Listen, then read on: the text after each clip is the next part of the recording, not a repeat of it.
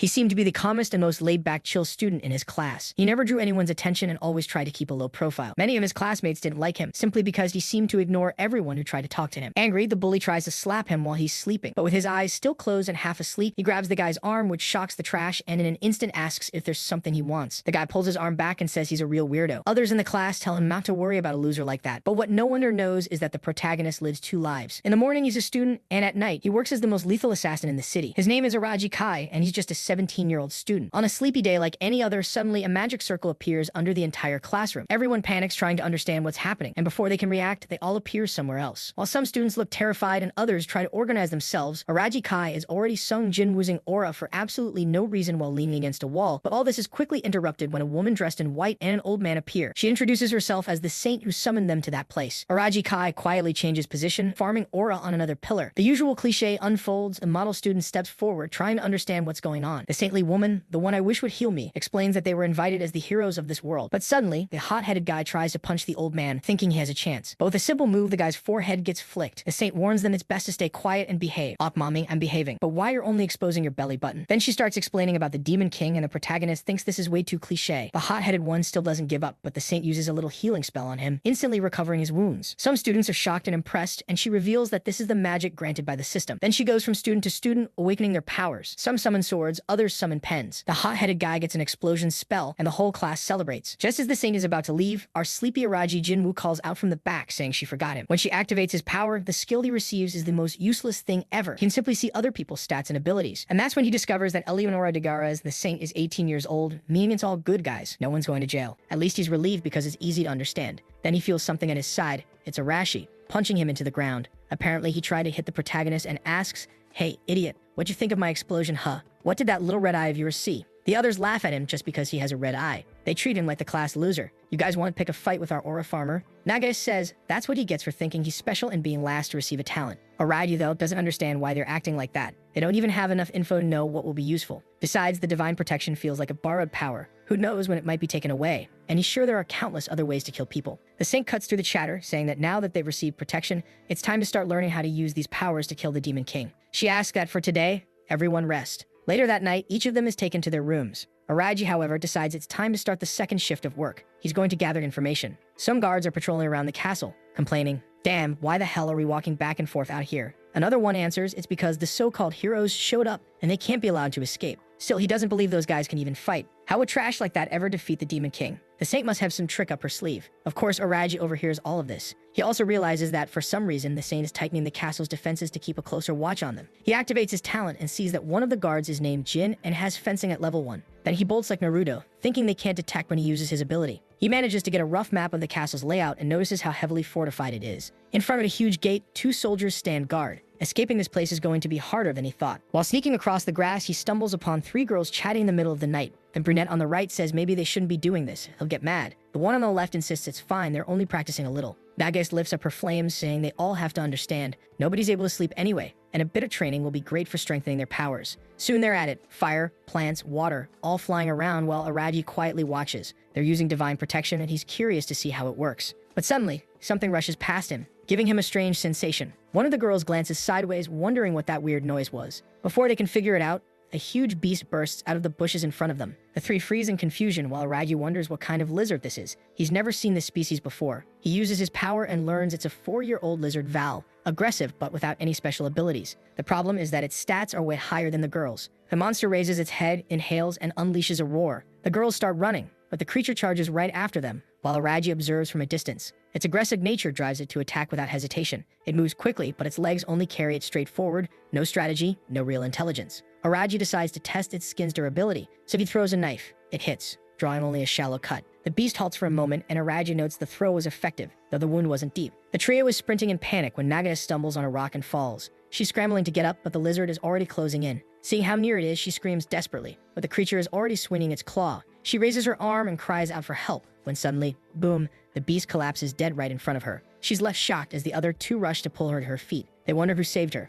Either way, whoever it was, they'd better get moving before more monsters show up. Araji stands off to the side, farming aura, thinking, I had no reason to save them, but I would have felt guilty ignoring it completely. So it looks like monsters really do roam this world. Things aren't going to be as easy as I thought. Just then, he senses something off and hides behind the fallen lizard, trying to figure out if someone else is there. Realizing he needs to return to his room, he slips away. But behind a pillar, a hooded figure steps forward, places a foot on the lizard's body, and mutters that he thought these heroes would be a disappointment. But one of them carries the same scent as him. Next chapter, the monster's carcass lies sprawled on the ground, and everyone is left shaken. Gaius tells everyone that this creature was found close to the castle. The group is lost in thought while another student is already crying in despair. The old knight explains that the Demon King drives monsters insane, making them crave human flesh. These are exactly the kinds of creatures they'll have to learn to fight. Then the blonde boy who was inspecting the body says it looks like some kind of magic was used to finish the creature off. Probably someone nearby was interested in the hero's powers after learning the candidates had appeared. He even uses the word sorcery, and Araji wonders if that's different from magic. Mido jumps in, demanding to know what this business is about monsters being controlled by the Demon King. The blonde explains that powerful demons have servitude magic, which allows them to control weaker creatures. Basically, he's saying the Demon King is extremely strong and controls everything. But the old knight cuts him off, saying not to listen to that weirdo. Araji already knows who he could ask for more information, but he's also worried about the idea of this monster having been controlled. He remembers when he saw the monster's profile earlier. It showed that condition, and now it makes sense. That murderous intent he felt must have come from a demon. He has to be careful. He barely noticed that presence, and only for a moment. Whoever it was could even be among them right now. Suddenly, he feels something watching him from behind, and a voice says that this fear will only lead him to death. Araji is shaken, while Arashi loudly declares that nothing has changed. He just has to kill these demons as fast as possible and get back to his country. For once, the classmates actually agree with him. They know they have to get stronger because fighting is their only choice. The poor side characters are trembling, knowing they're just cannon fodder waiting to die. Araji realizes that reality is finally sinking in for all of them. That's when Leonora steps forward and tells them not to be afraid. All they need to do is learn how to use their powers. They were chosen as hero candidates, and their growth rate is much faster compared to the people of this world. A week passes after the training begins. Flipping through a book, Araji mutters, "Well, I can understand all the words written here. Honestly, it's already strange that we can communicate so easily." I look outside the window and see everyone having fun. It looks more like an amusement park than a group of heroes in training. At first, I thought my divine protection, the Eye of Judgment, would be useful in battle. But the truth is, it's useless so far, and I've only been allowed to stay in this library. The Saint had even said, "How about you read a book, boy?" And of course, the whole class laughed at him. He thinks to himself he really should have let the trio of girls die back then. But something doesn't add up. This is too suspicious. If they're so worried about monsters, why is there nothing in their history or culture about demons at all? Watching the training, he notices that just like Leonora said, everyone is improving at an incredible pace. The strongest are Narumi, Arashi, Kenzaki, Hashimoto, and Nagas. But even more than them, there's one person growing at a truly insane rate. Someone attacks, a sword spins out of his hand and sticks into the ground, and the soldier immediately surrenders. Of course, it's Mido. He thanks everyone for their advice and says it's thanks to them he's growing so fast. Araji checks his stats. Mido is already rank A in attack, and his divine protection is level 8. Araji thinks, unbelievable. Just a week ago, this guy's stats were low. Even among us who are all growing quickly, this guy stands out as a real genius. But could it be that divine protection affects more than just power? The classmates walk up to the protagonist and sneer. "Hey, look, there's the loser. Get out of here. Go read your little books." Araji just thinks to himself, everyone's the same as always, looking at me like they're trying to humiliate me somehow. And now, after getting these powers, they're only getting more reckless. One guy stretches out his hand, asking why he's being ignored. But then something brushes his foot, and suddenly that fool sees himself flip upside down, while Araji calmly asks, "What happened, Muda? You tripped for no reason? You alright?" The poor guy has no idea what just happened. That's when Arashi steps in, telling everyone to calm down, because they're coming. The Saint and Gaius appear, watching them all. She praises their work and says they've been developing faster than she expected, which is why the time has come to move forward with the plan. Narumi immediately asks, "You crazy Saint, don't tell me you're gonna ask us to kill the Demon King already?" She replies, of course not, she wouldn't go that far yet. All she wants is for them to start training by fighting monsters. The group is hesitant. No one's eager to put their life on the line. Araji, though, looks more worried than anyone else. In reality, he probably won't even have to fight, so he should just relax. Next chapter, they're explaining how the combat exercises will work in the forest. The place is full of obstacles, so they won't be able to move in big groups. That's why they'll be split into teams of 2 or 3. Right away, the eager girls jump in. "Mido, can I go with you?" "I want to go with you too." He of course accepts. The guy's got women clinging to him, the harem practically building itself. Meanwhile, poor Arashi ends up stuck with a bunch of guys around him. Narumi uses his pretty boy charm to pair up with a purple-haired girl. Gaius beams, saying everyone's formed incredible teams. But there are still 2 people standing off to the side. The blonde girl admits it looks like no one wants to team up with her. Apparently, it's because everyone's afraid. She tells Araji they don't really have a choice, so they'll have to go together. He says he doesn't mind, while thinking it's odd that he got paired up with Kenzaki Rin of all people. She's confident that her personality feels somewhat dull. On top of that, she's prideful, the type who won't let anyone block her path. She glares at him and asks, "What are you staring at, loser?" Araji just turns his head slightly and answers, "Nothing important." She turns away too, and it already feels like they'll make a solid pair. Then the Saint announces a special mission. Whoever kills the most creatures will receive prizes. With that, the tests begin. Inside the forest, Araji trails a little behind, while Kenzaki declares her ability is superior to everyone's, so we should just stand back and not get in her way. Araji shrugs. All right then, go ahead, strong girl. Handle it. She looks a little hurt and asks if he has no pride at all, saying something like that. But he's thinking he doesn't care about any of it. He's more interested in observing her combat skills. After all, he's already sensed 4 strange presences surrounding them. Suddenly, a shabby goblin shows up, and Kanzaki asks if that's the monster they were supposed to fight. The creature approaches, but she simply stretches out her hand and orders it to kneel. Immediately, it slams face first into the ground. Araji is impressed. Her domination ability really is powerful. Basically, any command she gives directly influences her target's actions. But Araji points out there are still others around them. She orders the goblin to drop its weapon and put its hands behind its back. Soon enough, though, sweat beads on her forehead, and Araji asks, "What's wrong? Already tired?" She admits she can't keep using her blessing for very long. Araji understands it must consume a lot of mana. Araji warns her it's better to finish that one off quickly because more creatures are coming. But Kanzaki hesitates, saying that monster, whether she likes it or not, looked almost human, and it was even crying in fear. The protagonist tells her it's strange for her to say that since the thing literally just attacked them. Clearly, it's an enemy and there's no reason to let it live. She admits she already knows that. Araji thinks that even though she has good power, she's still too weak. She's used to peace, and in dangerous moments like this, hesitation will only get her killed. And sure enough, right in front of them, 3 more appear. Calmly holding a stone, Araji tells her, "They're here, girl." She answers that she knows, uses her word magic again, and the 3 drop to the ground. Araji doesn't move. He just asks, "So, what are you going to do now? Tell me." She snaps at him to stop standing around and do something to help her. But he replies, "Wait, weren't you the one who told me not to do anything at all?" Realizing she's contradicting herself, she says, "Fine then. She'll do whatever it takes." She orders the monsters to snap their own necks, and incredibly, it works. Araji thought they'd hesitate and she'd have to improvise somehow, but no, it actually worked. Even he's impressed. You can force a command like that? She admits she can, but unfortunately, it's harder and the success rate is low. Now that she's felt how it works, she realizes it won't be easy. Araji reminds her that these monsters are enemies who attack them. Whether they're creatures or even humans, they have to kill anyone who tries to kill them, unless she's not interested in staying alive. Kanzaki frowns, asking why he's so calm when he doesn't even have a power. He tells her not to worry, staying calm is one of his better traits. Then he asks, "So, what now? You want to head back since you're scared?" Kanzaki freezes for a second, but turns away, saying, "No way. We're moving forward." Araji thinks that since she's this motivated, maybe their team will work out after all. They start wondering how the others are doing. Narumi is sprinting through the forest in a panic with the only girl who agreed to team up with him. He asks what they should do, and she admits she has no idea. She thought the monsters would be weaker. Suddenly, Narumi stops and declares it's all or nothing. At the same time, he unleashes a burst of wind, she launches a rock bullet, and they combine the attacks to hurl a massive stone. But when it crashes into the creature, it doesn't do a thing. Narumi stumbles back, terrified at what they've run into. Turns out they're up against an armored bear. That's just cruel, throwing side characters against something like that. Next chapter, Kanzaki is thinking she has to give everything she has so she can return to her world and see her grandfather. She's sure he must be very sad without her right now. Araji, however, asks, "So, what's the plan, girl? Feels like we're kind of lost, don't you think?" She tells him not to worry. They're moving in a straight line, so all they need to do is keep going and then head back. But Araji responds that she's underestimating this forest. She snaps at him to shut up, and he realizes her biggest flaw is that she's overly confident and full of herself. He tells her to stop staring at him, when suddenly they both hear a scream. Kanzaki instantly recognizes it as Hashimoto's voice. When Araji asks what they should do, she says they're going to help. He finds it odd. Why is she suddenly acting so kind? She tells him to quit nagging and hurry up. Elsewhere in the forest, Hashimoto is being slammed to the ground, completely battered. Narumi shouts, asking if she's okay, and she answers yes, but begs him to just run. He grabs her, saying there's no way he's leaving her behind alone. Nice words, but when he looks back and sees that armored bear's paw coming down, he nearly soils himself. Then suddenly, some power freezes the monster in place. It's Kanzaki using her command ability. Narumi asks what they're doing there, and she warns it won't last long. Araji glances over and realizes, of course, her power is weaker against stronger creatures. He asks if Hashimoto can move, and Narumi says she's in a lot of pain but at least still breathing. Araji tells him to throw her over his back and get out of there. Narumi insists he wants to help, but the protagonist snaps that he's risking her life by staying.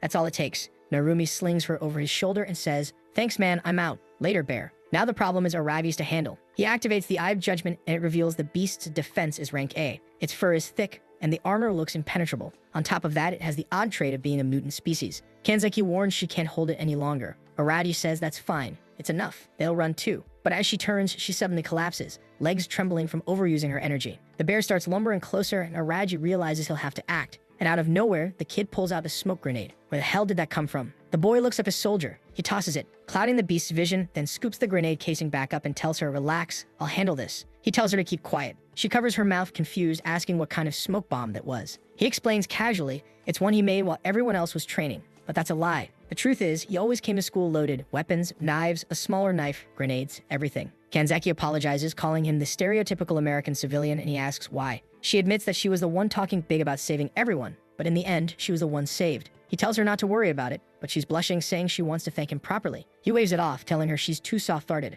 That's probably why so many people like her. She's about to say something else, but he tells her again to shut it before the bear comes back. She asks if they should run, but he says, no way. That bear's still nearby and will just get spotted again. Sure enough, the armored beast crashes into the path of the fake protagonists of this story. And that slay guy really did gather a harem already. First mission, and it's starting like this. He activates the evil slaying sword and charges forward, or at least he activates it, freezes up for a second, then rushes in. The bear lunges to bite, he dodges, grips the sword tight and hacks at its arm, managing to land a blow outside the armor. But the skin underneath is tougher than expected. Then Naga's hurls a blazing fireball, screaming for the monster to die. The attack hits hard, actually tearing into it. That girl came in hot. Mido praises her, but the bear lets out a roar that snuffs out her flames. It fixes her with a glare, and she stammers in disbelief, asking how that's possible. He tells her to calm down, reminding her that her attack worked. The beast is clearly moving slower now. If they keep pushing and fighting together, they can take it down. She nods, and the trio of trouble continues the fight. But from the shadows, a sharp-toothed figure watches, muttering that it's only a matter of time. He's the veteran assassin known as Demon Delphus.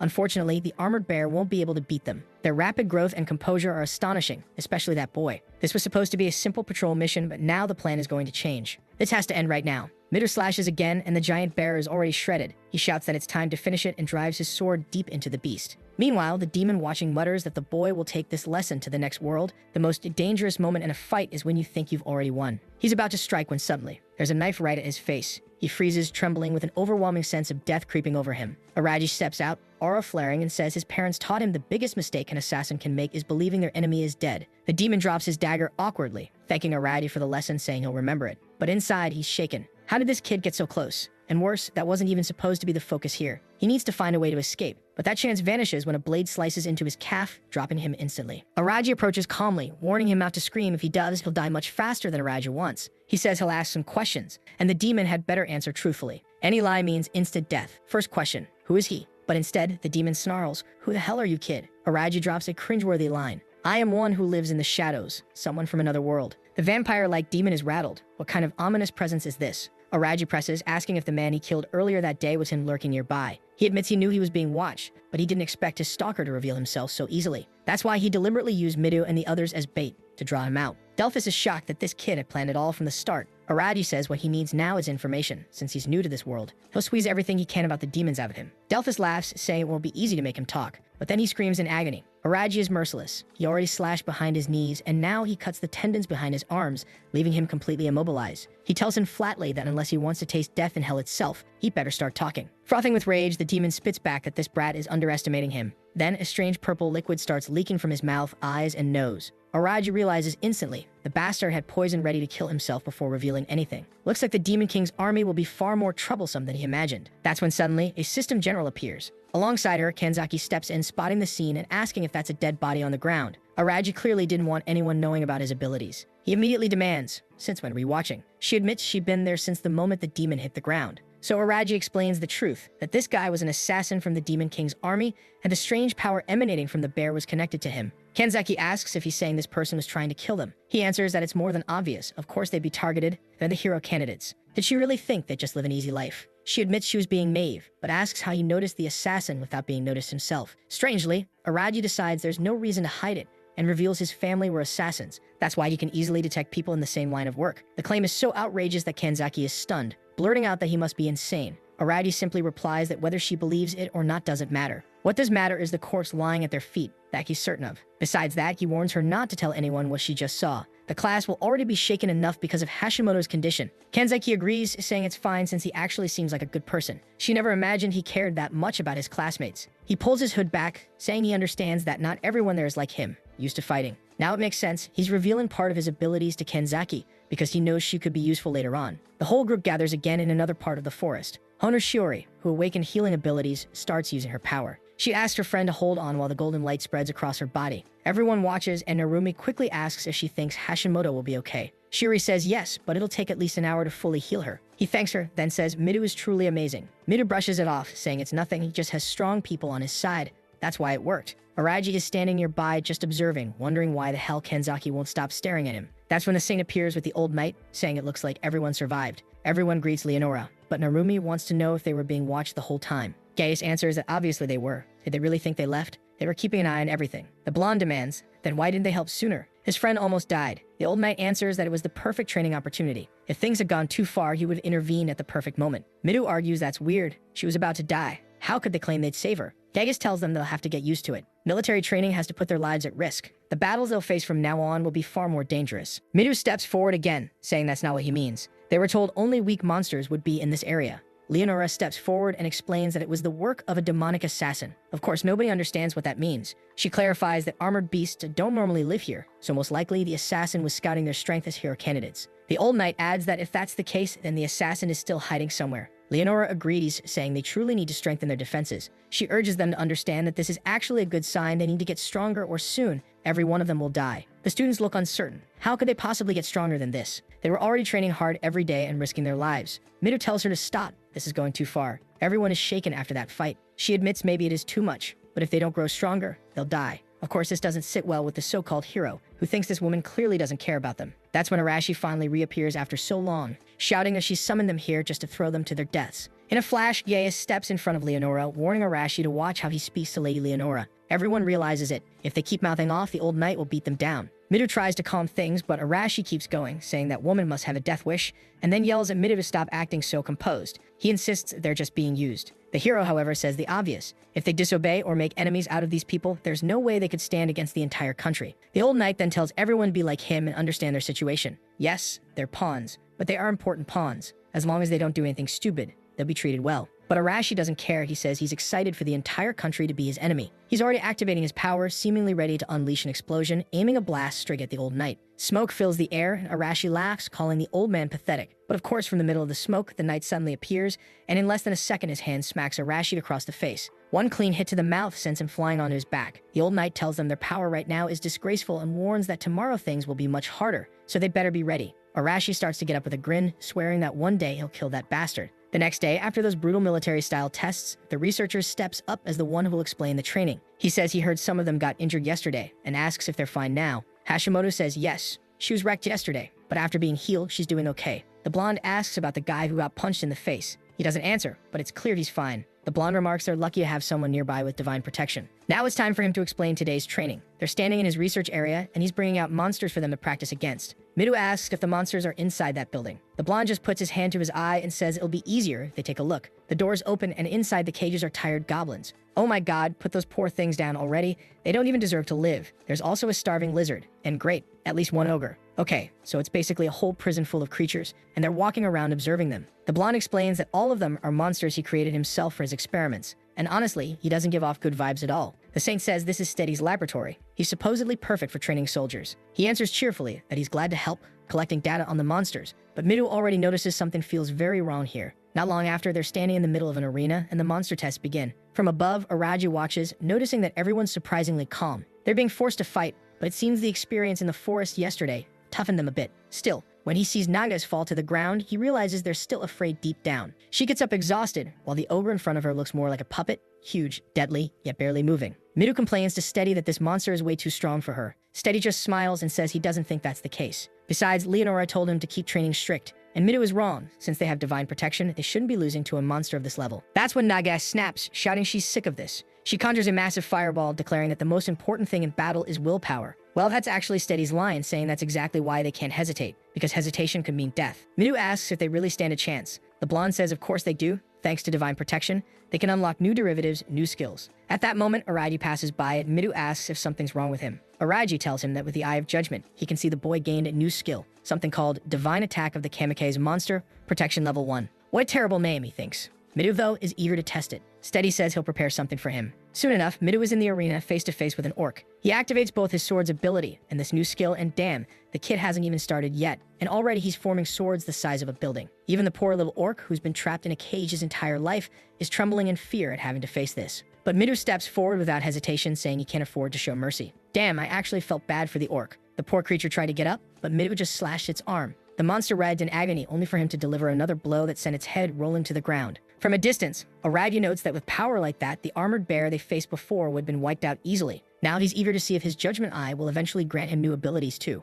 Looking around, he realizes Midu isn't the only one who got something new. Arashi has awakened the protection of the landmine. Not that Aradia is thrilled to help him, but at least he now knows divine protection powers can evolve. That means everyone is only going to keep getting stronger, and he can't always rely on what he remembers from his own world. Night falls and everyone gathers in Arashi's room. Narumi asks if he's serious and Arashi confirms. The plan is to kill Gaius. After that, they'll tie up Leonora and force her to reveal how they can return to their world. To be honest, their chances are slim to none, but it's not the worst plan since clearly this world isn't treating them well. The idiots are fired up, shouting things like, "Yeah, it'll work, let's kill them all." Arashi asks Narumi for help too, saying he must be sick of those people's attitudes. Narumi asks if he really thinks they stand a chance. Arashi admits he's not sure, but insists that if everyone works together, their chances improve. Narumi is afraid of dying, but he also realizes the missions they're being sent on are far from safe. After some thought, he agrees to join the plan. Next chapter, training continues. Midu shows off his massive sword while everyone else practices honestly. Araji can't stop watching. Thinking about how hard the guy works, trains tirelessly. Midu responds that he's still weak, so he has to keep getting stronger.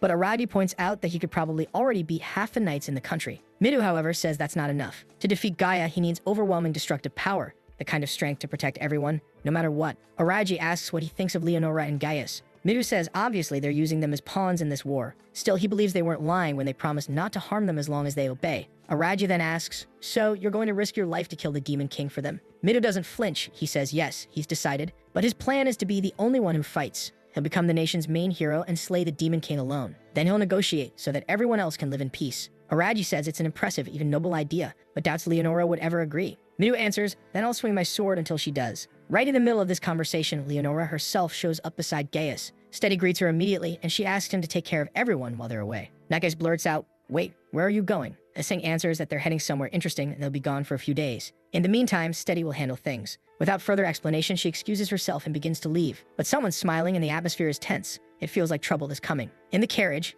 Gaius asks if this is really a good idea. Leonora calmly sips her tea and asks what he means. He says it's obvious. He's certain that boy Arashi is plotting something. She takes another sip, unbothered, and admits that yes, they do intend to rebel. Gaius presses for the plan, and she simply says she doesn't have one. She's just curious to see how they'll try to pull it off. Besides that, Leonora says it's perfect to let them keep training and plotting while she's away. Gaius mentions that he knows they're still developing. It's unlikely, but maybe. She cuts him off, saying nothing will happen. There's no way they could ever face her directly. Some kind of contract must be protecting her, Saint. Gaius agrees, and she adds that he should see this as an opportunity. Just like an artist drawing, only needing to add a little detail, she's eager to watch the hierarchy form among them. If they start a rebellion, even better. She'll crush them completely and erase their will. Besides, she's noticed other suspicious things, so for now, she prefers to let them act freely. Back in the forest, Araji is already sprinting, dodging monsters. He whips out a knife and hurls it into a beast's head, dropping it instantly. He activates the Eye of Judgment and checks his talent list. His skills have evolved. Killing that demon before, the poor bastard who didn't see it coming, clearly pushed his growth. Just then, he senses something charging. An ogre swings at him.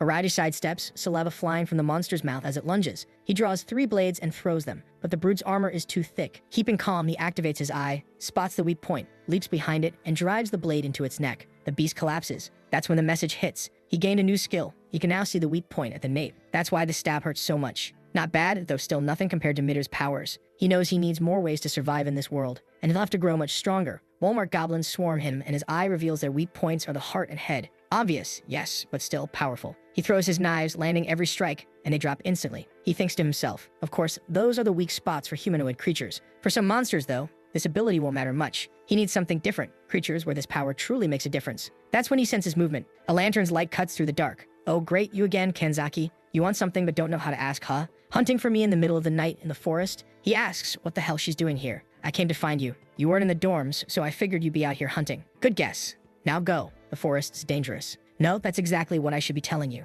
Araji reminds her he's used to the night and orders her to head back. She snaps, telling him to shut up and answer what he's really doing out here. He explains he's testing the new divine protection he just received. She looks surprised but recalls Steady mentioning such things. Curious now, she asks what protection he got. Cruel move, he reveals half a secret, which is worse than saying nothing. He refuses to tell her. She protests that he can't act like this, especially since she came out here because she was worried about him. He asks if she's really that interested in him. Blushing, she stammers that she only said it like that. He turns away, telling her to head back. He's fine and will keep testing things. She insists she'll stay with him, but then her expression suddenly changes. She sees flames rising in the forest. Through the trees, a house is burning with goblins attacking townsfolk. Or maybe other students? Could this be the first death? Someone about to be crushed? Not this time. Miru Shunji charges in, swinging his massive sword. The girl sighs in relief. Thank you. But goblins close in on him immediately, only to be incinerated in a blaze. Nagase, irritated after being woken up, mutters that she was having such a nice night's sleep. So, what's going on here? Arashi says it doesn't matter. They don't have time to complain, only time to deal with it. While the fire rages, our protagonist and his partner rush forward,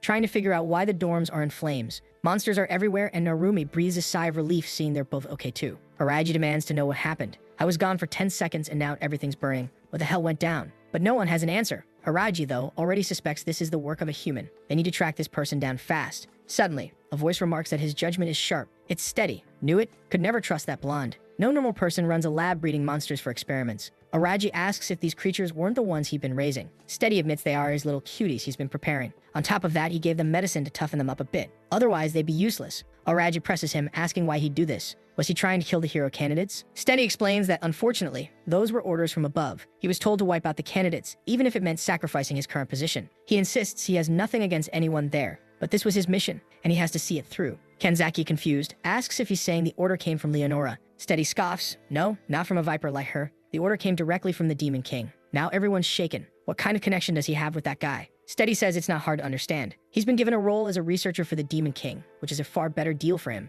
Araji calls him out for giving himself over to darkness, betraying everyone just to run twisted experiments. But Steady spreads his arms wide, proclaiming that humanity will never understand the beauty of these creatures. He lives only to study the magnificent nature of monsters. Meanwhile, flames roar, chaos spreads, and he's standing there with arms wide open. Then he orders his creatures to attack. Goblins charge forward. Araji calls for Kenzaki, who immediately activates her power, freezing the monsters in place. She commands them to see Steady as their enemy. But Steady just laughs, saying it's useless. With a single command, her influence vanishes. Of course, he's a scientist, as if he wouldn't know how to handle rebellious monsters. The Walmart goblins rush them. Araji draws his blade, telling her to get back. One slash to the neck, another, 3 down. Steady claps, praising the scene, saying there are plenty more where those came from. Another wave of creatures comes barreling at him, but Araji stays calm. A slash across the stomach, a stab to the head, done. A golem lumbers up behind him, but Araji swings his leg in a brutal kick. The beast stiffens and collapses to the ground instantly. The kid's carrying the whole team, and now the monsters themselves are in shock. But where's that so-called hero Midu, the mighty one? Nowhere in sight. Clearly,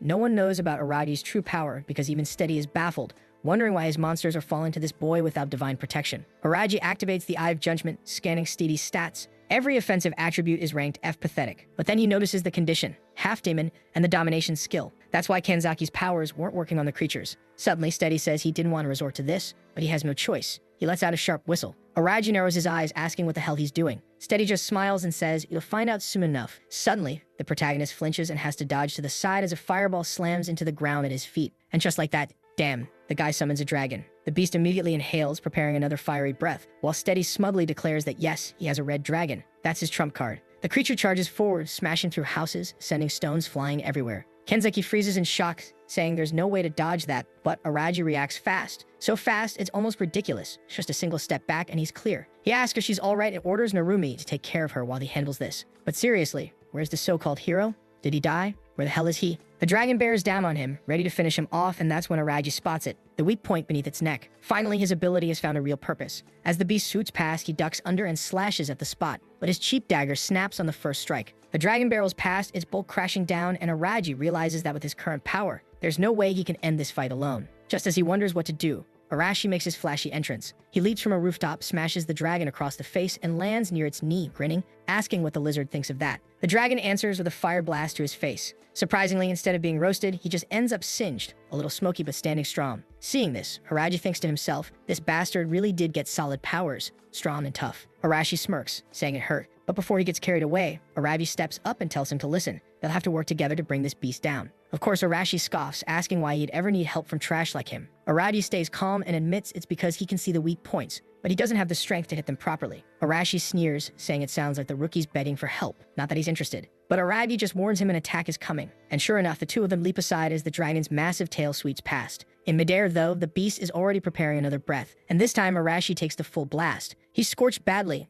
almost done for. Araji asks him flat out, "So, you think you can do this alone?" Arashi, surprisingly, doesn't hesitate. He admits he can't. He asks where the weak point is. Araji explains it's in the scales just under the neck. Strike that exact spot, and it'll take far more damage. If he combines it with his destructive explosion, the beast will fall. Arashi nods, saying fine, and he'll trust him this time. From a distance, Steady shouts, confused why the dragon has stopped moving. Then he raises his voice like it's a duel in Yu-Gi-Oh, commanding the red dragon to kill him. The beast roars, the wind alone knocking them off balance, sparks filling the air as his voice shakes the ground. Araji dashes sideways, throwing knives to draw its attention, trying to create an opening for Arashi. The dragon snaps at him, but he keeps slipping just out of reach, forcing it to follow. Meanwhile, Arashi circles toward the neck, sliding into position with a smirk, saying he knows what needs to be done. He ducks low, activates his destructive explosion, and slams the strike right into the weak point. The dragon shrieks in agony before crashing to the ground, defeated. Steady can't believe his monster has fallen. Arashi grins, boasting it was too easy. Araji, unimpressed, tells him for someone who just got roasted, he sure talks a lot. Then he turns to Steady and asks if he still wants to keep going now that his trump card is gone. Steady insists yes, he still has countless other creatures,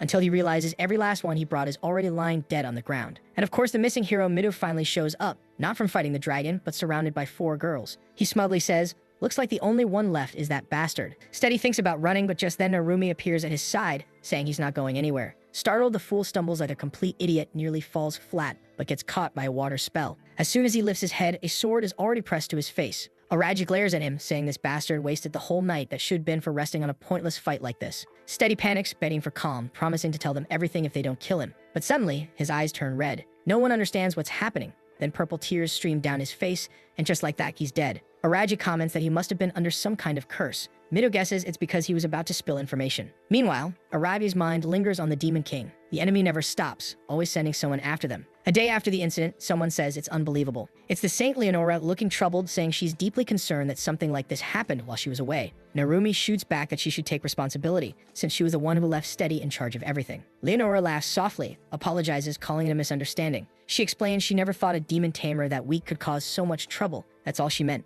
The meaning is obvious enough. Nagase asks if she already knew he was a spy and still allowed him to act. Leonora only repeats that she warned them training would grow harsher, and this was part of it. One of the students snaps back, calling her a witch, asking if she realizes most of them nearly died in their sleep. Gaius cuts him off, telling the child to control himself and blaming him for being careless while sleeping. Araji knows it's insane, but in a way, they're not wrong. He reacted too late to the monsters and only stepped in when things were already dire. The Saint then says it's time to talk about something more important. They'll be traveling to the royal capital. Midu asks what for, and she explains there will be a parade to celebrate the arrival of the hero candidates. And of course, they'll be leading it. Night falls, and Gaius tells the soldiers to get some rest. They're clearly already on the journey, setting up camp. Someone counts a total of 30 men. It's Arashi, noting the number of soldiers. But what he observes is that most of them aren't impressive. One of his followers points out that he could drop one with a single punch. So what should they do? Arashi says it's obvious. The perfect chance to put their plan into action has arrived. His friend agrees. Only 30 soldiers, and the camp is set up in an open field. They're being underestimated. No one suspects tonight will be the night of their rebellion. All they need to do is alert Narumi's group and prepare. But Aragi, watching from the corner of his eye, already knows the truth. They're more than ready for this.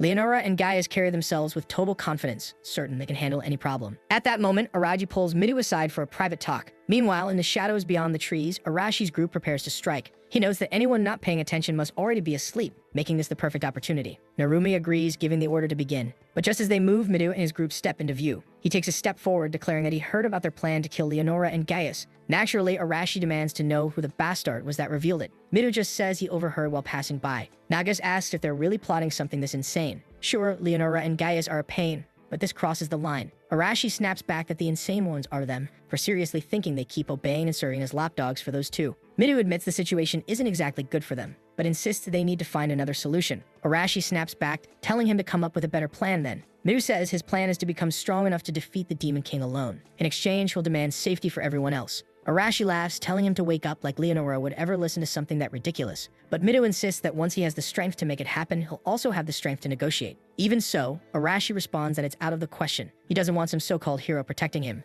So Midu better step aside because he's not taking back what he said. And just like that, it's fight time. Midu warns him that if he wants to go through with this, he'll have to get past his group first. But his people don't look shaken at all. Arashi charges in, saying Midu will regret it, and slams a knee into his stomach. Midu is sent flying back, shocked at Arashi's raw speed and power. At the same time, Arashi is stunned too, because Midu actually managed to block part of the strike. Right then, the few soldiers rush over, asking what's going on. Midu quickly answers that they're just having a disagreement and doing some sparring. The soldiers tell him to calm down, it's too late at night for this nonsense. Realizing the situation will only get worse if he keeps pushing, Arashi spits that he's done with this. He walks off, saying it's pointless dealing with such a bunch of weaklings. It's not worth talking to anyone there. Next chapter, we're finally arriving at the capital of Daguerist. Everyone's celebrating, selling their stuff, and Narumi, that fool, is all impressed. Hashimoto complains, saying there are too many people around, while Nagata shrugs and says that compared to her concerts, this is way less crowded, so it's fine. Meanwhile, the citizens are staring, whispering, wondering if it's really who they think it is. Gaius shouts for everyone to clear the way, announcing that the candidates for heroes have arrived. The crowd raises their arms, yelling,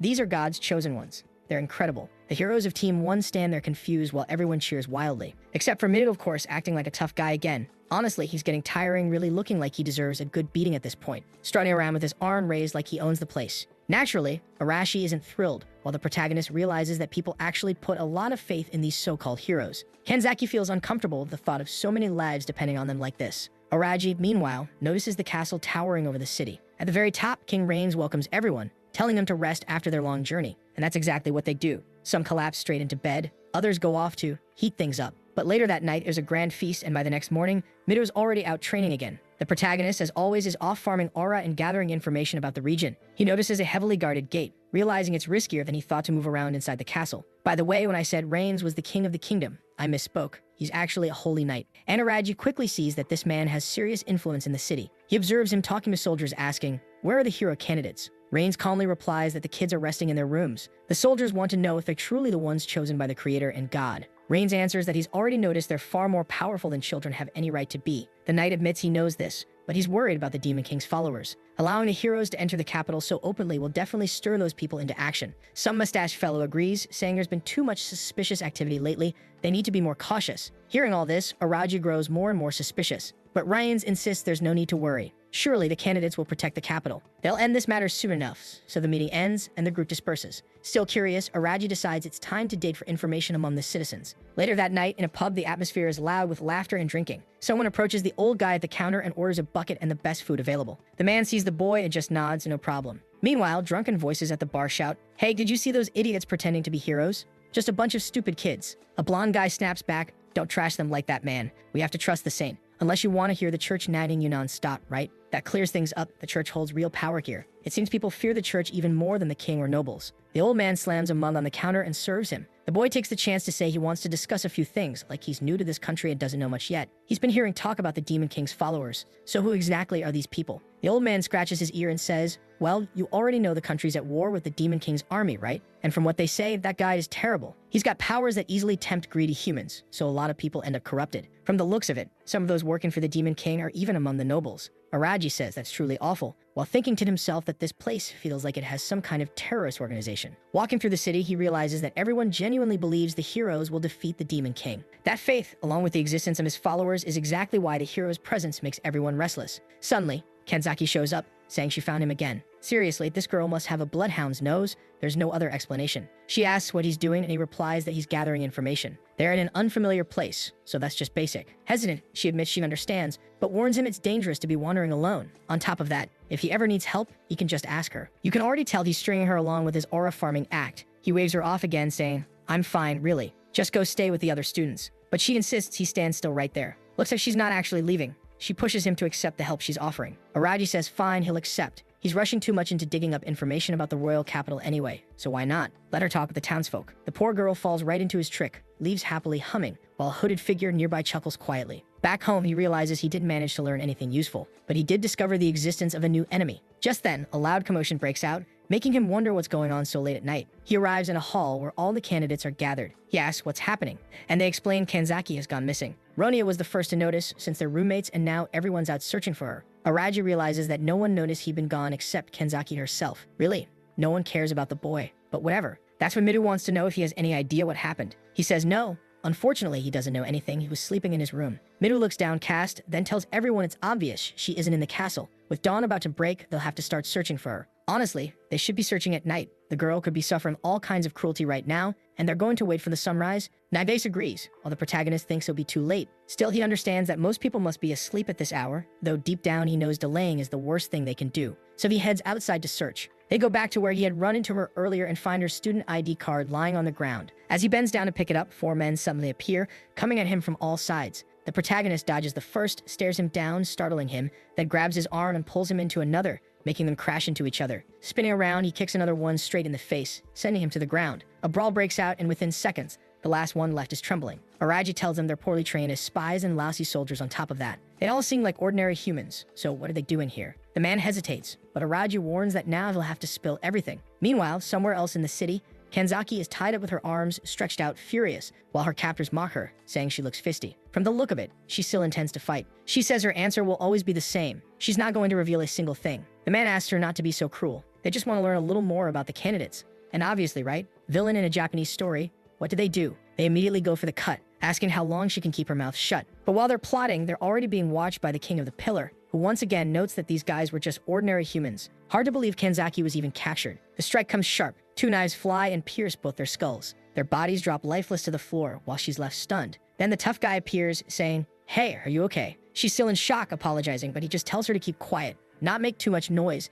and need to get out without drawing attention. She thanks him again, but right then, Araji feels that strange sensation once more. He stands and glances between the pillars, where something seemed to be approaching. In an instant, a knight steps in and strikes the ground hard. And doesn't he look like Rains? The man rises, saying it's impressive he managed to dodge. Of course, it's that bastard declaring that Araji needs to be killed, calling him far too dangerous a candidate. The protagonist remembers, so this bastard really is from the Knight Order. What's he doing here? Rains admits it, yes, he is, or maybe it's better to call him a general of the Demon King's army. The protagonist prepares himself, thinking this cursed capital is crawling with enemies. Truly, this country was on the verge of collapse. Rains tells him to give up. The end is inevitable, because all the candidates will be killed. As Rains gets ready, Araji activates his eye. Rings Walter, 28 years old. And as always, something feels off. He didn't have any ability suggesting demonic possession. Plus, all his stats were rank B. Definitely not someone to underestimate. Rains glares again and charges, swinging his blade. Araji dodges, but in midair, the man locks eyes with him, activates a magic circle, and fires off 3 fireballs. The protagonist hadn't expected this bastard to use magic too. As he leaps away from the fireballs, trapped midair, Rains rushes in, declaring that his end has come. Araji tries to throw another knife, but the man sneers that it's useless. He activates the eternal flame on his sword and says it's over for the candidate. He raises his weapon for the final cut, when suddenly bang. The silver one pulls out a Glock and shoots him right in the forehead. Rains tries to form a magic circle, but the protagonist just formed an American circle instead. Poor guy drops dead instantly. I'd almost forgotten that bastard still had that Glock in his pocket. He mutters that Rains actually managed to surprise him. He hadn't wanted to waste his bullets, but in midair there was no way to dodge. Honestly, he's going to need to learn new ways to fight if he wants to survive in this world. Still in disbelief after 20 chapters, the kid finally invoked the Second Amendment. Kanzaki is completely shaken, asking if he really just shot the man. He says yes, it's standard equipment for an assassin. She admits it's terrifying to realize a classmate had a gun all along. But now her face is bright red. You came to save me, didn't you? The protagonist replies, coincidence, you idiot. Besides, what happened to your domination power? She explains that strangely, the attack started when they slapped those shackles on her. From that moment, she couldn't use her ability anymore. It was weird. More than obvious, he already understands that those shackles have some kind of special property. He throws his coat over her shoulders and says, "Come on, girl," but she isn't having it. "Hey, Shinjo, those guys, they're going to go after everyone in the class, aren't they?" He nods, saying, yeah, most likely they're the target of a good part of the city, especially since that guy was the captain of the Knights. Then we see a bit earlier when he tortured the ones who had tried to attack him. The man was begging to live, but Araji told him it would depend on what he revealed. The guy dropped to his knees, saying, "I'm just following orders. Everyone said the candidates are enemies of the Demon King, and we had to kill them." Araji pressed him, asking if they had killed Kanzaki. The man replied, no. Of course she was still alive. They were planning to keep her captive for a while to lure the other heroes and get information. That made it clear to the protagonist that these people were everywhere, in large numbers. The sun was rising, right? And that's exactly when the others would have started searching for her. Luckily, Araji went out during the night and saved her. The protagonist also notes that this man who gave information didn't die from a curse, unlike Steady before. Kanzaki realizes that these people were Demon King worshippers, even without any demonic powers. She had thought the people of this world were all allies. But Araji just tells her that from now on, she has to be careful not to be tricked again. The only reason they managed to slap those shackles on her was because she clearly let her guard down.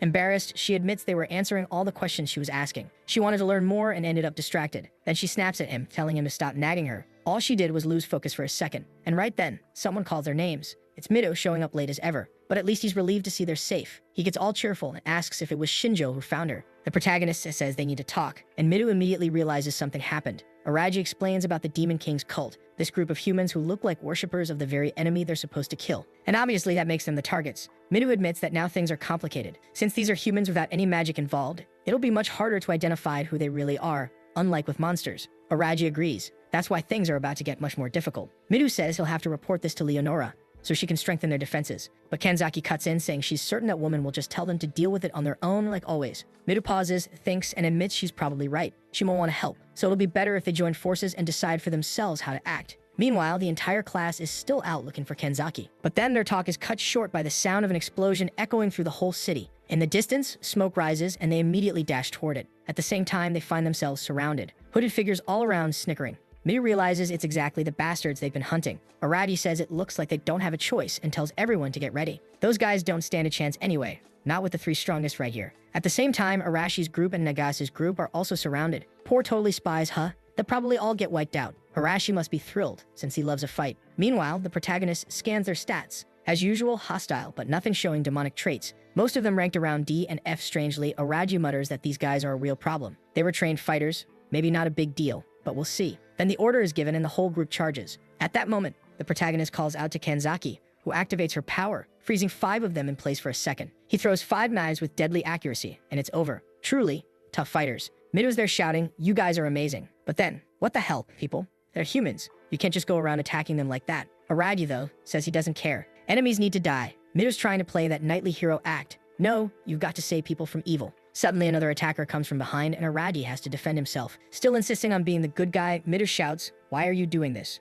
We're all human. Why are you helping the Demon King?" The attacker just answers that they do everything for their master. Kanzaki reaches out, but the protagonist tells her not to. He wants Mido to handle it. Mido attacks, breaking the man's sword. "Damn, you broke my blade." Mido says, "Buddy, drop that little sword and surrender, or you're gonna get your ass handed to you." The guy just laughs and screams that he'll never surrender to a filthy hero like him. He lunges for another strike. The cut sprays blood, and my god, Mido chose to get torn up rather than kill that idiot. The attacker is enjoying it, laughing like a psychopath. Then Mido moves in, "You son of a bitch," and hits him straight in the middle. Done. Tired of it. "Is that what you wanted, you bastard?" There he is, ripped open on the ground. But the weirdo on the side begs for more, saying that's not enough. Araji tells Mido to finish him because he replies that he can just leave the guy to die on the ground, right? But our protagonist says that's not how the world works. You have to make sure threats are eliminated. The attacker's terrified. How can a classmate speak so calmly about this? He's just human too. The protagonist says it's a matter of choice. At that moment, their classmates are probably under attack across the city. Is he going to leave this guy and put everyone's lives at risk? He asks Mido to decide what's more important, the life of this guy on the ground or the lives of their classmates. This kid really convinced the hero on the psychological level, huh?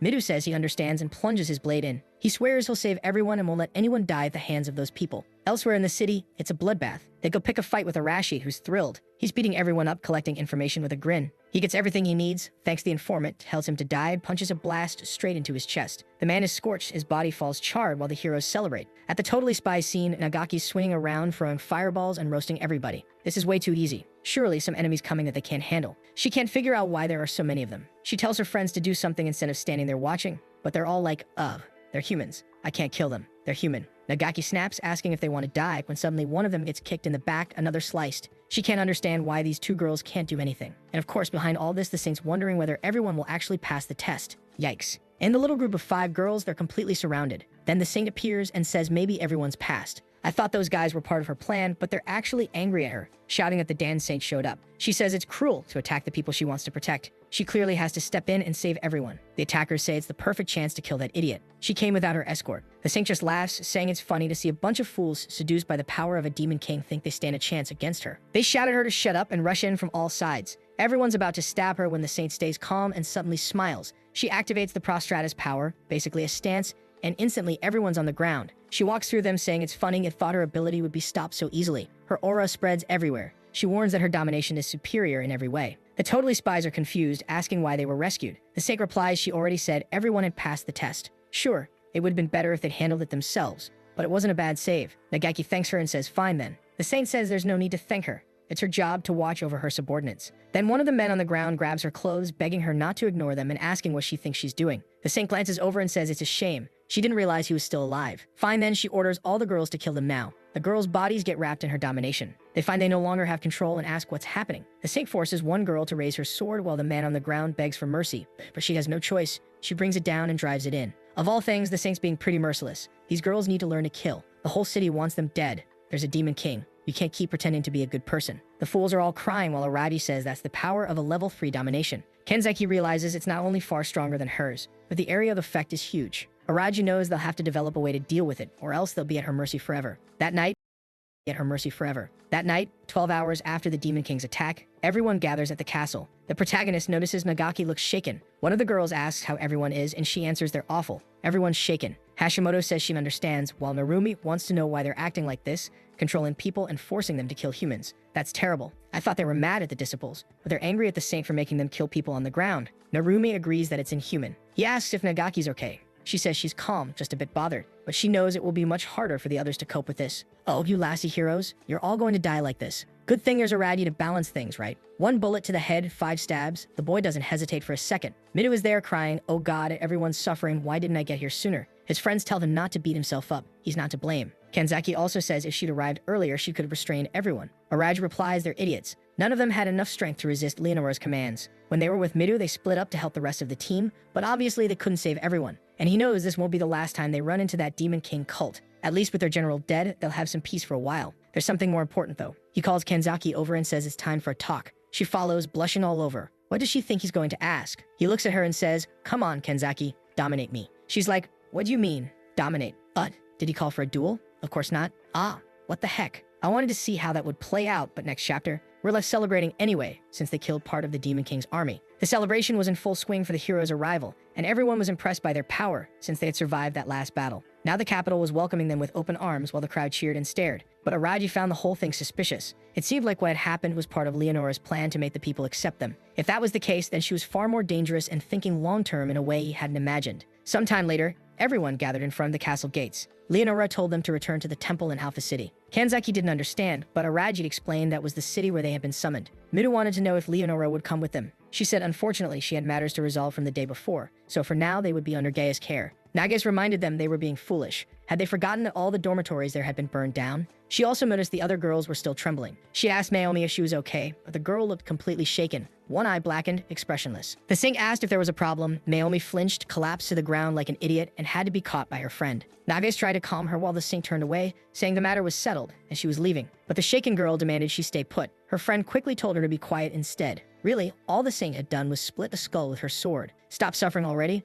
This is a magical world where the goal is to kill the Demon King. Wake up. Honestly, I was starting to support the saint with the exposed midriff. She was the real deal. Midu, however, wasn't in the same mindset and kept glaring. Araju noticed that Arashi, on the other hand, was itching for a fight. Then Gaius announced it was time to depart. Night fell, and they camped in the forest. Once again, that little gang gathered behind the trees. As Aradi already suspected, they were planning something. Kanzaki guessed the same, but the protagonist confirmed it. Of course they were. Leonora wasn't around, and only about 30 soldiers remained, most of them weak compared to the heroes. It was the perfect chance to kill Gaius. Under those circumstances, he wasn't about to stop them. He'd just watch and see what happened. In the forest, Gaius asked if the monster that looked like a dragon was really nearby. Narumi said yes, come with him. He had seen something strange in the area. Was Gaius being tricked? Or was he just playing dumb? He warned that this road led to the royal capital and would be dangerous if a dragon actually lived there. At that moment, Narumi cried out in alarm, saying the beast had appeared. Was that it? When Gaius turned to look, Arashi was already at his back. He unleashed a destructive explosion that looked like it landed full on. Narumi activated his legs and flew clear.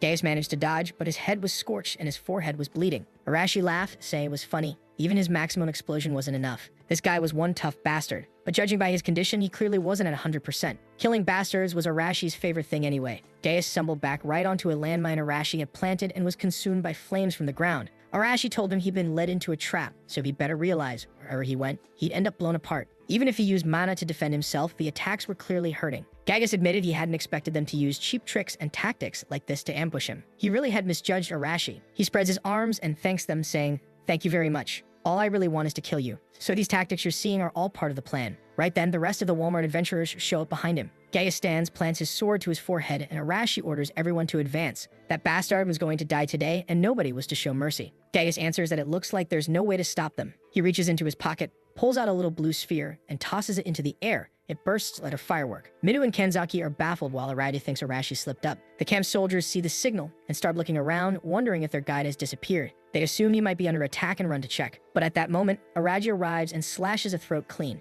One guy tries to fight back, but Araji gets close and tells him it's nothing personal. Unfortunately, they have to die. Damn, Araji really gets involved. The attackers curse at him, but he dodges another strike and delivers a brutal blow under a chin. He throws one body onto another, so his survivor has to grab his friend, then stabs under the armpit as he passes. The attackers can't understand why the candidates are doing this, and Aradi just replies it's not the time to ask questions. It's a brutal sequence. Back in the forest, Deus is surrounded and everyone assaults him from the sides. He defends against a straight-on attack and blocks a punch from another. Narumi creates a wind spear and throws it, striking a man dead. Meanwhile, another kid channels power into his allies to make them stronger. Gaius realizes it's too dangerous and has to back off to dodge. But another kid comes in to hammer him from the side. Gaius says the kid's slow, but the attacker laughs and says that's useless. The kid's sword hits Gaius in the chest and nearly breaks. The knight can't believe these divine protections are really this strong. Then he senses something coming from his left. Arashi lands another explosive punch and hurls him back. Wow, he defended himself, but where's his arm now? Arashi laughs that the old bastard is persistent. Narumi says he's sure that signal was a call for help, trying to buy time. But Gaius says there's no need for that anymore. Look who showed up. The fierce one herself appears, the Saint with the exposed midriff, saying Gaius looks cornered.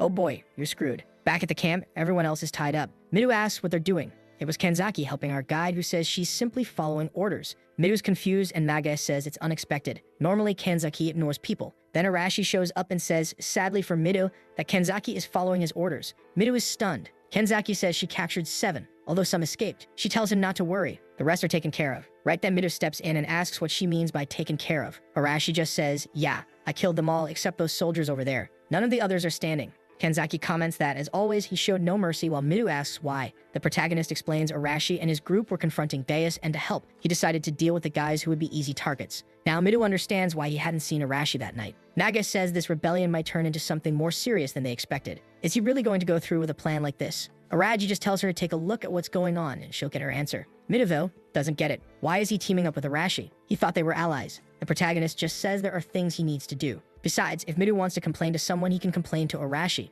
Don't bother him. The hero admits Miru's right. He doesn't have time to talk and orders them to move. They need to stop this lunatics group. The saint with the exposed midriff says it's impressive that Gaius lost. He answers that it's shameful. No escape. His time is up. From above, Narumi asks what they're going to do. Arashi replies they have no choice. There's no way he'll tuck his tail and run after coming this far. The others hesitate. They know she can control people. The saint herself explains there are limits to her ability. If someone has too much mana, even she has trouble controlling them. But these folks always rely on divine protection and barely know how to handle their own mana, so they're failures. That's why she can easily control everyone here. Arashi calls her a coward and says if she tried to face him head-on, she'd have no chance. The saint laughs and says their taunts are cheap. Since that's the case, she'll deal with him and break those claws of his. Even Gaius looks frightened and begs her not to use that enslavement magic. This would be over the top. The queen of the belly button tells Gaius to calm down. After all, she's the saint. She's way more beloved by God than any of them. Arashi charges and tells her to come at him with everything. Gaius is scared, but the saint simply reaches out, calls to the earth, and something erupts from the ground and strikes him in the chest. He's writhing. She calls to the wind, and it begins to slice from every direction, forming a cyclone. Narumi rushes to help while everyone else asks if Arashi's okay. The saint calls to the fire and one of them is vaporized. She calls to the water and another is trapped in a bubble and can't breathe.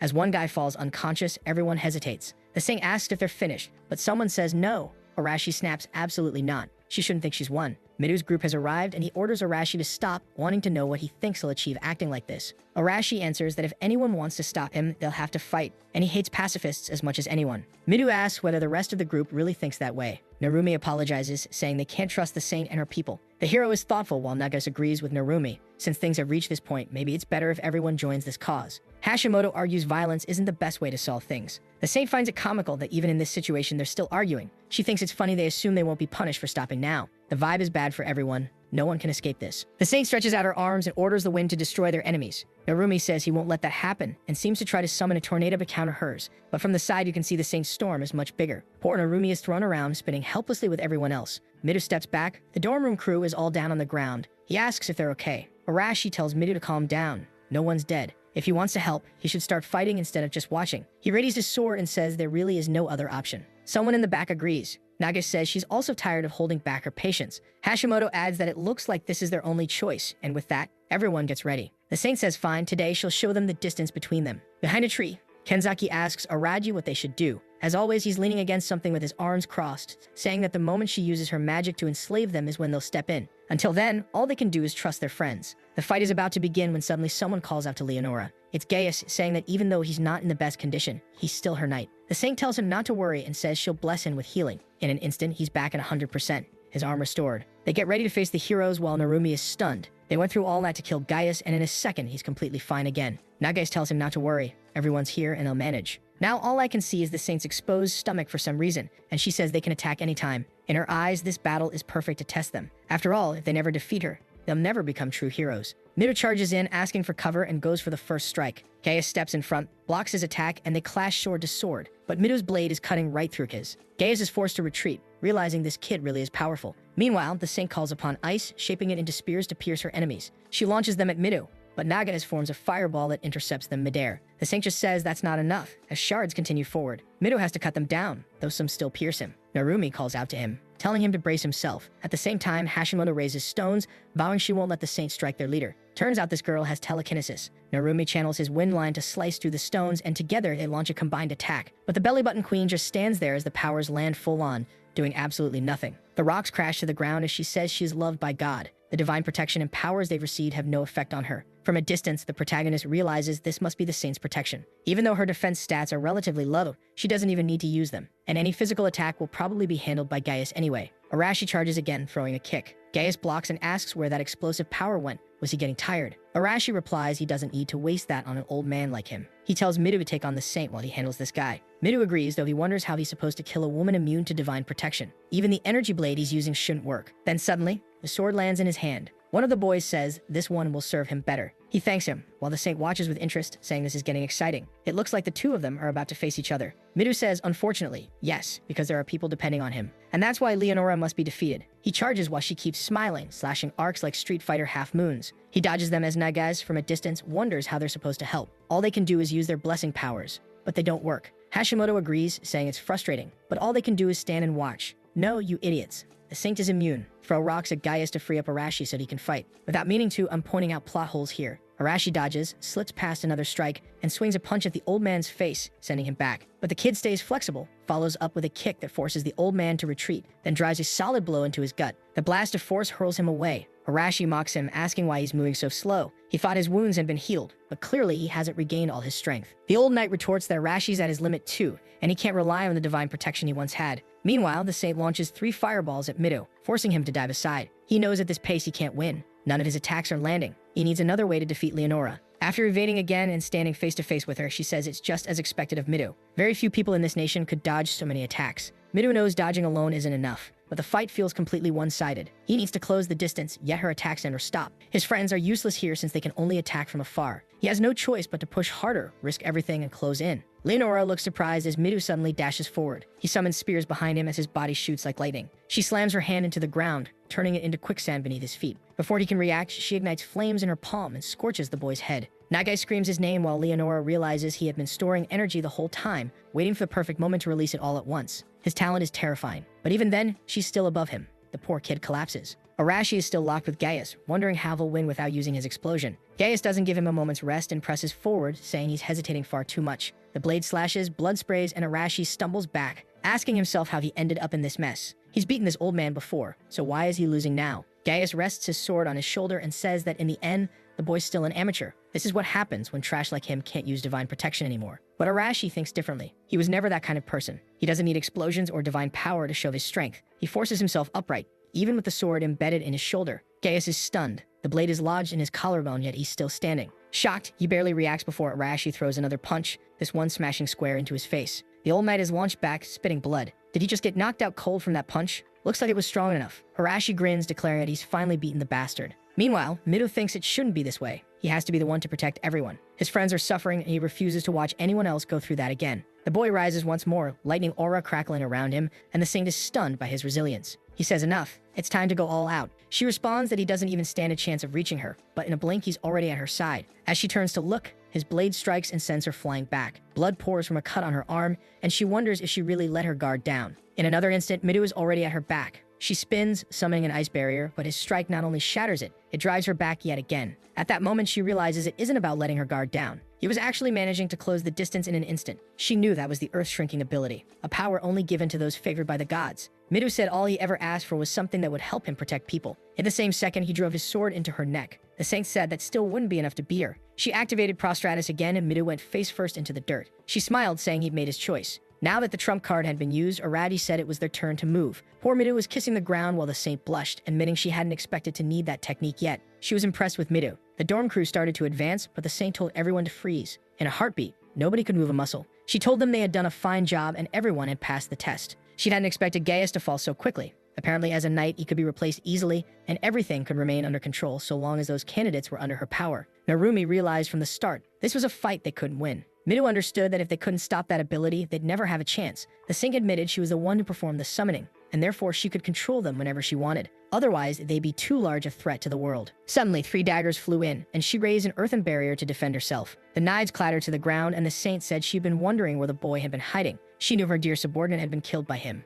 Araji appeared, saying he was impressed. A simple person like him had caught her attention. The saint replied that he'd been strange from the day he arrived. He'd received a worthless divine blessing like that, and yet had been unnaturally calm. He didn't seem like someone without information, and she was disappointed she hadn't expected him to throw himself into a battle he could only lose. Araji said that if this was about winning or losing, he'd decide. The saint told him to prove it, and immediately froze his body. Araji stayed calm, and said this must be that subordinate type ability she used. The Saint asked if now he understood how her technique worked. Boom. He takes a shot to the arm and then another. The soldier takes him down and the Saint is left baffled. Araji, meanwhile, was impressed she protected her vital areas. She wanted to know how he was still moving. He'd used the subordinate technique, but the protagonist was going all out, landing another hit, another to the leg, right beside her midriff. What the heck? Wrecking the girl's look now. The Saint demanded to know what power made her defenses useless. The protagonist said this was a deadly little piece from Bjork. He didn't want to use it often, so she better start obeying. The Saint calmed herself and went on the offensive. Even if he didn't obey her techniques, she could still attack him. She sent a blast of fire to burn him, saying he'd let his guard down. Her expression changed when she realized the only thing left was his shirt on the ground. Araji was behind her, saying if she moved, she'd die. Classic. He'd noticed from Midu's fight that she wasn't physically strong. She relied too much on that subordinate technique, so she should give up now. The Saint still wanted to know how this was possible. He told her she likely never imagined it would work, but it did. Then we go back to that moment when he asked Kanzaki for that bold favor, brought her to the room and said, "Come on, dominate me." She turned completely red. "But what do you mean? I've never done this. Are we just going to start like this?" Araji was totally confused. The truth was that he had been studying information about the techniques of this world and hadn't found anything about this subordinate business. But he did find something that looked interesting. If two domination-type techniques are applied to one person, the first one placed keeps working. Kanzaki understood immediately. If she dominated him, it would mean another technique couldn't control him. He replied that maybe it was a possibility, but there was a risk her divine protection was weaker, and the other would still work. She pointed out exactly that. The Saint's power was far greater. Araji answered that the difference was in the skill level. Kanzaki's domination was level 1, while the Saint's was level 3. Kanzaki admitted that if that's the case, she probably couldn't evolve that far. That's when Araji revealed what he'd really noticed. When they fought steady, he didn't even have divine domination at all, just a simple domination over monsters. Even so, she with her divine power couldn't take control. His technique was lower level, but because he applied it first, she couldn't break it. If her divine skill followed that logic, then maybe the Saint would also be bound by it. He believed it was worth trying. Back with the Saint, she said it could only be Kanzaki. The protagonist with the Glock asked if she'd finally figured out how it worked. That was exactly it. At that moment, he was under control. The Saint bit her lip in anger, and Araji told her this was the end. Click, he cocked the Glock. But surely it must be empty, right? Actually, no. What he did was put the same shackles on her that had sealed Kanzaki's powers. Now the Saint couldn't do anything, and the boy said he borrowed them from the demon cult. The Saint asked what he thought he was going to do. The protagonist said she could be released if she sent them back to their world. She revealed, however, that it was impossible. The only power she had was summoning. To return to Earth required very different techniques. Araji thought she didn't seem to be lying. Nothing in her profile suggested she had such powers. He then wanted to know why she told them they would go back to Earth after killing the Demon King. She explained that bringing humans from another world consumes an absurd amount of power. All she did was pray to God using her ability, and it worked thanks to the Lord's will. She believes it's exactly because of that connection, their mission to kill the Demon King, that when they finish, they'll be sent back. Araji looked unsure and asked if she was sure. She said yes, she'd summoned countless candidates like them. The only problem was that none had ever come close to defeating the Demon King. Araji asked why he'd never heard of these people. She explained that most had died, and the few survivors were hiding somewhere. The protagonist said now he understood why no one told them anything. It really didn't look like a hopeful future. The Saint then asked if they planned to stay there forever. Sooner or later, the Demon King would attack, and they'd have to fight him.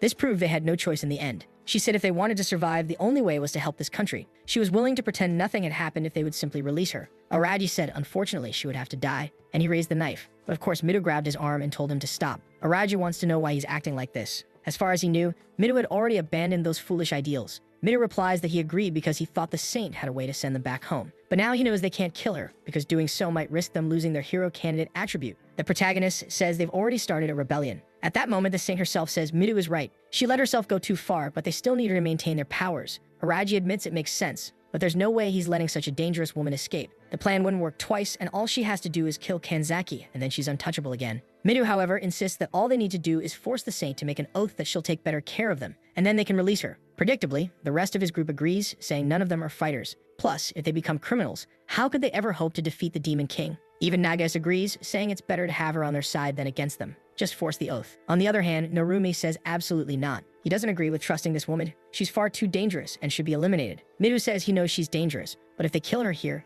it's the end for all of them. The protagonist can only think that Midu is acting like this because he's worried about the whole class. He himself, on the other hand, is confident he can survive alone, though at the same time he knows it's reckless not to think about the future. Suddenly, his thoughts about being alone turn into action. Bang! He shoots the Saint. Just like that, the belly button queen is dead, her head hitting the floor as everyone panics. Shido demands to know what Arati just did. The protagonist went full crazy, threw down a smoke grenade and told them they'd see him later. Wild. He really is insane. What a clean hit. The guy's American through and through. Of course, Midu was furious. Hashimoto said that bastard killed her when they had already decided. Nages agreed, saying he only ever thought of himself. Narumi wanted to know why his friend did this, calling him a bastard too. Kanzaki, meanwhile, was in shock, unable to believe he really killed her. In the end, everything went exactly as he'd said. We see a little earlier when he explained how the plan would work. The main plan was to capture Leonora and figure out how to return to their world. If they discovered she had no way of doing it, then they would kill her. She agreed, and he said the moment they found out there was no way back, Midu would try to protect her. At that point, he'd kill her anyway and escape. Kanzaki asked if he intended to carry the burden of killing her alone. He said that was why he let the soldiers escape, so they would spread the word about who was really behind it. While he would be branded a criminal,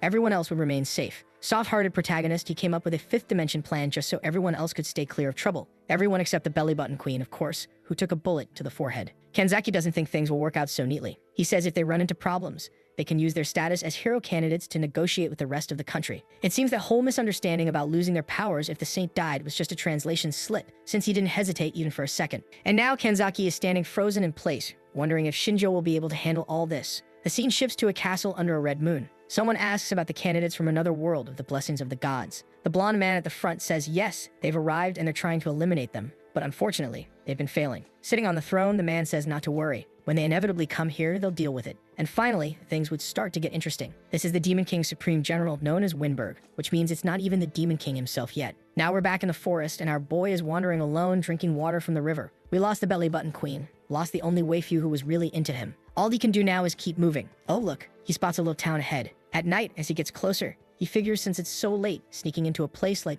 this shouldn't be a problem. He reaches the wall, throws a grappling hook, climbs up, and starts wondering how he's going to make money. What he got from the soldiers is enough to survive for a bit, but nowhere near enough. He notices a tavern nearby, maybe a good place to find some way of earning. Everyone's smiling, having fun, when suddenly the room goes quiet, and someone asks what he's doing there. The protagonist walks up to the counter and asks for a mug to fill his belly. A guy beside him wants to know who he is. A traveler? He's never seen someone like him around here. Araji says yes, he was forced to leave his city and is looking for work. The guy assumes he must have been driven out by the Demon King's army and says it's truly a sad situation. Perfect misunderstanding for Araji. He just agrees, saying yes, that's the case, and asks if there's any kind of job without needing identification that he could take. Of course, it's the classic answer. The bartender tells him he should try becoming an adventurer. Araji asks what adventurers actually do, and the man explains they receive missions from the guilds to subjugate magical beasts. A drunk nearby warns him to be careful. You take on dangerous work, and you're dead in an instant. That's how it goes. But the bartender replies that he's sure this kid doesn't seem like an amateur. The drunk agrees, saying it's no wonder he's traveling alone. The protagonist replies that if it's only magical beasts, he can handle it. He asks how to become an adventurer. The man says it's simple. Just head to the guild in the middle of town and register. They're in need of plenty of adventurers, so they won't even ask for identification or anything like that.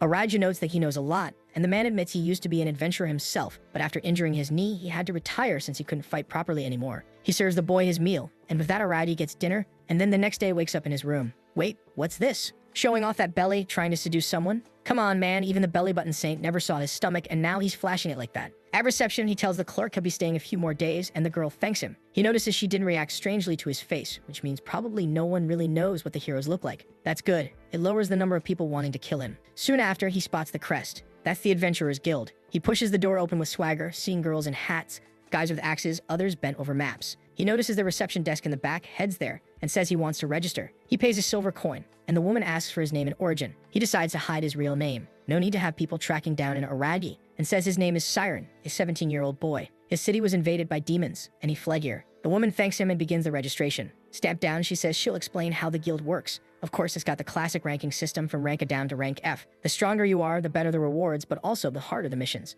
And since he just started, obviously at this moment he's rank F and can check out the mission board to see what catches his eye. He takes a look and sees that most are about gathering different kinds of medicinal herbs and plants, and only one is about subjugating kobolds. That was a type of beast he had never even heard of, but he decides to accept it. Right then, though, someone calls out to him. The Walmart gang pipes up, "Hey, old man, never seen your face around here. You're thinking of taking on kobolds? Forget it. Trash like you can't do it." Arabi's already pissed at these clowns, wondering who the hell they even are. He glances back, thanks them for the warning, but says he's not in the mood to chat. The guys get mad at being ignored, while the rest of the guild knows those bastards are always looking for trouble. One of them yells at the protagonist, saying he needs to be taught how things work around here. He swings a big fist, but Aradi just raises an arm and blocks it easily. The guy shouts for him to let go, but then suddenly he feels something strange and starts desperately calling for his buddies. Another one charges with a bear-like strike as the first stumbles aside. A punch comes from Arabi's left, but just a few seconds later, all of them are lying unconscious on the ground. He walks away calmly, mission paper in hand, realizing that apparently this is the level of adventurers here. Compared to hero candidates, they're really weak. Either way,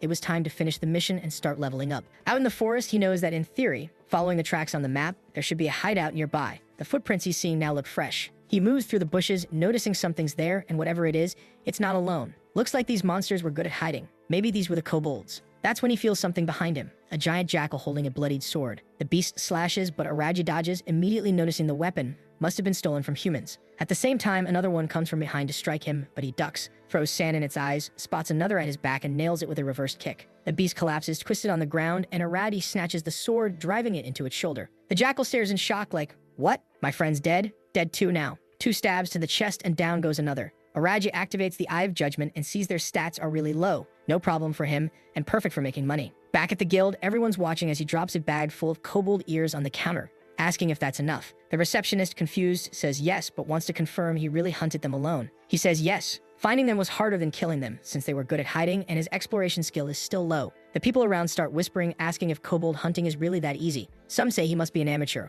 Others don't believe someone could stir things up like this so soon. The receptionist stands up and says she'll get his reward. Later that night, our boy's got a bag of money in hand. He actually earned more than he expected hunting magical beasts. For now, securing money to survive was most important, so he planned to stay in this city for a while. He needed to learn more about what was going on and gather as much information as possible. But suddenly, someone stops in front of him. Araji asks immediately if the guy wants something. The blonde bowl cut introduces himself as Lyle, a rank B adventurer, and says he's the one responsible for managing the guild in this city. The protagonist asks what the problem is, and the guy just wants to know if he's really Siren, the one who supposedly gave his men such trouble today. Araji calmly replies that he wasn't the one who started it, but Lyle tells him to quit lying, as if his men would pick a fight with some rookie and end up beaten like that. The protagonist says he understands what's about to happen, and in the next second Lyle rushes him, saying he won't hesitate to teach him a lesson. He swings the first punch, but Araji dodges it with ease, then the second, then the third, while Lyle starts losing his temper. He shouts that he's done playing, stomps the ground, and goes for a spinning kick, but Araji just ducks and snaps his balanced foot.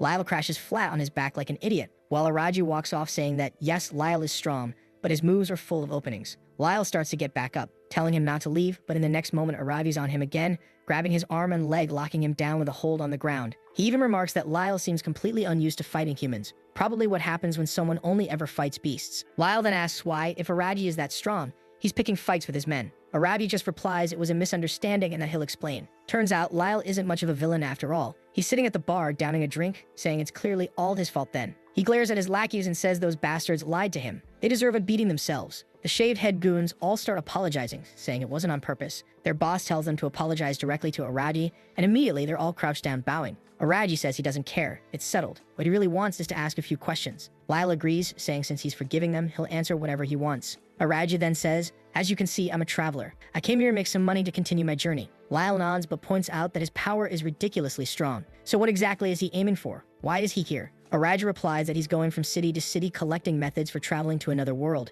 Everyone is shocked. That's something people consider impossible. But the pink-haired guy says there are those heroes who came from another world, the so-called candidates. Maybe, just maybe, it could be possible. The protagonist says that's exactly it. He's interested in learning how to reach the world those heroes came from. Lyle says, wow, that's a tough question. It must be something tied to magic, that's all he can say. Araji admits he knows it's not common knowledge, but he was hoping for at least some lead pointing him in the right direction. Lyle replies that there's a kind of sage in the city of Elbana, and maybe that's his best option. Of course, Araji doesn't know the place, so Lyle explains it's an elf woman who helps in that country. At that, the protagonist remembers that the name of elf sages wasn't unfamiliar. He'd read in books that these were people who lived deep in the forests. But most of the stories about them were closer to legend. They very rarely showed themselves to the world. One of the few known to have contact was this particular sage. Lyle explains that this person has lived for over 100 years and has vast knowledge about the kingdom, as well as being an extremely famous spellcaster with a deep understanding of magic and power. For Araji, this sounded perfect. Exactly the kind of person who might know about interworld travel. But the orange-haired guy questions whether this sage is even alive. He's never heard any rumors, and no one has ever seen her, so the chances are extremely low. Lyle laughs and says that honestly, he doesn't know either and apologizes to Araji, saying that's all the information he has. Araji thanks him anyway, saying it's enough. It's getting late, so he heads out. But the others call after him, saying they're curious, asking, what are you going to do once you travel to this other world? Araji just says that'll be left to their imagination, then walks away. The next day, he's already getting a handful of silver coins for completing another mission. It's been a week since he arrived, and he's been stacking up money. The guys at the guild are all friendly with him now, inviting him out for drinks. He apologizes, saying not tonight. They think he's kind of a buzzkill, but say they'll see him later. During that week, he's been gathering information about the so-called sage. The name seems to be Albana Carrot. About a decade ago, she was one of the kingdom's advisors, but now she's retired and lives out on the eastern border, right where the country is currently clashing with the Demon King's army. He no longer has a reason to stay here. It's time to seek out this person. Meanwhile, in the Holy City, a meeting is underway. The purple-haired man says that for the next month, he'll be the one responsible for treating the heroes. He asks if there's anything they want to complain about. He's a knight of the 8th Order, known as Captain Heinrich. Midu says they've had no problems so far thanks to him, that he's done a great job. The captain thanks him, saying those words make him happy, since the heroes are precious to this country. Hashimoto also thanks him while thinking he really is quite different from Leonora, even if he still comes across a little suspicious. Heinrich then says it's time to move to the main topic. It was decided in yesterday's council meeting that the hero candidates will be mobilized. Immediately, Midu asks if they'll be sent to the front lines. The captain answers yes, and adds that there are countless battles happening now along the eastern border, and they'll be placed directly at the fortress on the front line. Midu says he understands, but asks Heinrich to keep his promise. Heinrich replies that yes, those not suited for combat won't just be thrown into it. Midu is relieved and happy to hear it. The captain adds, however, that in the meantime, they'll need to do other work. The country can't just keep supporting everyone for free. They'll have to work for the food and drink. Midu remembers the poor girl still shaken up and says it makes sense. Hashimoto asks what the next steps are, and Heinrich explains it's urgent. Everyone will be leaving tomorrow morning, so they should prepare. Walking through the halls, she's cheerful, saying it's good that they agreed to the requests. He agrees, saying he thought they would demand far more difficult conditions. Hashimoto is sure things will improve now that Leonora is gone. These people are much more modest and there's less to worry about. What she's curious about, though, is what that boy is doing right now. Midu looks thoughtful, and it feels like their lives are about to get complicated very soon. We see the moment when the heroes group meets with the king and some priest or bishop, and they report that the Singh has been killed. The man immediately asks who did it. Nagas quickly reveals it was that bastard Araji Kai, one of the hero candidates who possessed a strange power. The old man asks where that boy is now. She replies that the traitor ran away. The knights consider it, saying if that's true, they need an inquisitor to deal with the matter quickly. The old man, however, says it's an interesting story, and that it seems awfully convenient for all the heroes. Arashi immediately demanded the old man explain what he was thinking. The bishop replied that he didn't want to deny their story, but there was still the possibility that all of them together had come up with a plan to kill Leonora. One of the knights interrupted and said, "Bishop, that's not what happened. I was there and saw everything. The candidates were trying to stop the fighting, trying to protect the saint, even discussing keeping her alive when Araji suddenly killed her out of nowhere." Other knights nearby agreed, saying they saw the same thing. With so many voices confirming it, the bishop said that since most of her knights were reporting the same, it made sense. But then he asked, was this boy Araji really that strong? Midu answered yes, the boy was strong, and had been hiding his power the entire time. He was so strong that with just the movement of a finger, he could kill someone. The old man thanked them for their concern and led them to another room. Strangely, Kenzaki was using her ability there, and Midu thanked her, though it wasn't exactly clear what she'd had done. She'd have used domination on the soldiers, but did that mean she'd have to kill them later or just erase their memories? It wasn't clear. Still, Midu felt relieved, while Hashimoto said it was good to know they no longer had to worry about anyone. Besides, Araji would do whatever he wanted with his life. They didn't need to keep thinking about him. Midu laughed and agreed, but deep down he knew the truth. Araji had taken all the blame onto himself, and Midu, who had promised to save people, in the end hadn't been good for anything, not even a... Now the class president is gathered with everyone else. He immediately informs them that they'll be mobilized to the front lines and that those fit for combat must depart the next day. With battle approaching, many of them are terrified. After all, things are starting to get real. Hearing that, Rina asks why they're scared now. It's too late for that, and they need to make up their minds. Harsh words from her, leaving the extras even more frightened. Another girl asks if they're the only ones being sent to the front lines. That's when the class president explains they'll be accompanied by a squad of knights with Heinrich as their captain. At that moment, the blonde girl everyone likes decides to ask a question. She wants to know if there's any news about Shinju. Then the class president announces that a bounty has been placed on that man's head, and that many are already after him. That news seems to have left her a bit saddened. But before Kanzaki can leave, the boy has something to say to her. However, he's immediately cut off by Nagase Rina, who declares that it doesn't matter if he's a traitor. On the day she meets him, she'll burn him to the bone. Now, with her hands against the wall, the blonde gazes out the window, lamenting deeply, wishing she had been taken away by that criminal. The next day goes just as promised. The caravan of students heads toward the front lines. Arashi, as usual, isn't in a good mood. One of the girls complains about the march, saying it's getting way too exhausting. But she's quickly reminded by one of her classmates that their last break wasn't long ago and that they'll march until sunset. Other students begin to complain about the exhaustion too, since all they've been doing for the last 2 days is walk. Amid all the whining, the brute raises his hand, signaling everyone to stop. The extras immediately ask Arashi if something's wrong. He tells them he sensed the presence of a magical beast behind those bushes. Instantly, his classmates are gripped with deep fear. They're already worn out. But one of the mounted soldiers doesn't like that at all and demands to know why the boys stopped the march.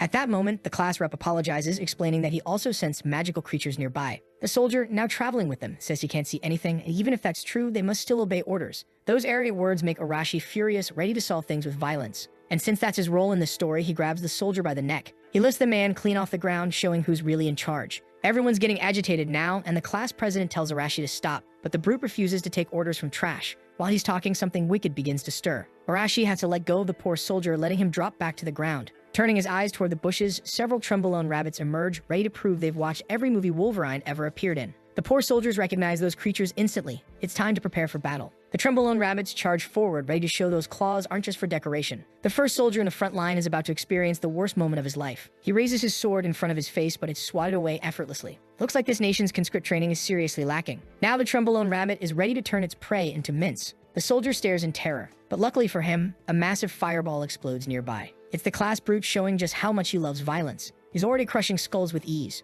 The first rabbit's been sent straight to its maker. The soldier with his underwear completely drenched in filth, thanks to the young man, who simply tells the trash not to get in his way during this fight. After saying that, with a satisfied grin on his face, Arashi goes back to doing what he was born to do, living for violence. His flaming fists carve a merciless path forward. He shouts with joy, smashing through and annihilating every creature in sight. The extras behind him breathe a sigh of relief. If things keep going like this, they probably won't need to fight. But for Arashi, that's not enough. The strength of these beasts and what he is now are nothing compared to that fool known as the protagonist. Slowly, his mind drifts back to that dark night when that man stood there holding a gun. He fired straight into the saint's head, her skull blown apart. From the start, he never feared Arashi. In fact, he didn't react at all, and that coldness always drove Arashi insane. Until the brute found out the hard way that this guy was way too strong. Now that he's got explosions in his fists, he sees this as his chance too, believing that this way, he's become far stronger than his challengers. That's when the class president notices Arashi deep in thought, as if his mind's somewhere far away. Snapping back to reality, the brute says it's nothing. Back on his horse, he declares that he doesn't like taking orders from weak people. Meanwhile, something's happening at the border of the Daguerreist kingdom. The walls are heavily guarded by soldiers who, as we learned from the last battle, are extremely unprepared. Captain Amelia, representative of the Holy Order of Knights, warmly welcomes the hero candidates. She's in charge of patrolling that border, though she was promoted not too long ago. Heinrich immediately asks what happened to the previous captain. To everyone's surprise, the old captain died a few weeks ago. She wishes these young ones could rest a bit after their short journey, but before she can finish speaking, she's interrupted by some alarming news.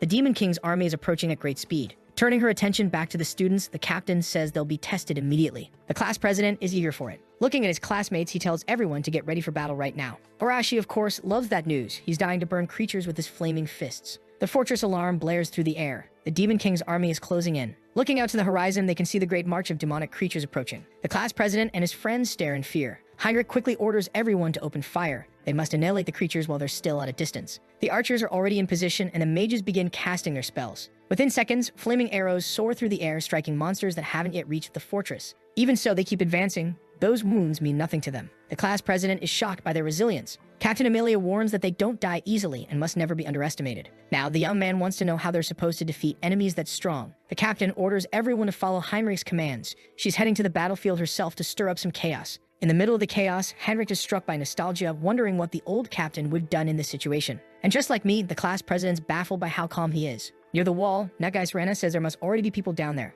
Before the class president can process her words, a massive explosion erupts. Now the demons are confused, they don't understand what's happening. That's when the brute reveals himself, standing atop a pile of corpses. A few other students are with him. The demons are enraged by such audacity, but before they can react, another explosion goes off. Arashi couldn't care less about what the demons think. He's simply going to wipe them out, no matter what. While the battle rages outside, some creatures manage to breach the wall. They're cutting down soldiers with ease. One of them is about to turn a soldier into sashimi. But before that can happen, the demon's taken down. It's the class president who saved that extra. Thanks to his heroic actions, he ends up attracting even more enemies. But the blade he wields is special. It slices through anyone who tries to kill him, leaving nothing but a trail of corpses behind. A bit more confident now, he believes he can win. His power keeps growing stronger. Trying to motivate his classmates, he says this is a winnable fight. They just need to let go of their fear. And indeed, those poor extras start to feel a little braver. Charging to the front lines, the class president realizes he can't hesitate. After all, if he falters, his friends will too. And as their leader, he can't afford to be naive. That's something he learned from our protagonist. Immediately, the nerdy girl joins the fight using her telekinesis,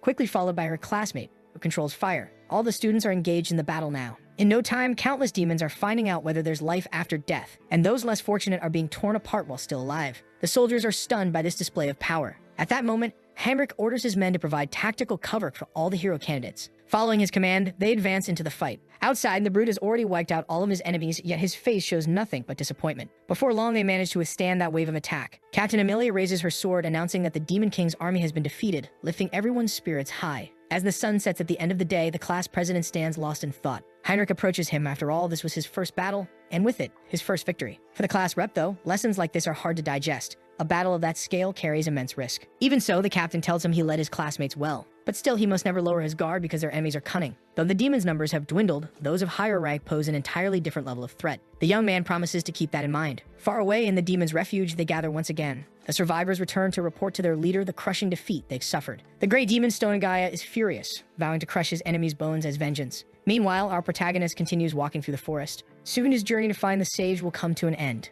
On the way, he's suddenly ambushed. Several tentacles lash out toward him, but the boy's reflexes are incredible. He dodges every strike. Watching closely, he realizes those tentacles look a lot like some kind of creature's tongue. Scanning the forest, he spots several monkeys that resemble baboons. Immediately, he activates the power of his eyes, something like an AliExpress version of the Sharingan. By analyzing the baboons, you can see all their abilities. The creatures are mediocre, so he grips his dagger, ready to handle this fast. Once again, the monkey tries to strike him with its tongue. Again, the monkey whips its tongue at him. But this time, after dodging, the boy is caught off guard as the creature lunges forward, nearly slashing him with its claws. He jumps back to evade the attack. Even though they're weak, their coordination is surprisingly good. The monkey tries again with its tongue, but this time it regrets it, because the tongue gets sliced clean off. The poor beast cries in pain as our protagonist continues cutting through it with precision. The monkey, desperate, tries one last time, but fails miserably. Too slow for the boy's speed. With a swift motion of his blade, he ends its life. The lifeless body collapses to the ground. The other monkeys, seeing this, hesitate to keep fighting. Our protagonist asks if they're scared now. Proving he's someone who finishes what he starts, he wipes out the rest of the monkeys effortlessly. Realizing the forest is growing more dangerous,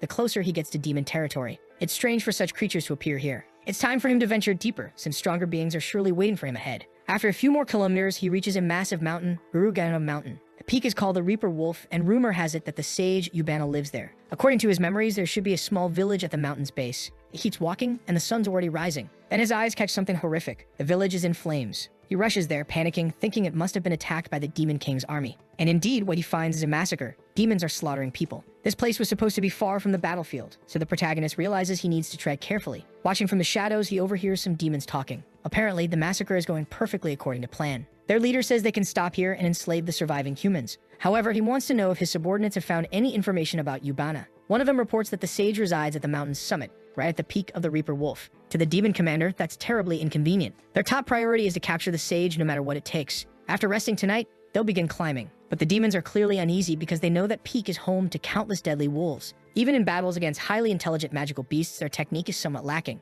It's said that the 4 divine kings once managed to tame a dragon, but for ordinary demons that's impossible. The commander himself isn't skilled in magic either. That's why he tells them not to think too much. There's only one option: make it work. With that, his entire army becomes far more motivated. Our protagonist realizes that the demon's military organization is truly impressive, but he focuses his attention on that demon named Hector, since he's a high-ranking one. There are very few like him in the entire army. It would be difficult to face him in battle. Hector suddenly senses that someone is watching him. He turns his gaze toward the rooftop where our protagonist is hiding, but finds nothing. Even so, he remains suspicious and orders his soldiers to search the whole area. Our protagonist is impressed by the sharp instincts of this enemy. Meanwhile, the demons move through the village streets, searching for the intruder. But the boy has already begun his escape, moving quietly and swiftly as always. Then his eyes catch another grim sight. Several people have been taken hostage, including women and children. He hesitates for a few seconds, deep in thought, but he has to leave the village. He must stay focused on his main goal. Now he needs to climb the mountain and meet the sage. It takes some time, but he finally reaches the upper path. It's a difficult climb, and now he must follow the tracks of wild beasts. He can already feel that the ground isn't very stable. He's in a hurry, but he has to stay careful. It doesn't take long for him to sense another presence nearby.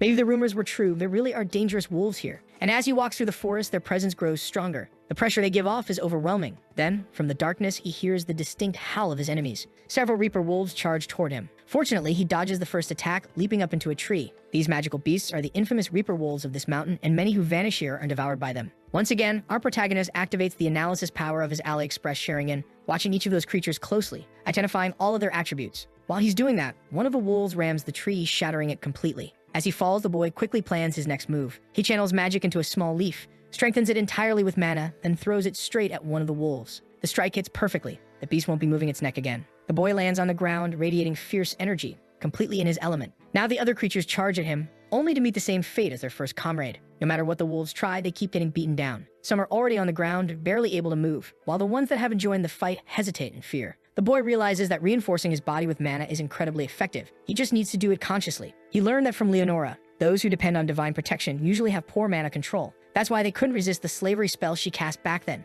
Our protagonist decides he'll grow stronger solely to overcome his own weaknesses, and this battle is the perfect chance. It may not be as powerful as divine protection yet, but it's enough to deal with these creatures. He keeps fighting, wiping out all the violent canines. He moves swiftly through them, heading straight for the leader. The weaker wolves can't even tell what happened. Their leader lets out a desperate howl, only to be silenced by the boy's blade. When the battle ends, he hears something interesting. As soon as the leader falls, the remaining wolves retreat. It seems they possess some degree of intelligence. Despite everything, the fight was quite interesting, and the boy continues walking through the forest, realizing he's being followed by wolves, and that's not all. There's some kind of strange presence within those creatures. He's able to predict their every movement. At that very moment, an attack is about to strike, but our protagonist is completely aware of it. Dodging the first wolf and striking the second with his dagger, the poor creature is torn apart completely. With his enhanced eyes, our protagonist can see up to a second into the future. After that slaughter, the wolves that tried to flee now truly have to run for their lives, but the boy intimidates them fiercely, commanding the monsters to stay put so he can keep training. A few minutes pass and no wolves remain alive anywhere near him. After that, he uses his appraisal skill on himself, realizing that his divine protection is only at level 1. His appraisal ability, however, keeps growing stronger, and it's what allows him to glimpse flashes of the future. But after that battle and all the walking, the boy's exhausted. He sits down trying to recover, certain he's getting close to his destination. Just as he lets his guard down, something stirs in the forest. From the sound of it, he thinks the Demon King's army might be approaching. He immediately steels himself to keep moving. It's not time to rest.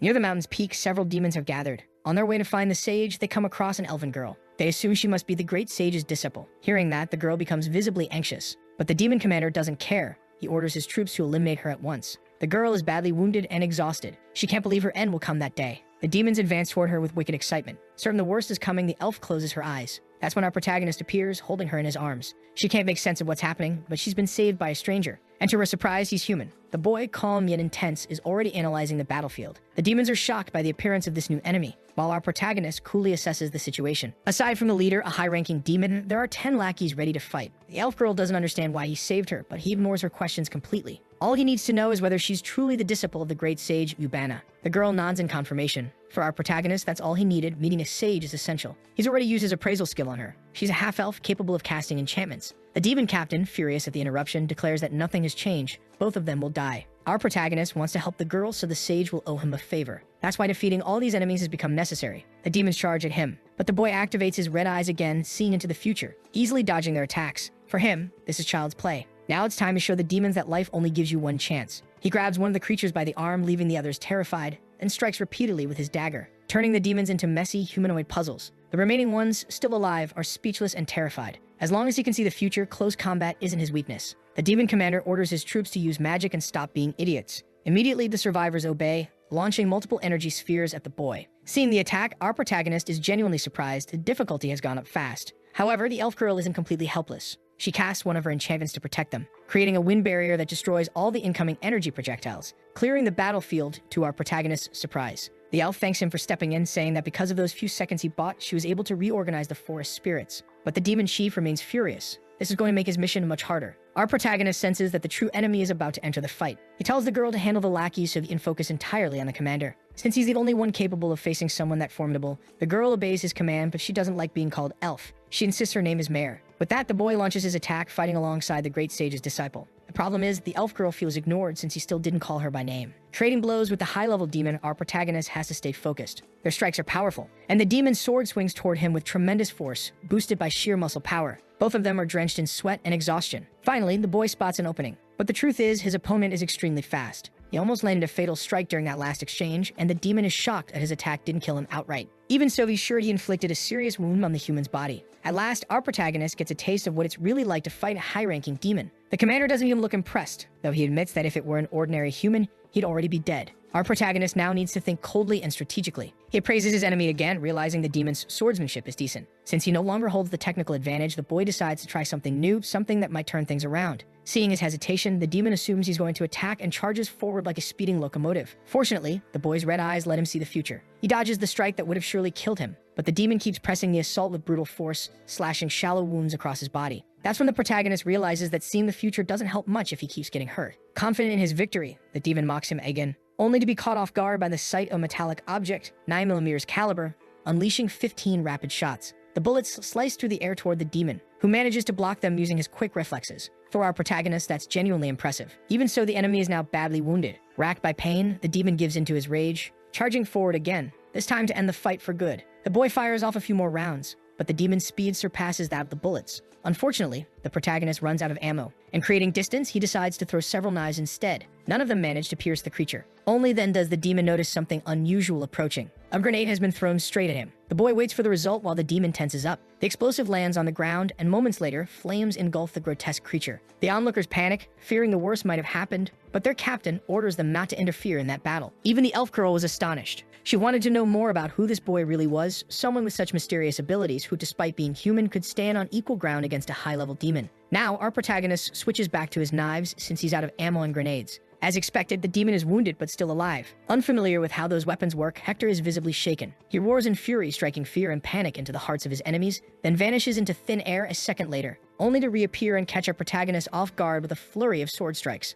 Once again, the boy realizes he has to rely on other abilities. He needs to analyze those movements with precision, and little by little his power grows sharper. That's when he unlocks weak point detection. Time feels frozen for him now. He spots a perfect opening on the demon's neck and positions himself to strike it cleanly. In the blink of an eye, this time he's not the one being cut. Hector stands there confused, having just been promoted from demon to decorative fountain. With the battle over, our protagonist realizes that combining future sight with weak point detection is incredibly effective, but it comes at a heavy cost. His body collapses from the strain. The lesser demons are trying to figure out if their captain has really been defeated. One of them suggests finishing off the human now that he's drained of energy. The elf girl wants to help, but the spirits are disoriented again after her earlier interference. The demons charge forward in rage, but before they can reach the boy, they're engulfed in flames, completely incinerated by a mysterious power. Our protagonist, witnessing the magnitude of that attack, realizes it's far stronger than Nagasa's. At that moment, a woman appears on the battlefield, apologizing to the elf girl for arriving late. With a bright smile, Mare calls her master. At last, our protagonist has found what he's been searching for. The beautiful woman standing before him is none other than the sage Ubana. She thanks him for saving her disciple's life. The sage seems genuinely grateful for what he's done. The boy replies that it was just a coincidence, but he still wants to confirm if she truly is the sage Ubana.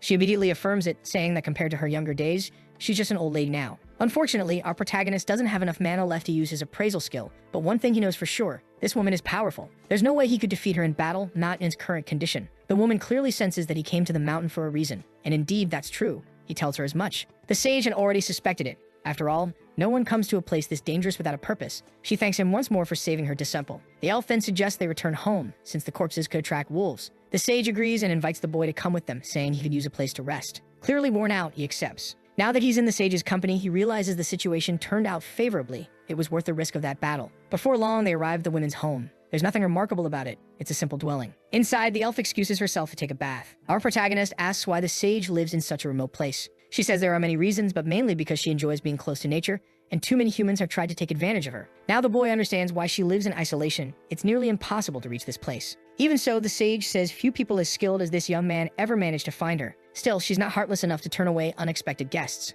Sitting together on the sofa, she asks what the boy is looking for. The truth is, he wants to find a way to return to his original world. The sage is immediately intrigued by those words, realizing he's someone summoned from another realm. He explains that he's one of the hero candidates tasked with defeating the Demon King. Setting her teacup on the table, the sage remarks that he must belong to the third generation of summoned heroes. That revelation shocks the boy. It's something Leonora had mentioned briefly before. Unfortunately, it seems the previous hero candidates didn't survive their mission to defeat the Demon King. The sage explains that the last summoning happened 4 years ago, and the first one took place 10 years prior. All of those summoned tried to defeat the Demon King, but ended up being annihilated in the process. St. Leonora had tried once more to make the summoning succeed, even though there were already people against using it again. The sage herself was one of those people. Calmly sipping her tea, our protagonist tells her that if Leonora was ever a problem, she isn't anymore, since she no longer exists in the world of the living. And soon, even if they wanted to, such a summoning ritual wouldn't be possible again. What truly shocks the sage is the realization that it was he who ended that woman's life. He explains that there are many ways to end a person's life, even when there's a huge gap in strength between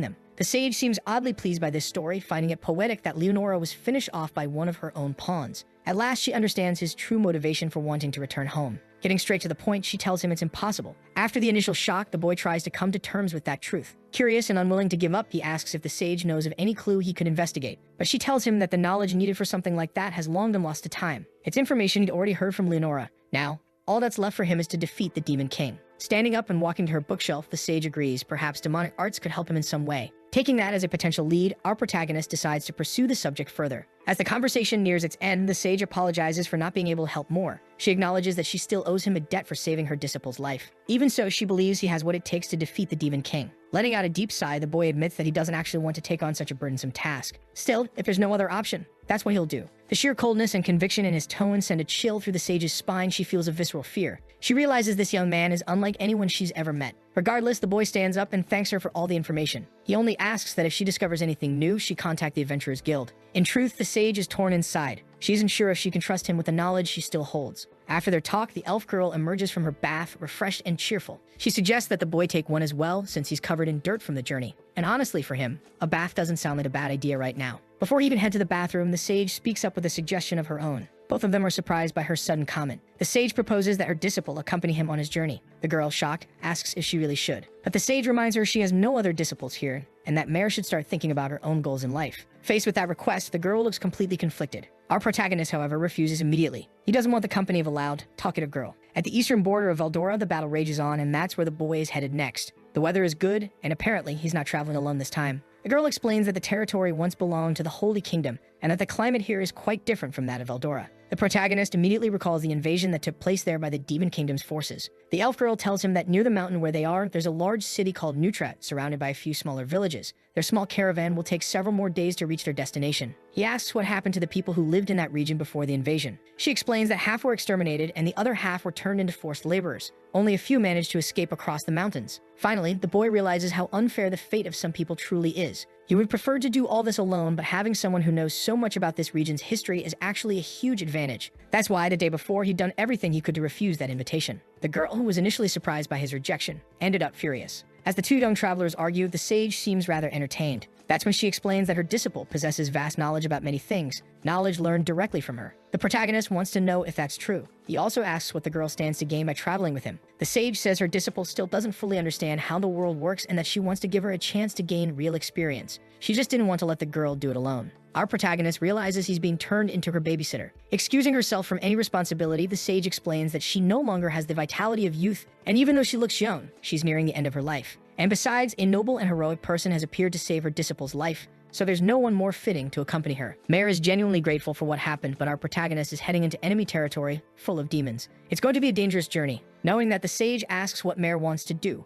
it's up to her to decide. The girl's eyes fill with determination and hope. She decides right then and there that she'll follow him wherever he goes. But it doesn't take more than a few hours of travel before she starts complaining about how tired she is. The protagonist reminds her that this is only the first day. Mare doesn't have much physical endurance since her focus is spellcasting. Seeing how exhausted she is, he decides to end the day's march early. Worried, Mare recalls that he once said he'd abandon her if she became a burden. While setting up camp, the boy tells her not to be ridiculous. He's not going to leave her just because she's tired. Then he suggests she help him pitch the tent and gather wood. Before long, the sky full of stars stretches above them. The girl quietly eats by the campfire while the boy watches her closely, curious. Eventually, he speaks to her in a cold, serious tone, warning her that their journey will only grow more dangerous from here. He makes it clear that he won't hesitate if it means returning to his original world, and she doesn't need to follow him to that point. To him, what Yubana said was true, but he understands that the girl must have her own reasons for agreeing to come. Choosing her words carefully, Mare admits she's been through a lot. She reveals to him that the village she grew up in was destroyed by the Demon King's army. Even though the war is technically between humans and demons, the collateral damage means nothing to either side. The demons destroy anyone in their path, and that's how she lost her entire family. She only survived because her father sacrificed himself as bait. Back then, she couldn't do anything, and after the attack, she was left to starve. That's when her master found her and took her in. Our protagonist isn't particularly interested in her past. What he truly wants to know is her goal. So Mare explains why she became a spellcaster and a disciple of that noble woman.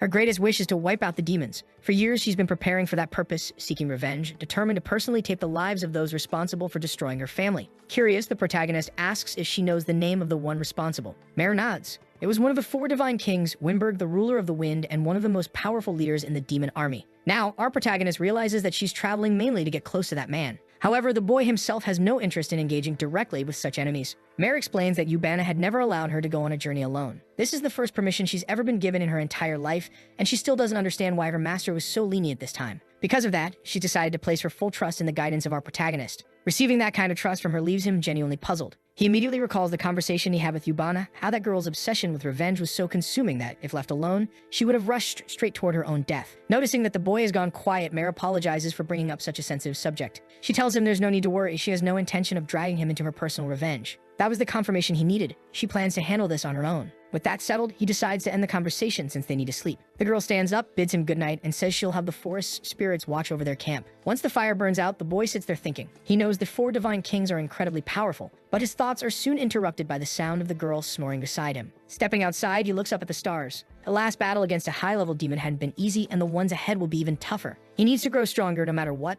but that's not his only concern right now. On the western border of the kingdom of Digaris stands Fort Truss. Several officers have gathered there along with the heroes and the captain. Now that all the hero candidates are assembled, the bald man wants to launch a major offensive. The older officer across from him understands the idea but doesn't know where the attack should begin. At that moment, the captain points to a location on the map, Fort Arliss. It used to belong to the humans, making it a good starting point to reclaim. Captain Heinrich finds the plan reckless, saying it would completely change their defensive strategy just because of the last victory. The bald man, eager and arrogant, asks if Heinrich's platoon is afraid. That comment alone is enough to irritate Heinrich deeply. The truth is, the captain agrees with him. The enemy is underestimating human strength and won't be expecting a surprise attack. After that, she asks if Midu is fully recovered from his injuries. The class representative confirms that he has and assures her his sword will be in the fight. After the meeting, they walk down the corridors together. According to Heinrich, the plan will be carried out the next morning. It's rare to see Amelia acting so boldly. The nerdy girl with her hair tied up asks if everything will go well since everyone in that meeting seemed confident. The class rep agrees with the offensive strategy. It's the best chance to strike while the enemy is still reorganizing. The captain reminds them that the entire operation depends on their execution. They're placing complete trust in the hero candidates.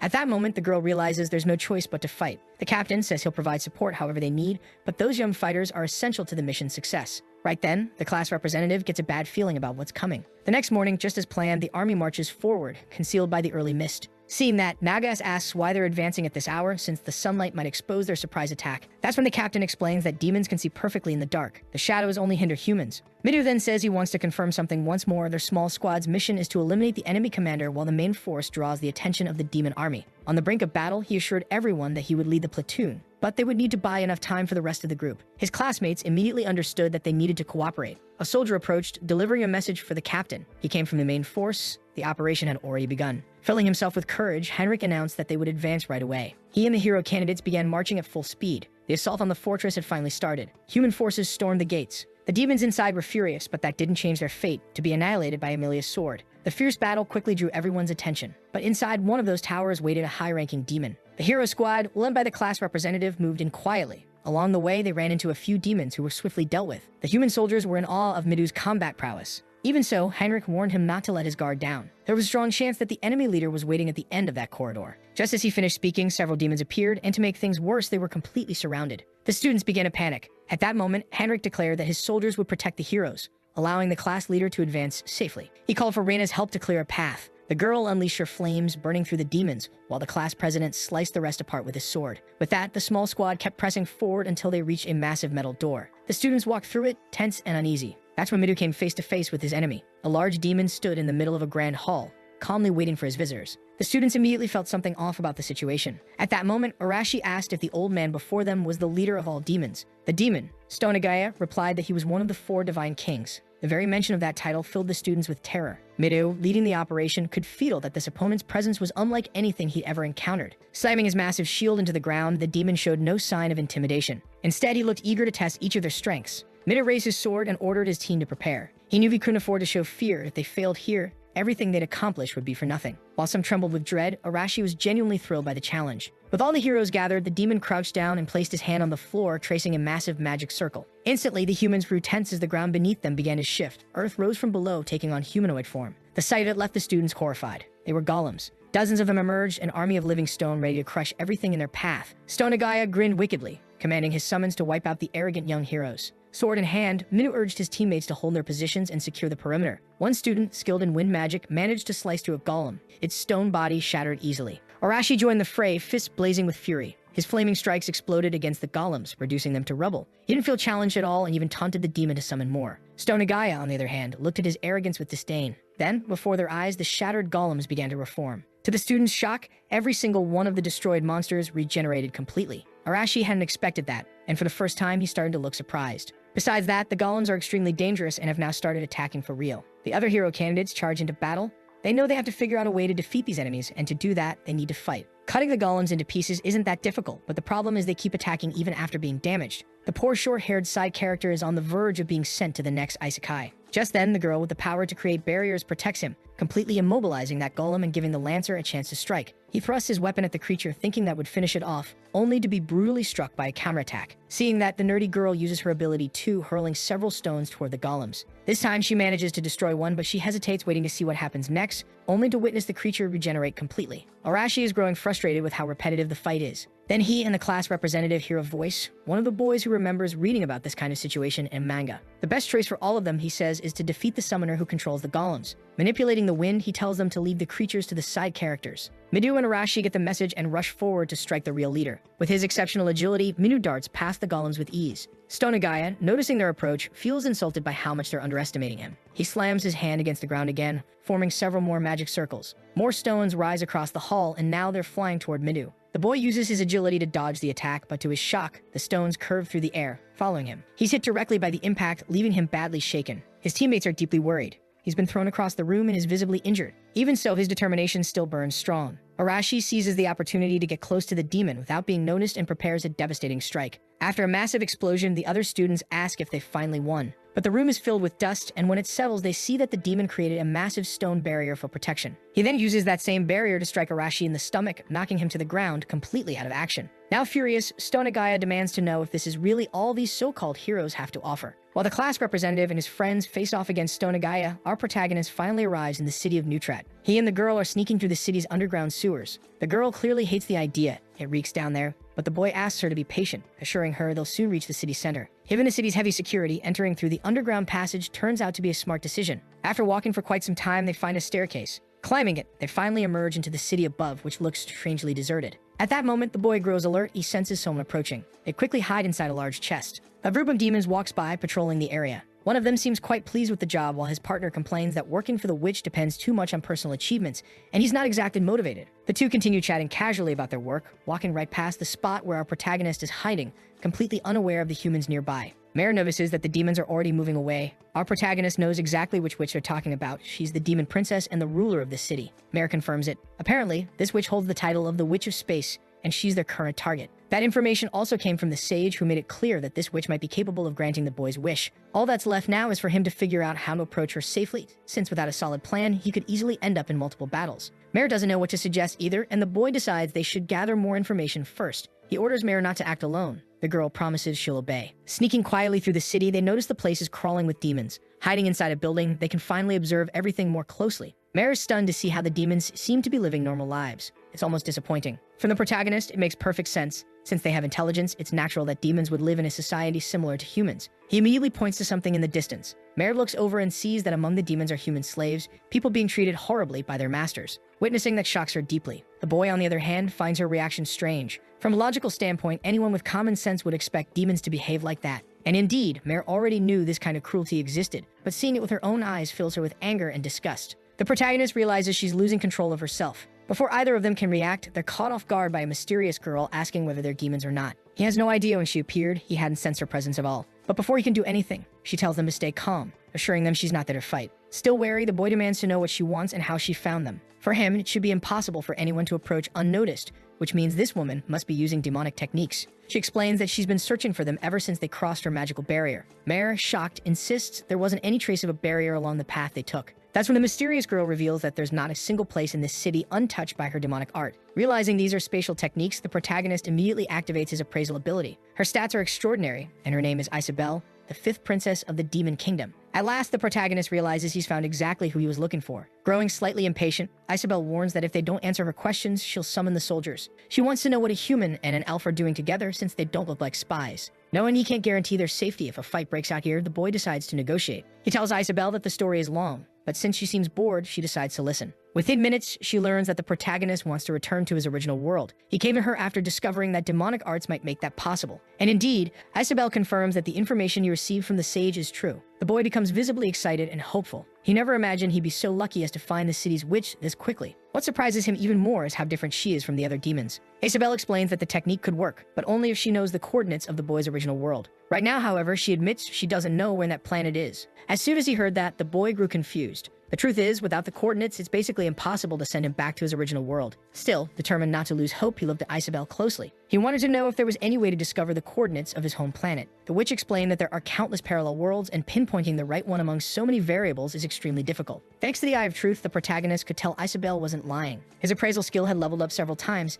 and now it was showing some very intriguing effects. The witch also mentioned that there's a limitation caused by his body itself. Since he came here with divine protection, it would be impossible. Her demonic magic couldn't pierce through that barrier. The boy realized that maybe this was the will of that god, that he wouldn't be allowed to return home until the Demon King was defeated. Isabelle agreed that it sounded like a reasonable theory, though she didn't have the knowledge to say whether it was truly possible. The protagonist now understood that he had no other choice. he really would have to fulfill his purpose in this world. Isabel could see the determination in his eyes. The boy understood that returning home wouldn't be easy, even with help from demonic arts. Finally, Mare decided to join the conversation, asking why the witch was being so cooperative if she was a princess of the demon kingdom. Isabel answered that the kingdom was divided into several factions, and that there was something she herself desired. Right after saying that, a wave of dark energy spread through the room, making both the boy and Mare tremble. Isabel opened a portal to leave, warning them to be cautious, because escaping this city would be very, very dangerous. Then she vanished, leaving the two alone again. Letting out a deep sigh, Mare admitted that she was terrified. She truly thought that might have been her last day alive. The boy realized that the Demon King's bloodline was indeed powerful,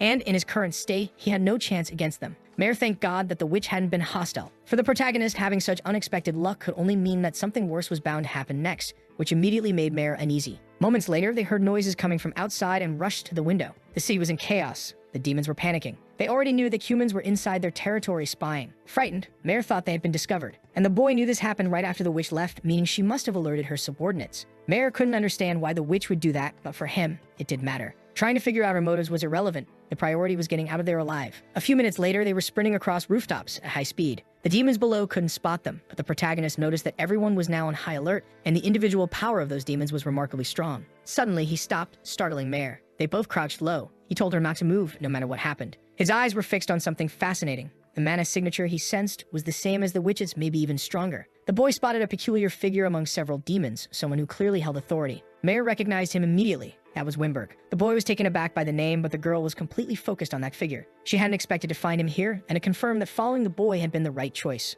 The protagonist asked if that was the target of her revenge. Furious, Mare confirmed it. He was one of the 4 divine kings. Upon hearing that, the boy used his appraisal skill, confirming that Wimberg was indeed an incredibly strong and formidable enemy. Right after that, he tried to calm his companion down. If they fought here, they wouldn't stand a chance. Mare understood that perfectly well. That was the divine king of wind, and his element made him an expert at scouting and detecting enemies, so they needed to be extremely careful. Quietly, the two began climbing down from the rooftop. Leading the demons, Wimberg was searching for the intruders. Believing them to be weak, he didn't take the task too seriously. But one thing he was sure of, once he found them, he would crush them with his own hands. He also knew that the human hero candidates were fighting on the front lines, and that during moments like this, they'd be trying to stabilize their nation. One of the demons asked if it was really alright for a divine king to be there with them, saying it would be better if Wimberg were on the front lines as well. The king replied that his position here benefited him greatly, and that manual labor could be left to the other units. Using his ability, he felt something carried by the wind. Wimberg had confirmed the presence of intruders. The demon accompanying him was shocked, and the divine king explained that he'd learned their position through the wind itself. They were moving carefully, but they wouldn't be able to escape his detection. The demon was amazed that Wimberg could sense anything just from shifts in the air. It was truly incredible. Annoyed by all the praise, Wimberg ordered his troops to prepare for pursuit, though he was quite entertained by the thought that these intruders had entered the city under the witch's permission. Trying to escape the city, the boy and Mare ran at full speed until he suddenly ordered her to stop. Nearby, demons were searching the area with determination. The protagonist realized they had already been located, even if the enemies couldn't pinpoint their exact position. He could feel the wind moving unnaturally for a while now. Mare mentioned that the spirits were restless. For the boy, that could only mean an elemental tracking ability was at play. The situation was turning dangerous. Mare could disrupt that technique with her magic, but doing so would reveal their exact location. He realized they shouldn't do that. Instead, they needed to keep moving. Demons were roaming through the city streets while the boy dashed desperately through the alleys. Unfortunately, they were found. Mare apologized, saying it was her fault, but the protagonist told her they could still use the terrain to their advantage. For that, though, he needed her to act as bait. The girl didn't like that idea at all. While she hesitated, the boy leaped between the walls, climbing back onto the rooftops. Mare panicked. She didn't have the agility to move like that. The boy asked if she truly wanted her revenge because crying like a child wouldn't help in this situation. After that, he slipped back into hiding.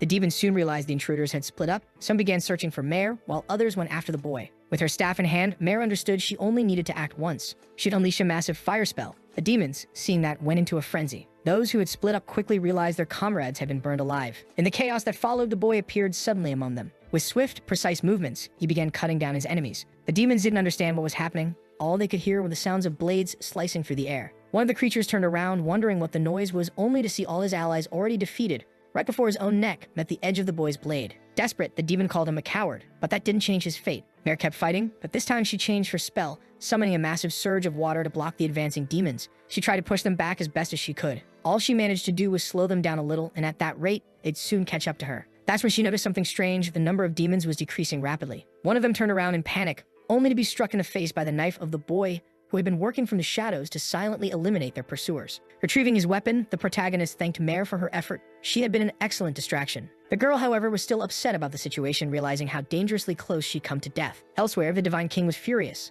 The intruders had still not been captured. One of the demons tried to apologize, saying he would send more troops immediately. But to the Divine King, that was pointless. It would only lead to more casualties. He decided to hunt the intruders down himself. Meanwhile, the boy and Mare continued trying to escape. They began to notice the wind growing stronger around them, and to make things worse, they could feel mana gathering in their direction. Mare immediately summoned the Spirit of Wind. At that moment, the boy realized their enemy had arrived. Hovering above the city, the Divine King was watching them intently. To him, these intruders were nothing more than lost rats. Mare looked up at Wimberg with hatred burning in her eyes. Her long-awaited chance for revenge had finally appeared before her. The boy asked if she was ready, and she answered that she'd been prepared for this ever since her life had changed forever. The two of them braced themselves for the battle that was about to begin. He whispered to her that they couldn't win a long-range fight. They would have to use everything they had right from the start and finish it quickly. Mare agreed with the plan. She immediately called upon the Spirit of Wind again, sending several fierce gusts toward their enemy. The demon watched carefully as the attacks approached, thinking his opponents were foolish to use wind against him. He was completely surrounded by that energy, yet every one of Mare's attacks failed to hit. Each blast was deflected with ease.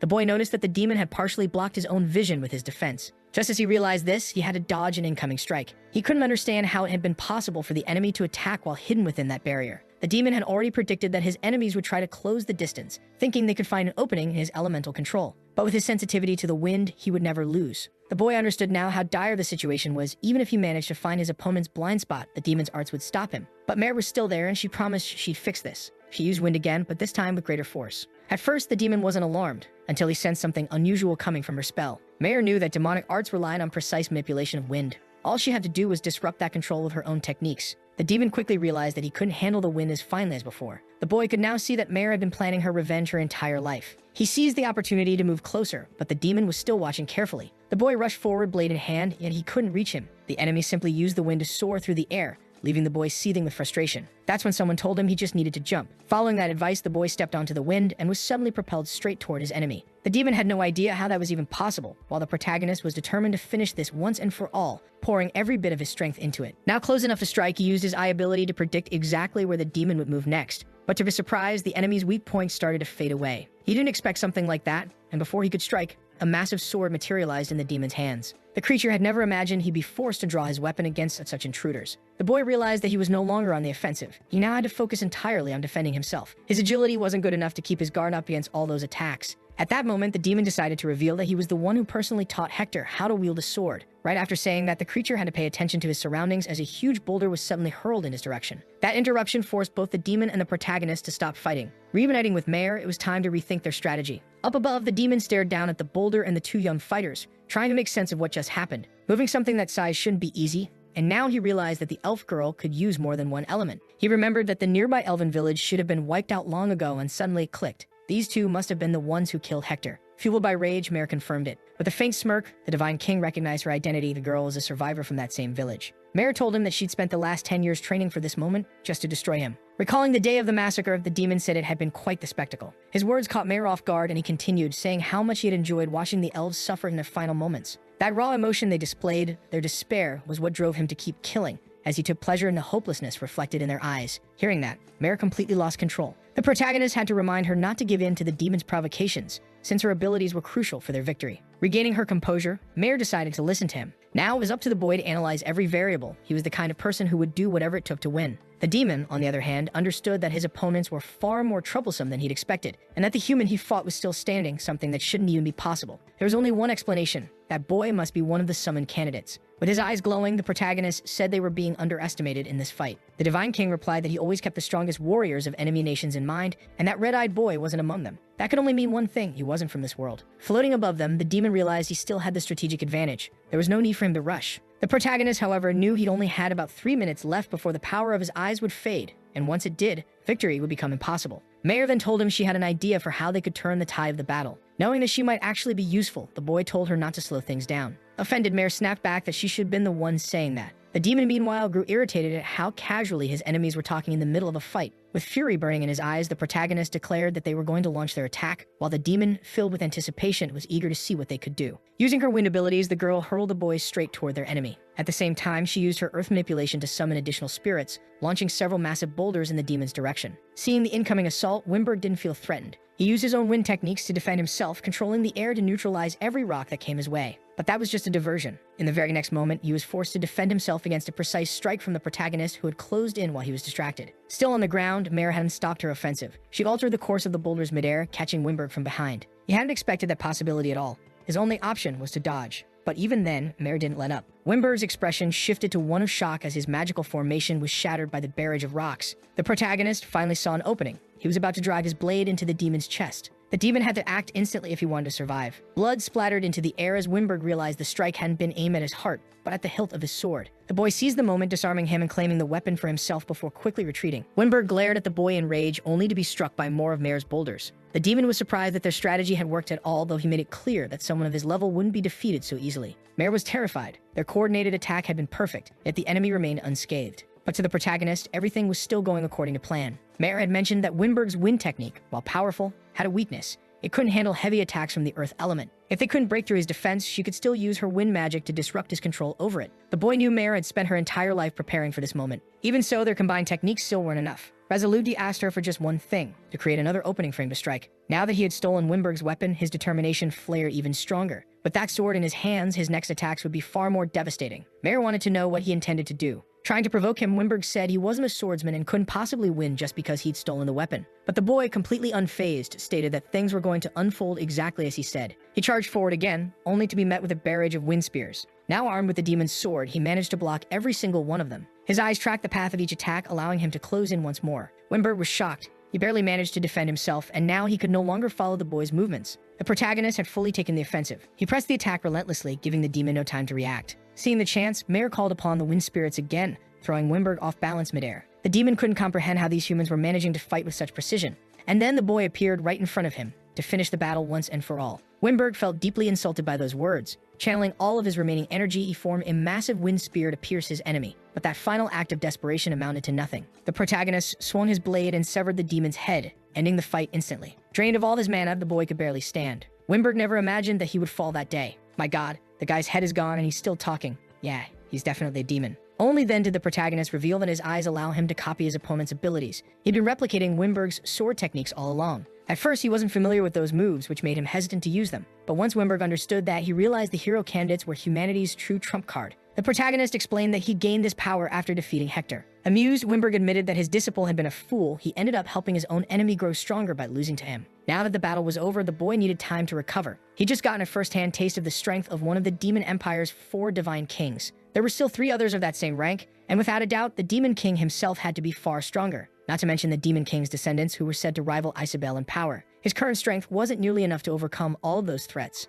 As he was deep in thought, he noticed Mare walking toward him. She wanted to make sure the demon was truly dead. That's when the boy asked her how she felt now that she'd finally gotten her revenge. She said that after everything, she didn't feel anything at all. She risked her life to reach this point, and now that it was over, she just felt empty, but still relieved in a way. The people of her village had finally been avenged, and she was free from the past that had haunted her for so long. The protagonist admitted that having her by his side was invaluable. Without Mare's help, he never could have defeated Winberg. That feeling was mutual. She knew her revenge was only possible because of him. Because of that, she thanked him. He'd helped her fulfill one of her lifelong dreams. The boy brushed it off, saying it was just coincidence, nothing worth so much gratitude. But Mare didn't agree. She was content with the choice she'd made to follow him. If not for this journey, she admitted she probably would have lost control and rushed to her death without meaning. The protagonist asked what she planned to do now. She hadn't thought about it and confessed she felt lost. He told her that she should create new goals for her life. After all, elves lived for a very long time. Still, since she was half human, she wouldn't live as long as her master. For now, she decided to continue traveling with him. He asked if she was sure about that, since his goal was to defeat the Demon King. But to her, that was exactly why she should stay.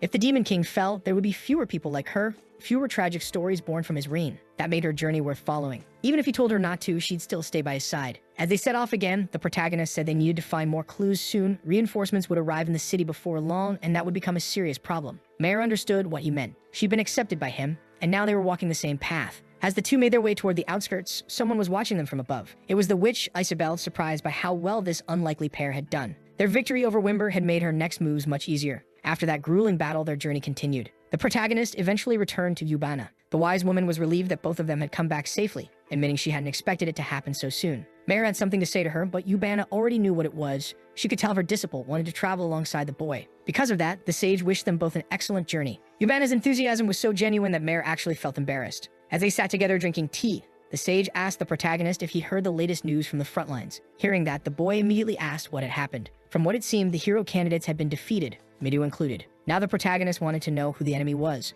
Yubana explained that the one responsible for that crushing loss was one of the Demon King's highest-ranking executives, Stonagaya. Mayor guessed he must be just as strong as Wimberg had been, which made him an extremely dangerous opponent. The boy, however, wanted to know whether his former companions were still alive. Yubana told him that somehow they had managed to survive, but their defeat had completely shattered their morale. Because of that, the protagonist wanted to understand what would happen from here on. His goal was still to defeat the Demon King, and to do that, he needed to gradually weaken the enemy's forces. Mayor asked if the other hero candidates were as powerful as he was. The boy said he couldn't say for sure, but even if they possessed great strength, it wouldn't matter much if they couldn't use it properly. Back at the human fortress, several soldiers were being treated, including the hero candidates. Miru tried to reject the excessive attention, saying his companion shouldn't use her healing technique for too long. She knew that, but insisted on helping everyone as much as she could. After saying that, she went back to focusing her energy on healing Miru's wounds. During that battle, thanks to Heinrich's auxiliary forces, they had managed to retreat safely. Still, the injuries suffered by his team were severe, and the worst of all wasn't physical but psychological. After their defeat, the hero candidates were in shambles. Miru was deeply frustrated, blaming himself entirely for what had happened.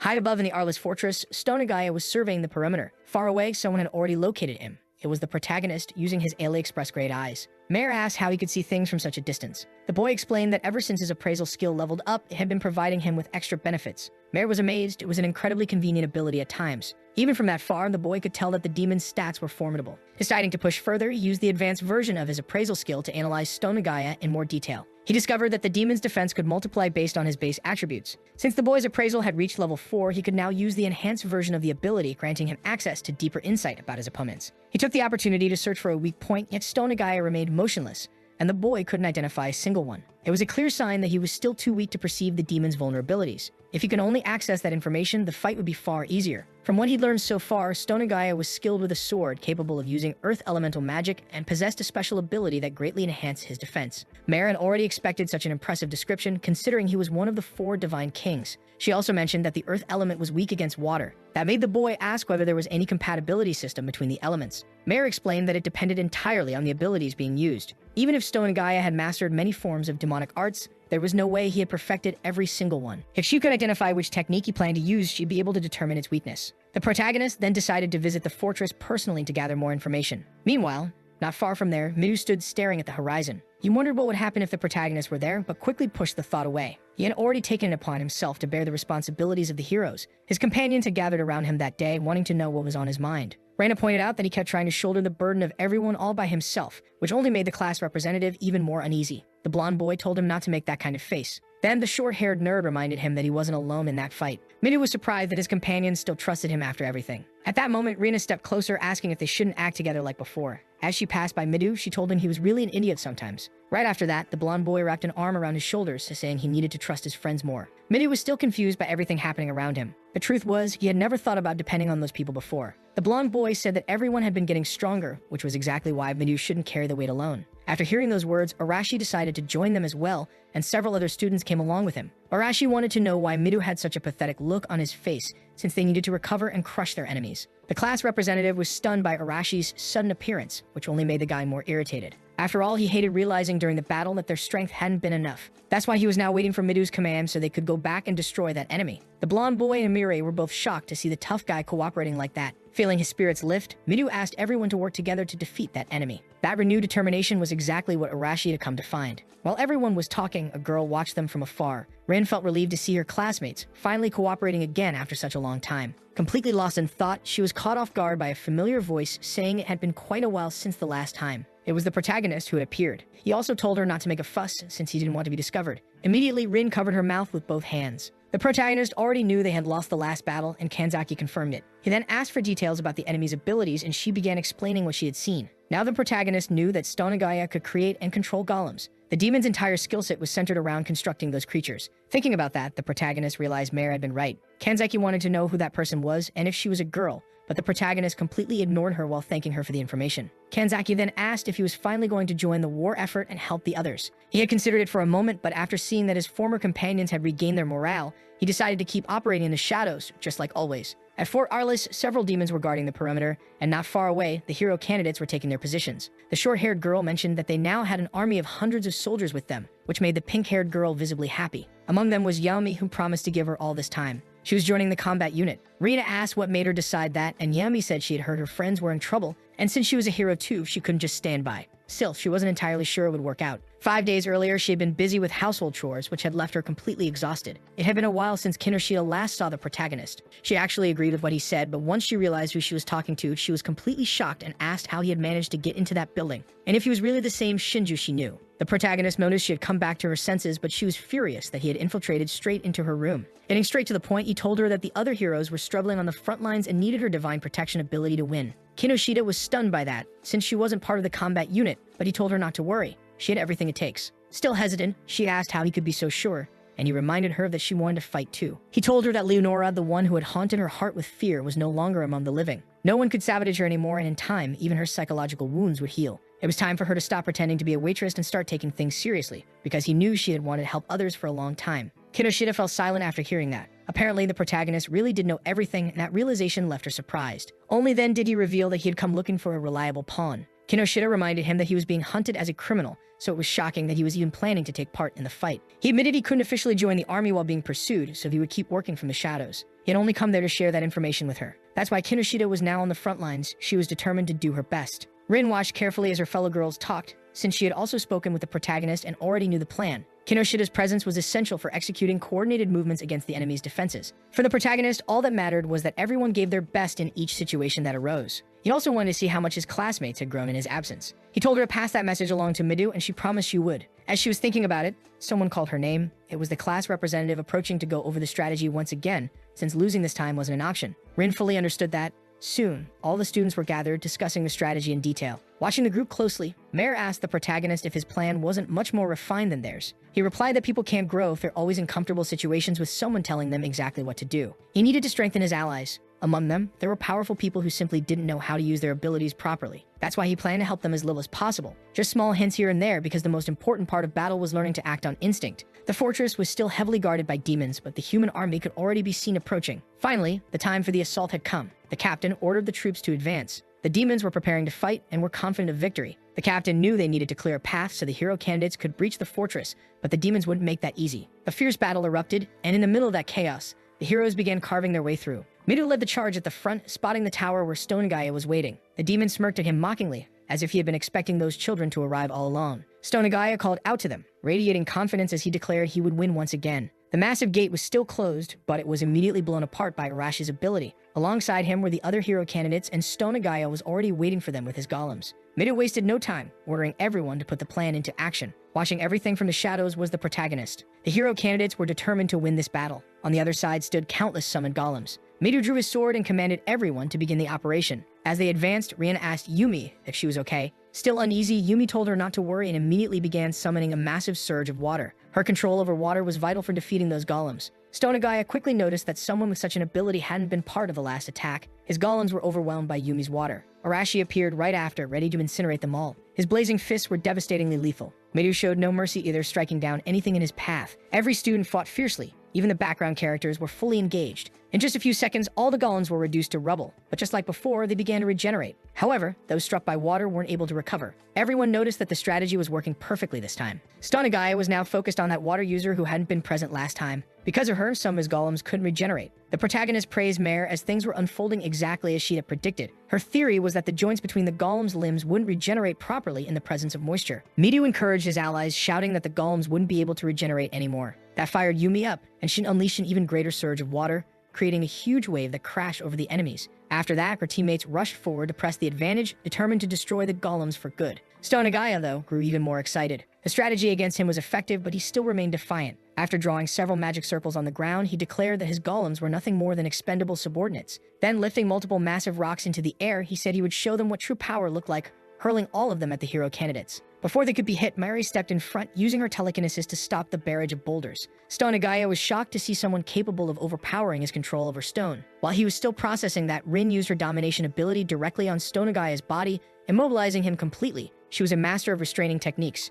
That gave Arashi the opening to unleash his fury, but before his flames could hit, a thick wall of earth rose up, blocking his attack. Even though the strike was powerful, it wasn't enough to break through. The demon was pleasantly surprised that his defense was stronger than the boy's flames. What he didn't realize, however, was that Midu had used instant movement and now stood behind him, sword poised. He struck a lethal blow at Stonegaya's back. The demon reacted swiftly, parrying the attack with the blade in his hand. Even so, the hero candidates pressed the assault relentlessly. The nerdy girl launched the boulders back at their summoner, while Narumi used her wind manipulation to amplify the force of the counterattack. Stone Nagaya was completely surrounded. No matter where he looked, attacks were coming at him from every direction. Even so, none of their attacks were able to pierce his defense. Seeing that, Yami acted once again, manipulating water against the creature and striking its barrier with a massive surge of moisture. Stone Nagaya, now completely cut off from the outside world, felt something was wrong. Once his defense became damp, it would no longer be as resistant to attacks. Midu was determined to end that battle no matter what, and Arashi was equally resolute to finish the enemy immediately. The two attacked in perfect coordination, striking the demon's body, and for the first time, Stone Nagaya was actually wounded by the hero candidates.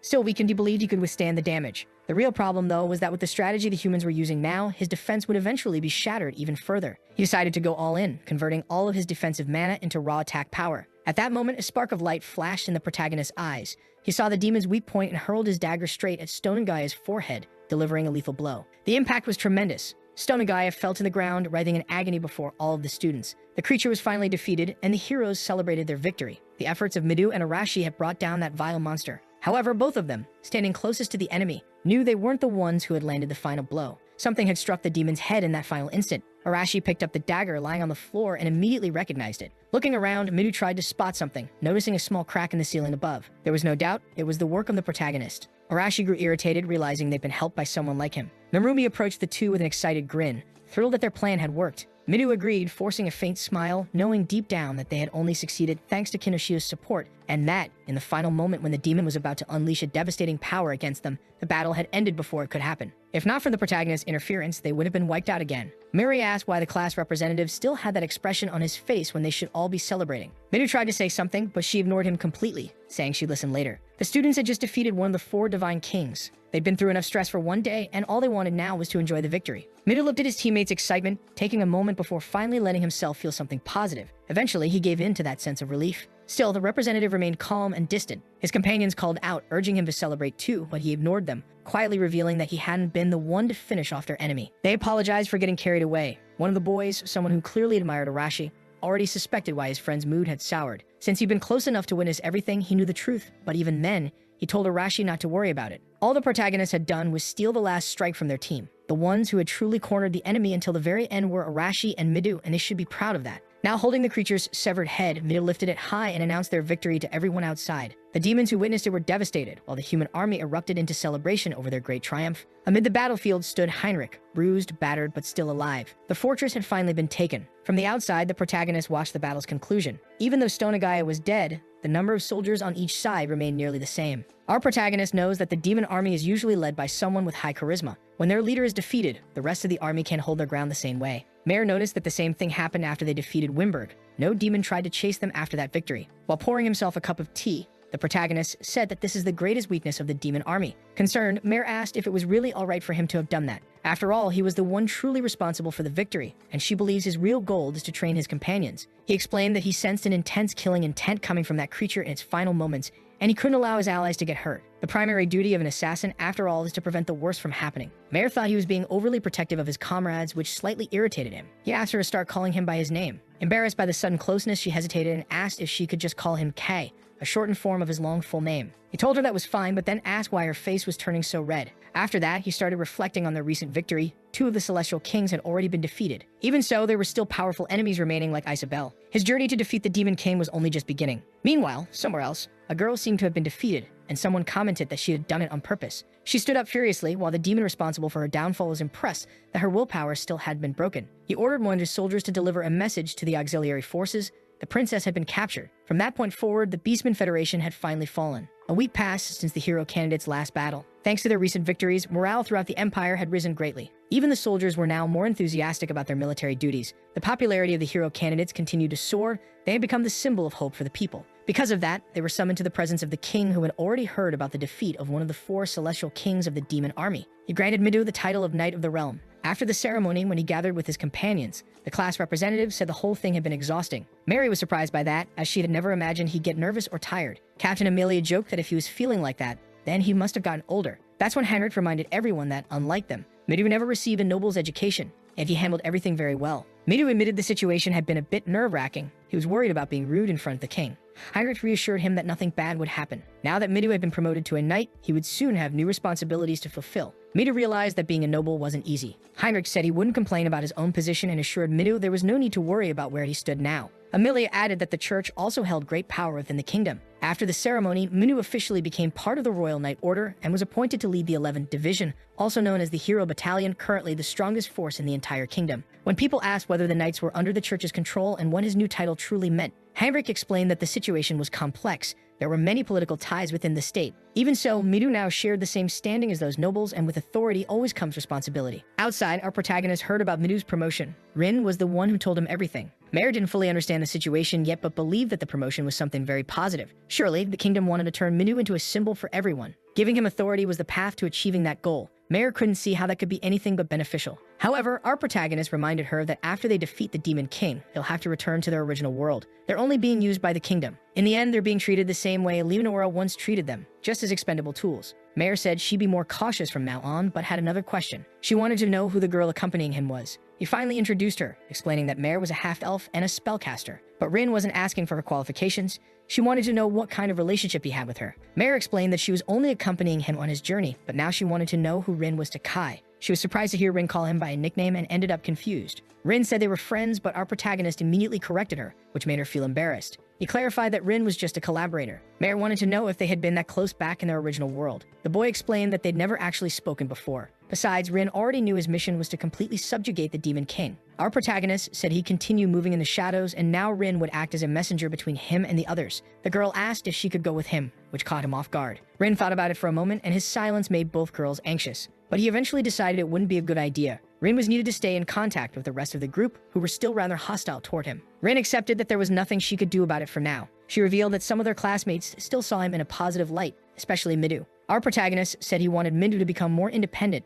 though his growth was crucial if they were to defeat the Demon King. Rin asked if he truly intended to make each of his classmates stronger. He told her he had already defeated one of the Celestial Kings, though it had been an incredibly difficult battle. Rin was stunned when she learned he had done it with only Mayor by his side. Mayor added that the fight had been extremely close, and had barely won. Rin was astonished by this, knowing that their victory over Stone and Gaia had taken the combined effort of everyone. The half-elf girl traveling with the protagonist definitely didn't seem ordinary, and it made Rin feel increasingly useless. Our protagonist said there were still beings far more powerful than the Celestial Kings, ones they couldn't possibly defeat right now. That's why he asked Rin to closely observe her classmates' progress. He'd contact her again soon. The girl accepted his orders. As he turned to leave, he told her he was refining his own way to defeat the Demon King, and that it would be her job to relay that information to Midu. After that, he called for Mayor to follow him, leaving Rin alone in the forest. With her current strength, she couldn't do anything, and in that moment, a new determination began to grow inside her heart, the will to become stronger. Now that one of the Celestial Kings has been defeated, the humans have launched a full-scale offensive. With the collaboration of the hero candidates, now part of the 11th Division,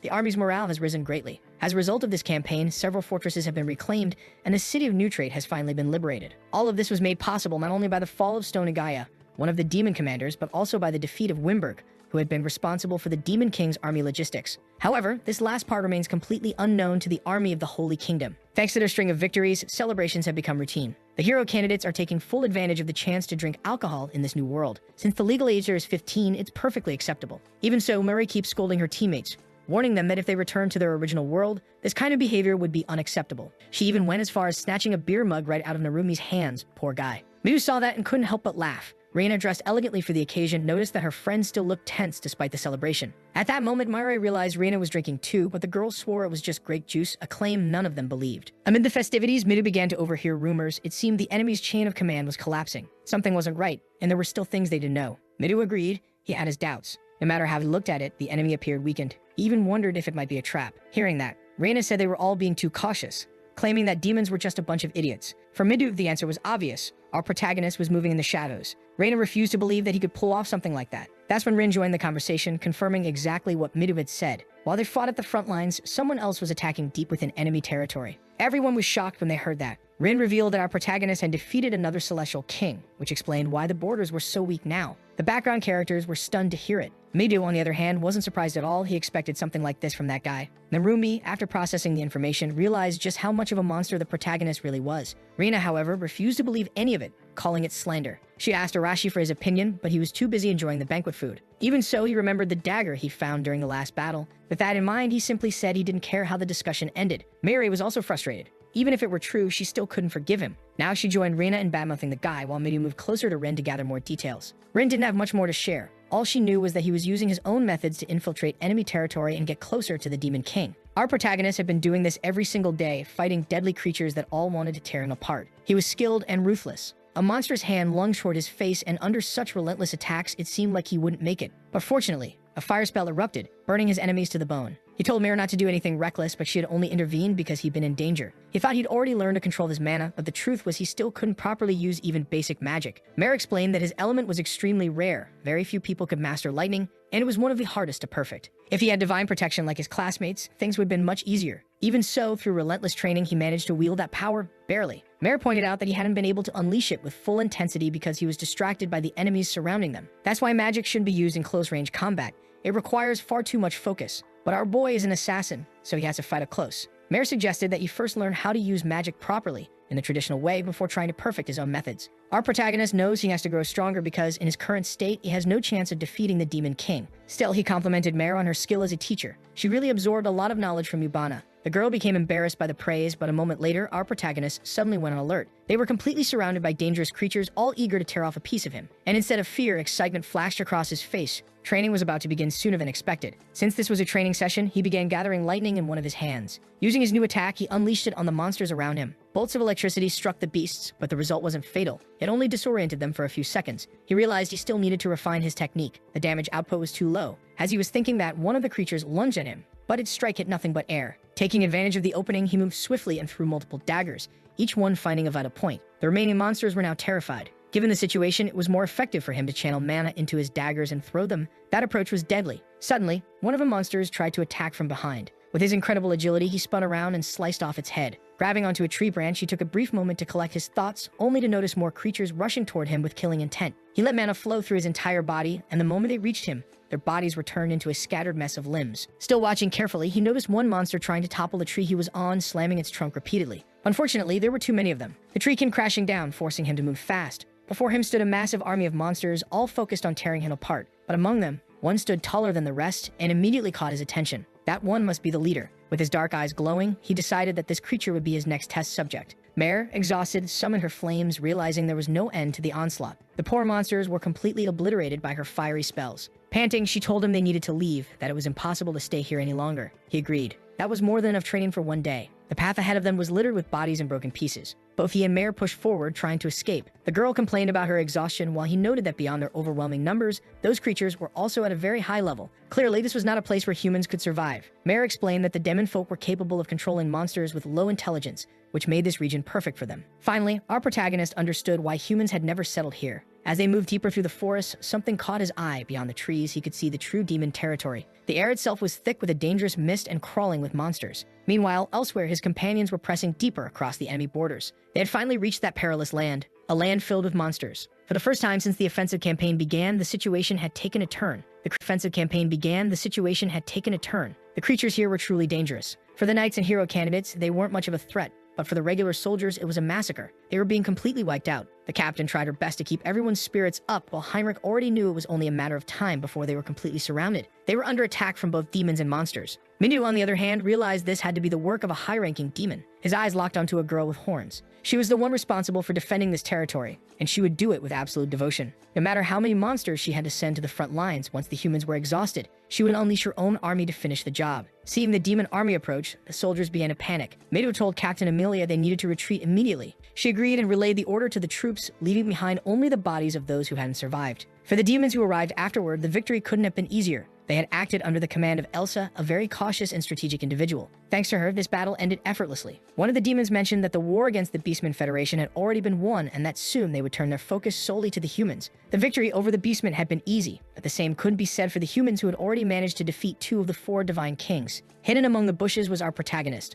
Mare was shocked by what they had just overheard from those soldiers. For him, though, that was valuable information. They needed to gather even more of it. Back in the city, the atmosphere had changed drastically. Many church priests were overwhelmed treating the wounded soldiers, while the heroes gathered with the army's high command. Since their last defeat, Every territory they had reclaimed had been lost again, according to Captain Amelia. Now, she wanted to know if any of the knights had suggestions. None did. An elderly man pointed out that they needed to deal with the approaching monster hordes. Another officer said he never imagined demons could resort to such deceitful tactics. He suspected this had to be the doing of a powerful, high-ranking demon. Heinrich noted that recently the enemy forces had shown no real strategy in battle, until now. Something had changed and they'd started delivering heavy losses. Someone very clever was clearly orchestrating this. Mighty was certain it was the work of a demon. One of the knights reported that his men had gathered intel suggesting there was a commander within that forest leading the enemy troops. If they could force them out of the forest, the battle might turn back in their favor. Captain Amelia understood that advancing the entire army through dense forest terrain was nearly impossible. The other knights agreed that reorganizing their forces was the best option for now. Although they'd seen success reclaiming certain territories, the recent defeats had been devastating.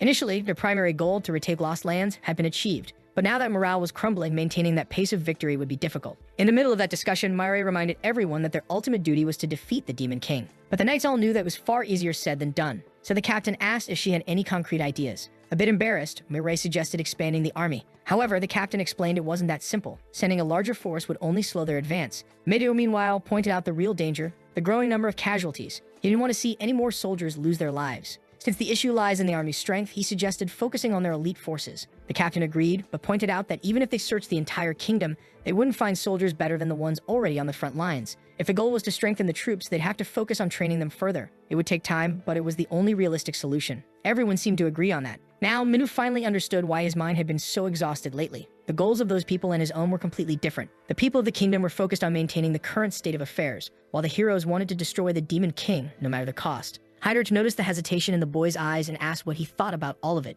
Mita realized it could take years before they'd be strong enough to defeat the Demon King, but he wanted to end it as soon as possible. Amelia explained that training elite troops would take a long time, 2 years at least, even in the best-case scenario. For him, that was far too long. One of the knights agreed that defeating the Demon King was indeed the best solution, but they had already suffered several defeats, and advancing further into enemy territory was too dangerous. Still, their recent victories were already a great success. They had managed to liberate several regions. Minu was grateful, but he couldn't bring himself to feel happy about it. He and his companions just wanted to go home. Heinrich kept an eye on him, noticing his discontent throughout the meeting. When it finally ended, they left the hall together. The captain understood how the boy felt, but Amelia's judgment was based on the current state of affairs. They needed greater political influence to overcome this situation, something that couldn't be decided overnight. Midu agreed with that reasoning. Seeing his concern, Heinrich told him not to get lost in distant thoughts. That's when Midu realized the captain had understood exactly what was troubling him. Heinrich said he must value the lives of his friends and that impatience would only lead them all to disaster. That's why they had to use time as their ally. Midu understood his point. It made perfect sense. Even though the hero candidates were already strong, they still had the potential to grow far stronger. Listening carefully to the conversation, Murray agreed that time might not be on their side, but a well-crafted strategy was better than dying recklessly on the battlefield. When they were first defeated by Stonagaya, they were only saved by Heinrich's intervention. He told the hero candidates that there were likely demons even stronger than the Divine Kings. Apologizing for his bluntness, he explained that he needed their strength to eventually take down the Demon King. Minu promised to gather everyone and pass the message along. They couldn't rush things, and he wouldn't allow any of his companions to die, no matter how long it took. He was determined that all of them would make it back home. Later, he gathered his companions and shared the news. Many were shocked to hear it. There was nothing they could do about it for now. One of them, clearly frustrated, asked when they would finally return home. Mirai said it might take around 2 years. That was far too long for most of them. But Mita refused to risk anyone's life unnecessarily. It would be better to spend that time preparing properly. Arashi, however, was furious when he heard that. To him, it sounded like a cruel joke. Mido explained that he wanted to defeat the Demon King as soon as possible too, but their goal and the kingdoms were not the same. Then, full of determination, he asked Arashi if what he truly wanted was a reckless assault with just their group alone. And that was exactly what Arashi wanted. To him,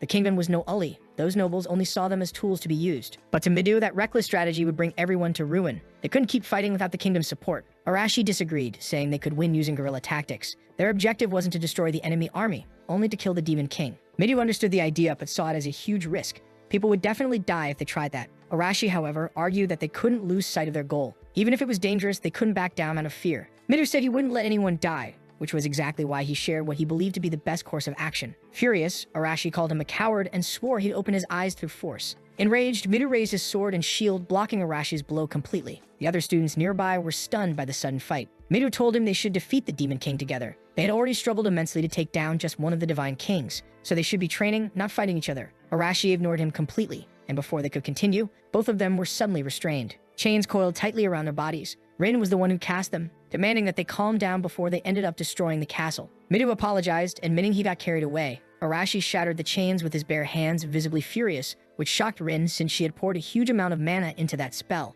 To Arashi, the best way to grow stronger was through real combat, and he was sure Midu understood that too. As the argument continued, Mari spoke up, saying she sided with Midu. Rin agreed, supporting a more cautious approach. The others, who had been unsure, finally admitted that staying in that world wasn't so bad. It was far better than dying a pointless battle. Kaori, however, took Arashi's side, which surprised Rina deeply. The truth was that Kaori completely understood what Arashi meant. She too wanted to go back home as soon as possible. Yumi said she felt the same way, and with tears in her eyes, confessed that she'd left behind only her mother, who was already frail and sick. She worried about her health every single day. The boy, who supposedly loved his Trembolona, also agreed that returning home was urgent. He'd been abandoned by his parents, and the only person waiting for him was his little sister. Another girl confessed she wanted to go back immediately as well, though not because of any tragic story. She simply came from a normal family and didn't want them to wait 2 long years. After that collective outpouring, Midu realized just how complicated everything really was. Among them stood Narumi, whose reason for wanting to go back was to reunite with his many girlfriends. Slowly, the discussion turned into a heated argument. The students, once just background characters, were now split between following Midu or siding with Arashi.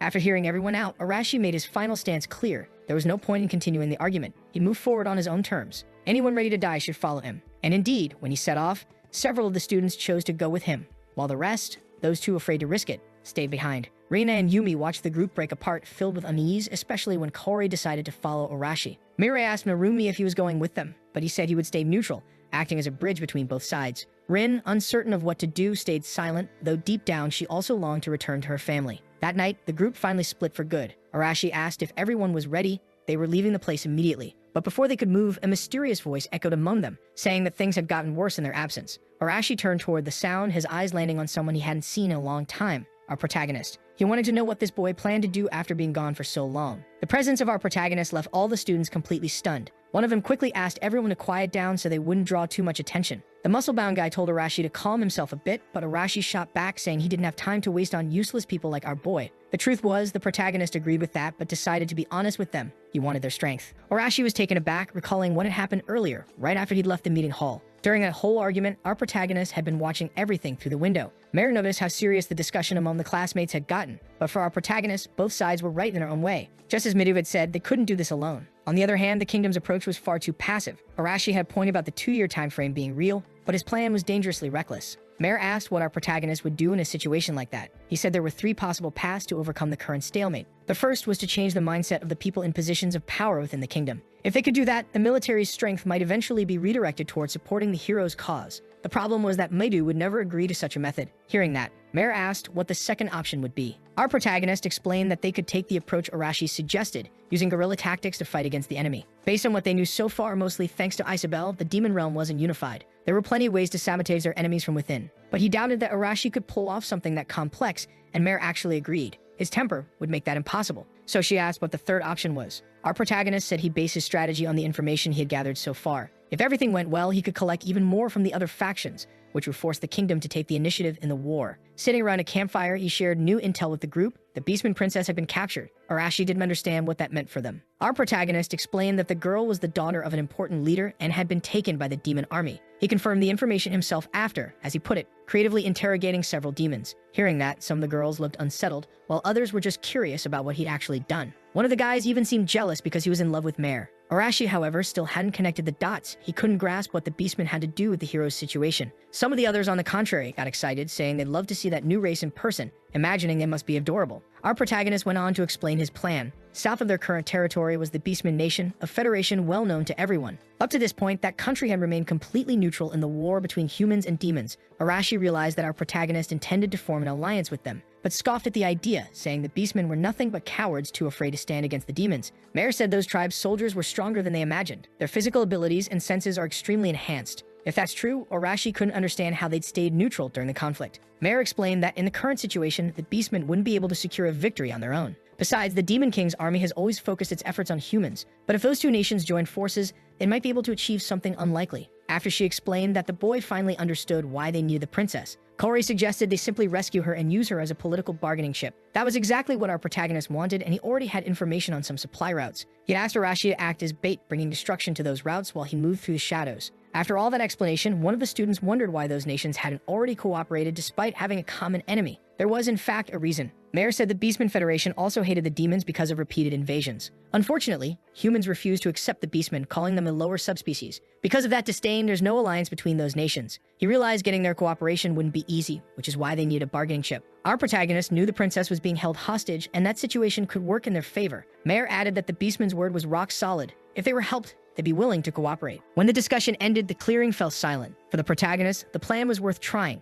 He was sure Arashi hadn't come up with anything to execute right now. Furious, Arashi complained that the protagonist's sudden appearance brought a lot of demands. Before he could keep being rude, another student asked him to consider the plan. This decision would affect everyone's lives. The others watched Arashi closely, and he finally sat down, still furious. With no other option, he asked what they should do. The hero candidate's caravan began to move out. One girl asked if it was really okay. They'd been heading south for a while, but the protagonist assured her the Beastmen territory lay exactly in that region. Meanwhile, the demons were moving prisoners along a northern route whose final stretch cut through the heart of the forest. Because none of the countries had real trade treaties, there were only a few roads in that area, which actually made the plan easier to pull off. The boy knew they were infiltrating demon territory and worried they might be found in ambush, but he also knew exactly what he was capable of, so that possibility didn't concern him too much. Even if the journey would be harsh and full of monsters, their carriage and caravan would pass, and the boy could hardly believe it. They could also rely on Sorero Tomoko's ability, a spatial protection that stores equipment and items. For heaven's sake, now even the background characters were getting names, patience required. Approaching the protagonist, one of the extras said it'd been a while since they'd seen each other. He remembered her ability. The protagonist said it's hard to forget the good things, and the girl lit up at the comment. The burly kid who only wears sleeveless shirts now had a few questions. He wanted to know how the protagonist had managed to infiltrate enemy territory. Answering him, the boy said he hadn't always been in that region. He'd been searching for clues about another way to get back home. Curious, his companions asked what conclusion he'd reached. Getting straight to the point, the protagonist said the only chance was to defeat the Demon King, and since then he'd been gathering information on how to make that a reality. That's how he learned about the kidnapping of the Beastman princess, which was actually quite interesting. Annoyed by how slow things were going, Arashi asked if they were really fine moving at that pace since they needed to ambush the enemy. In response, our protagonist agreed they should move faster and said they'd rely on Sorero's ability to store supplies in her virtual space. It was already nighttime, and the group of students kept moving through the forest. Arashi suddenly sensed monsters nearby and ordered everyone to get ready. Several wolves were surrounding them now. One of them lunged toward a terrified girl, but the muscle-bound guy finally proved those muscles weren't just for show. He punched the creature right in the mouth, shattering its teeth. A hit like that would never pierce the kind of physique sculpted through countless gym sessions and a solid dose of testosterone menanthate.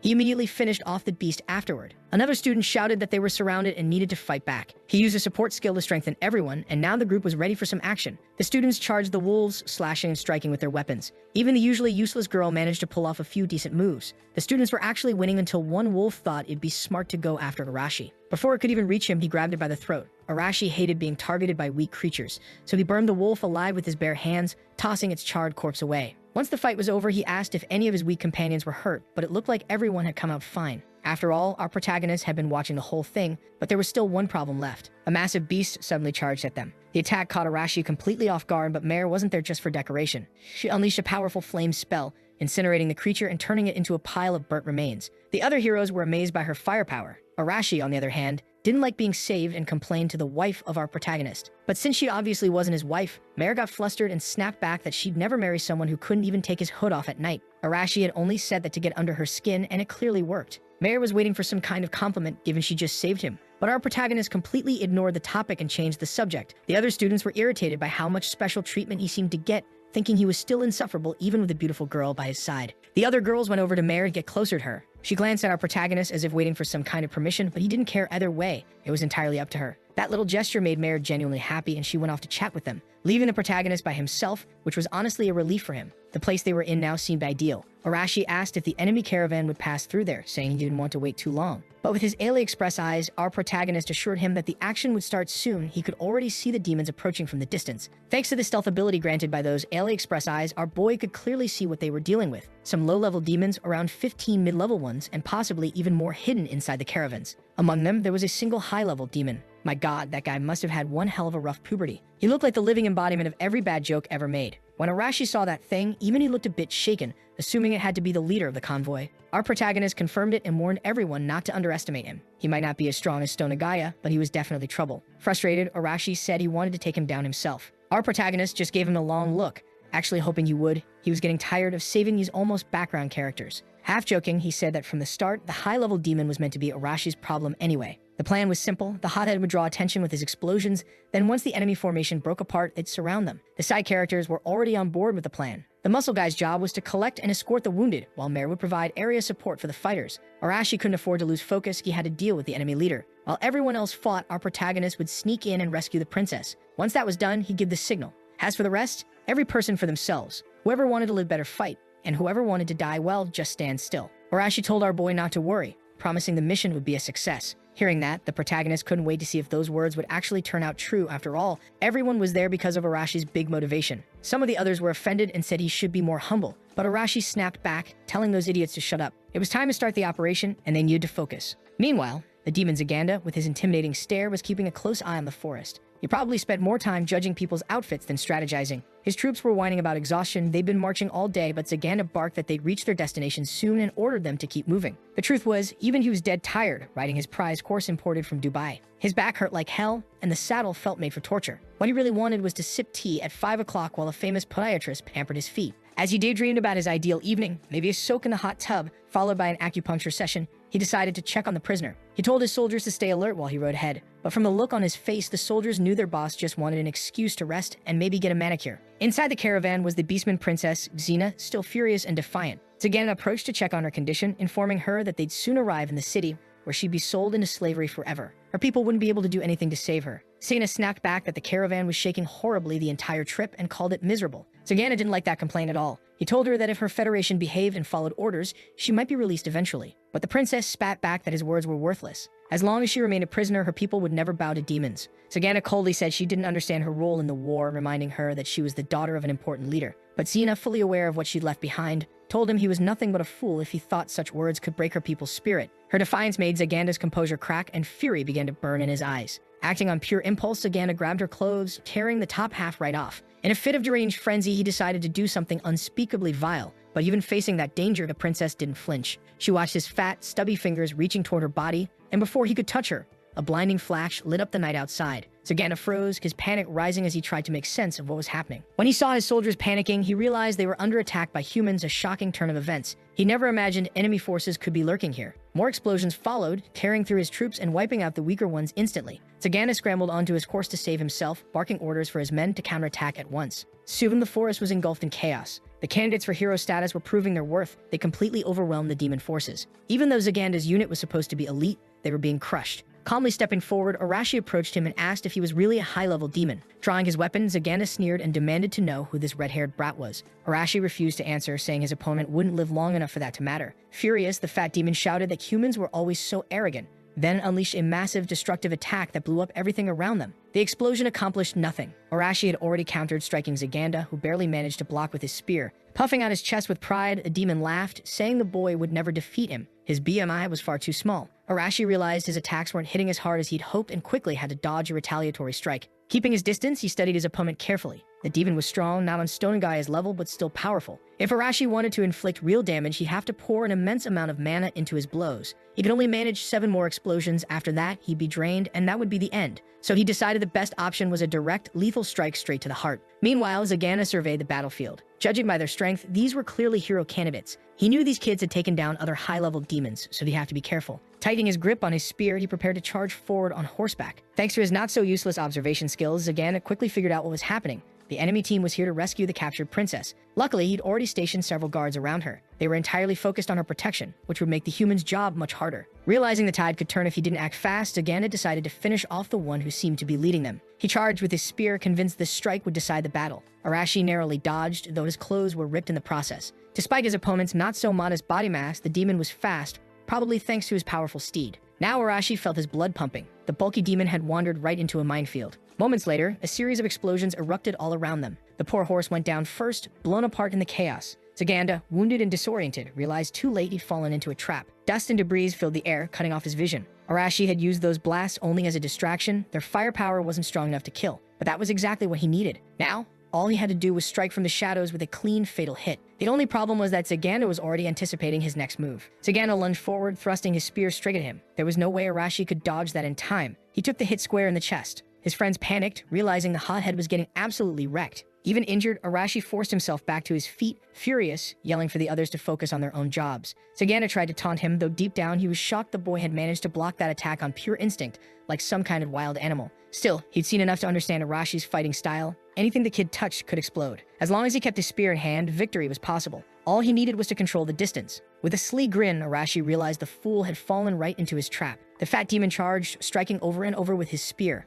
Arashi dodged every single one, and the demon grew overconfident, convinced the advantage was his. That arrogance was all Arashi needed. His hand started to glow, then he unleashed an explosion right from his palm. The fight was going exactly how he planned. He blasted the demon with an energy surge so strong it looked straight out of a classic 80s action movie. The poor oversized demon was engulfed in flames and blown to pieces. Arashi let out a sigh of relief, noticing his powers had leveled up after the battle. Mayor was impressed, somehow, the hot-headed fool had actually won. And once the demons saw their leader defeated, they went right back to being dumb beasts. The extras celebrated wildly, morale shooting through the roof. Those without names charged ahead, leaving nothing but bodies in their wake. Meanwhile, working unseen in the shadows, our protagonist had already made his move. He slipped into the caravan, where the princess was held, spotting her with her hands bound. Sina was startled to see a human appear out of nowhere. She'd asked if he'd come to save her, and he casually replied, something like that. After a short exchange, he drew his knife and cut her free. Finally, able to move again, she demanded to know what he wanted. He told her plainly he wanted the same thing the demons did, to use her for his own goals. His blunt honesty left her stunned, but lying wouldn't help anyone. Given that, the princess decided she'd rather fight than play along. In an instant, her hand morphed completely. That was partial beastification. She was about to slash his throat when he darted out of the carriage like lightning, ready to fight back. The princess lunged at him with her clawed hands, fast and fierce.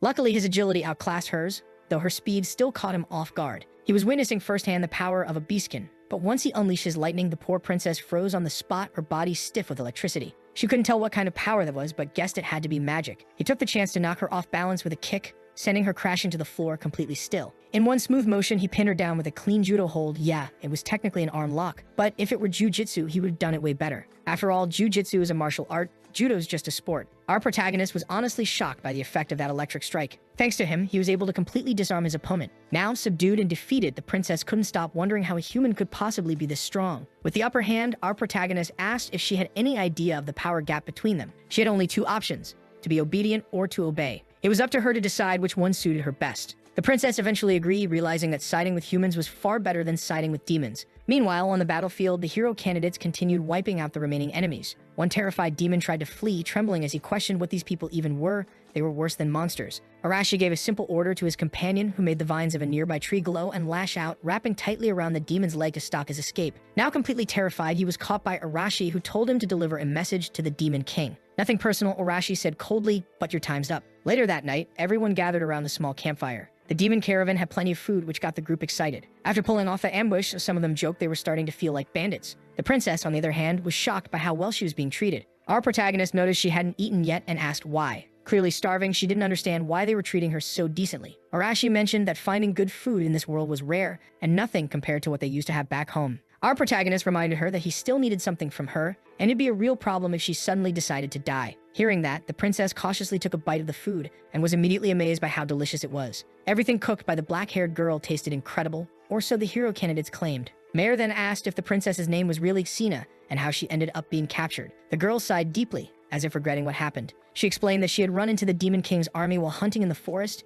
in her people's territory, where demons had no reason to be. It was almost as if they knew she'd be there. To our protagonist, that could only mean the demons were planning to invade her country, and capturing her was just one step in their strategy. One of the girls asked if the demons intended to control the Beastman's entire nation. The princess replied that the demons planned to dominate the entire continent. The question now was what the humans intended to do with her. Our protagonist told her plainly that they planned to use her as a bargaining chip. They needed the cooperation of the Beastman Federation to defeat the Demon King. It was an ambitious goal, one that left the princess genuinely impressed. But our protagonist clarified that he also had personal reasons until the Demon King was defeated. They couldn't return to their original world, as Arashi pointed out. Finally, the princess realized who they were, the rumored hero candidates she had heard about. After hearing the full truth, our protagonist asked for her opinion, saying her help would be far more useful if it came willingly. With surprising warmth, she admitted that she owed them a favor since they saved her. Though, as our protagonist pointed out, it had all been a coincidence. Even so, she insisted that a favor was a favor, and to purge the demons from her federation, she needed the backing of another faction. She suspected there was already a spy among her kingdom's officials.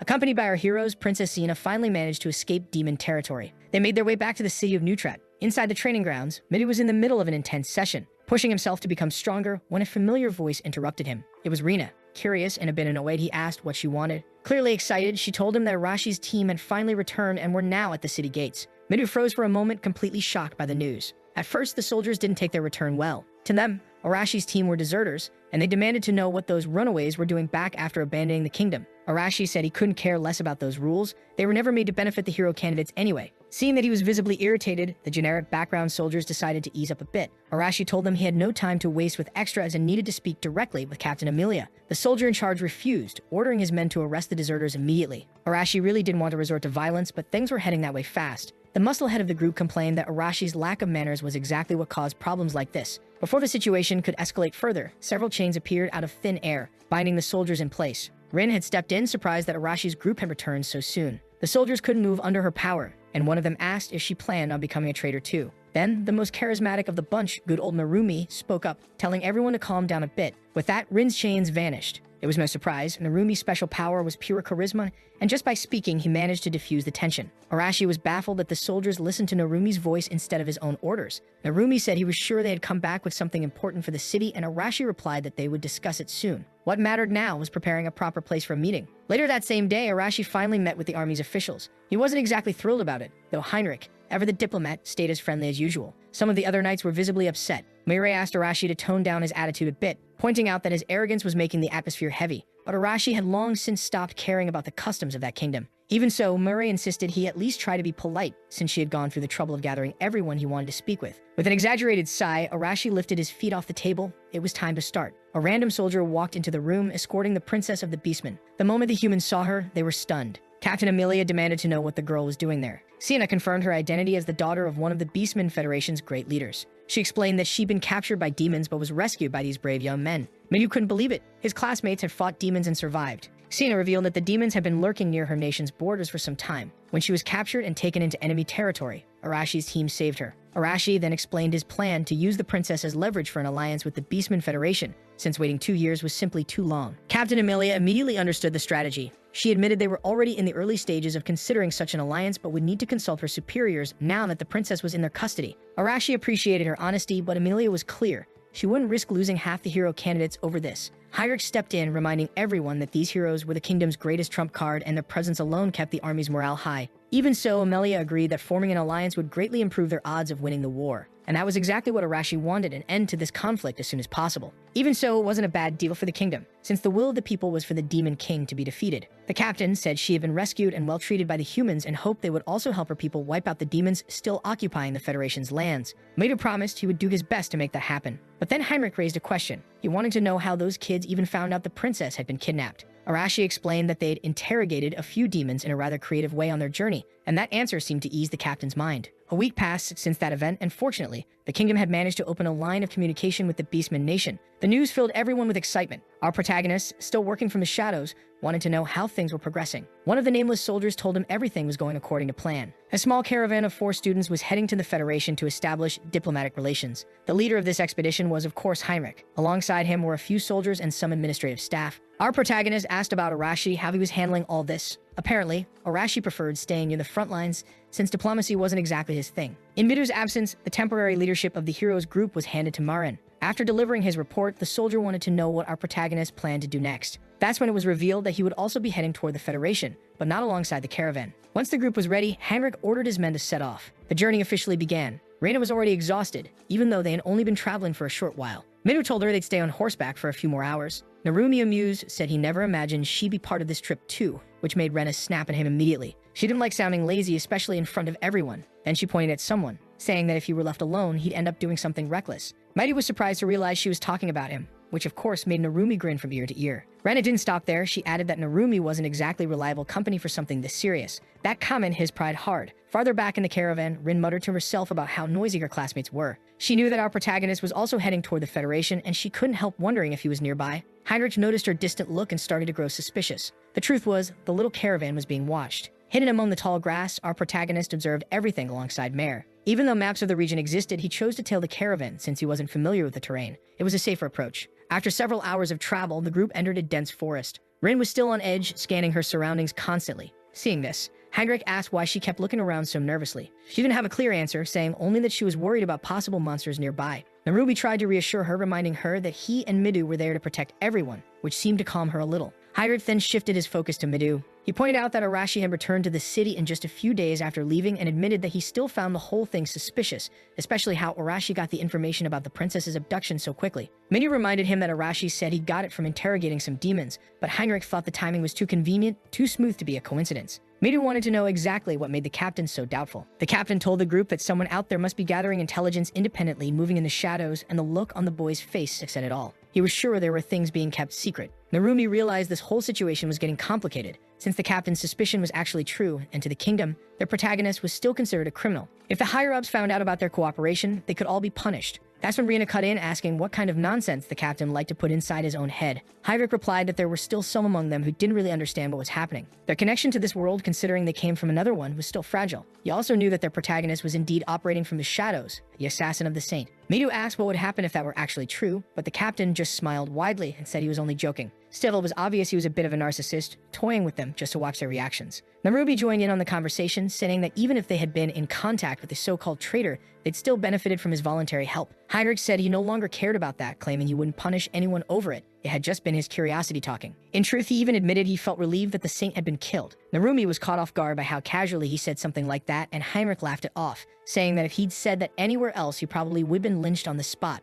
Judging by Rin's anxious behavior throughout the trip, Heinrich was sure the protagonist had to be nearby. Meidi was shocked to hear that, since he had no idea. Now Rin was cornered, unsure of what to do. Acting as the messenger between the protagonist and the heroes, she feared she'd accidentally drag him into an unwanted confession. But the protagonist, having overheard the entire conversation, decided there was no point in hiding anymore. He revealed himself to everyone in the caravan. The princess immediately spoke up, saying he was the one who had rescued her. Heinrich was astonished that his suspicions had turned out to be correct, while the soldiers quickly raised their weapons toward the supposed traitor. The protagonist, however, was impressed that the captain had pieced everything together with so little information. Heinrich explained that he also had his own network of informants. He knew Wimber had been taken down by a mysterious hooded figure. The protagonist claimed he'd never even heard that name before and added that he didn't defeat that enemy alone. He had help from Mare, a spellcaster. The moment Rina laid eyes on the girl, she exploded with anger. She demanded to know how the protagonist even had the nerve to come back to them. Midu tried to calm her down, but she was furious, accusing him of being too lenient and reminding everyone that they were standing in front of a traitor. Outraged, she asked the protagonist what he had to say in his defense, but he made no attempt to deny it. He admitted outright that he had betrayed them.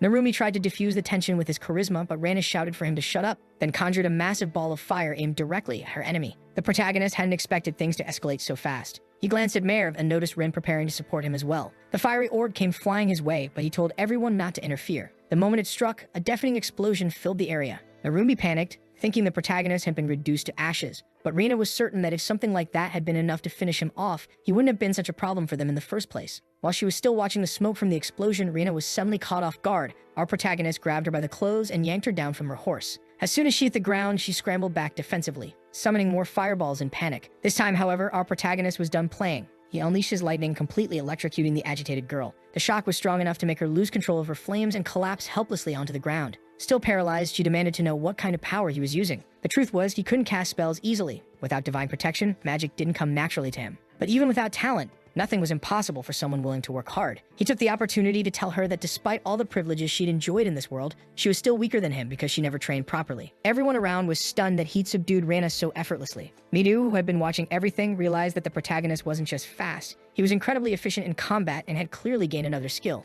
Weakened, Rina got up, insisting she would never accept him again. But for the protagonist, her approval had been meaningless from the start. That only made her angrier, since she hated being ignored or dismissed. Seeing the tension rise, Rin summoned her chains to restrain her friend, asking her to calm down. Later that night, everyone gathered around a campfire to talk. Heinrich knew they were being cornered in their current situation, and he finally understood why the protagonist had decided to eliminate Leonora back then. He was forced into an impossible position. Midu also understood his reasoning, admitting that the protagonist had taken the blame on himself to protect everyone else. Rena, however, still couldn't accept that explanation. She argued that the protagonist hadn't acted out of friendship, and he admitted that was true. Keeping the saint alive would cause endless problems. The simplest option was to end her life quickly. The more he explained, the more defiant Rena became, saying she refused to believe a word from that so-called criminal. Still, she had a few other questions, ones that actually mattered. She wanted to know if the protagonist really was searching for a way for everyone to return home safely. And of course, she wanted to know who the elf girl beside him was. The protagonist admitted he hadn't found any clue about returning home yet, and that the elf had chosen to accompany him of her own free will. Either way, Midu pointed out that to catch the spies infiltrating the Beastman Federation,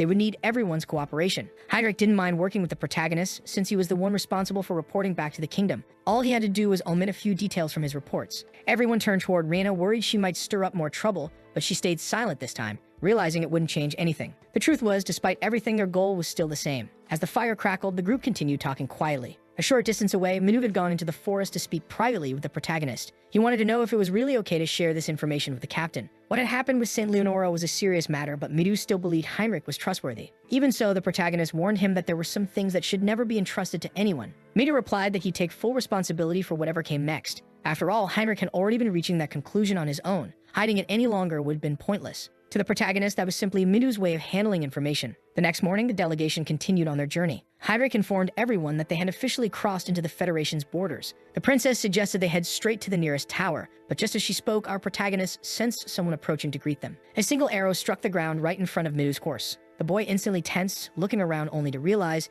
they were completely surrounded. One of the beastmen demanded to know what humans were doing in their territory. Now, every word mattered. One wrong move, and they'd be wiped out in the blink of an eye. Desperate, Manhwa stepped in front of everyone, explaining that they hadn't come to fight but to form an alliance. The woman leading the ambush didn't believe a single word, and the beastmen around her scoffed, calling humans deceitful and vile. Rena quickly realized this negotiation was going to be far more difficult than expected, while Narumi, ever the optimist, tried to cheer everyone up by saying they should stay positive. Then the princess finally revealed herself, stepping down from the carriage. The beastmen froze in shock upon seeing Sheena again. She explained that the humans had rescued her, but her words were ignored. The beastmen believed the humans had taken her hostage and decided they had to reclaim their princess at any cost. The blonde beastwoman leading the group lunged forward to attack. Heinrich, understanding there was no avoiding a fight, ordered his soldiers to defend themselves but not to use lethal force. Within seconds, the battlefield erupted in chaos as humans and beastmen clashed. Our protagonist turned to Sheena and asked if she couldn't stop this before things got worse. But the princess explained that the blonde warrior wouldn't listen to anyone in her current state. She just asked that they disable her without killing her, since most of the beastmen's soldiers there were inexperienced. Knowing that, our protagonist called out to Manhwa, telling him it was his time to shine.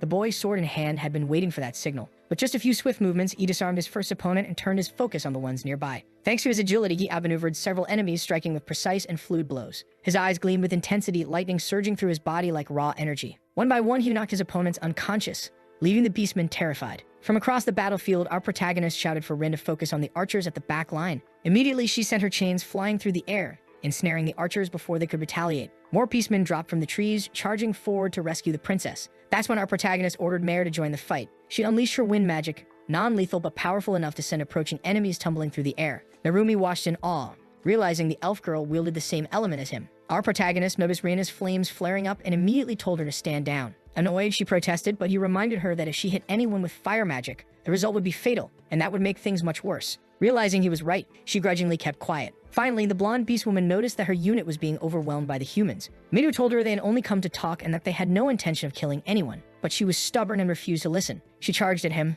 slashing with her sword. Manhwa stopped her blade with his bare fingers. The woman stared in disbelief. She couldn't even pull her weapon free from his grip. And then, to her utter confusion, she saw the princess calmly walking through the middle of the battlefield. Looking at the blonde girl, Sheena asked her to be patient and listen to what the humans had to say. Once the misunderstanding was cleared up, the beastmen bowed deeply, apologizing for what they had done. Manhwa, clearly embarrassed, urged them to stand, insisting that such formalities weren't necessary. The blonde warrior hadn't realized she was attacking the very people who had rescued the princess, and now she felt humiliated for her foolishness. Considering the delicate relationship between the two nations, Heinrich understood why she was acting this way. The poor girl seemed desperate to punish herself just to find some peace of mind. But our protagonist calmly suggested that if she truly wanted to make amends, she could start by becoming their guide through the region, since it was time for the two races to discuss an alliance immediately. After all, Sheena owed her rescuers a favor, and the princess confirmed that before her people, asking them to treat the humans with respect. The blonde girl accepted her words, promising to guide them to the capital. Tears welled up in her eyes as she confessed how relieved she was to see Sheena safely back in the beastmen's lands. The princess, too, was happy to have returned home unharmed.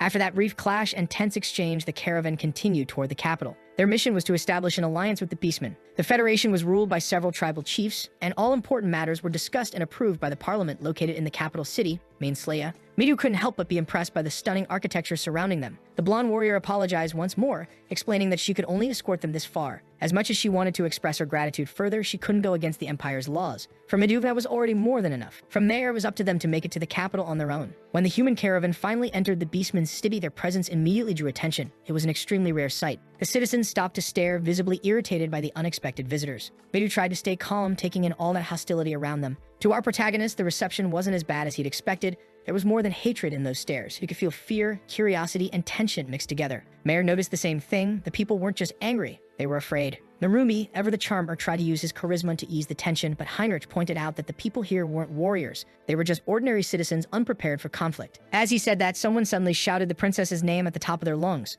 A man in royal attire came sprinting toward her, panic written all over his face. It was her father, the chieftain of the feline tribe. Shanna quickly reassured him that she wasn't hurt. Overcome with relief, he embraced his daughter tightly, saying his heart had been heavy with worry ever since she'd gone missing. The princess laughed softly, telling him he was squeezing her too hard, and the man immediately let go, apologizing for losing control of his emotions. Once he had calmed himself, his eyes turned to the group of strangers standing nearby. He quickly realized these must be the humans who had rescued his daughter, something Sheena confirmed right away. Grateful beyond words, he invited them to stay in his mansion as honored guests. Introducing himself properly, the chieftain said his name was Alto, father of Sheena and leader of the feline tribe. Speaking with formal dignity, he expressed his deep gratitude to the humans and promised to repay their kindness. Heinrich then introduced himself as a captain from the Holy Kingdom and said there was something he wished to ask. With great enthusiasm, Alto told him he could request whatever he wished. And just like that, everyone was escorted to a grand meeting room. Because of course in this story, no matter what happens, it always ends with people sitting around a table. Heinrich presented the human kingdom's proposal to form an alliance between the two nations. Alto said he owed them a favor for saving his daughter, so he agreed to the proposal. Edgar, chief of the wolves, acknowledged that the demon threat was growing and the attacks were becoming more frequent.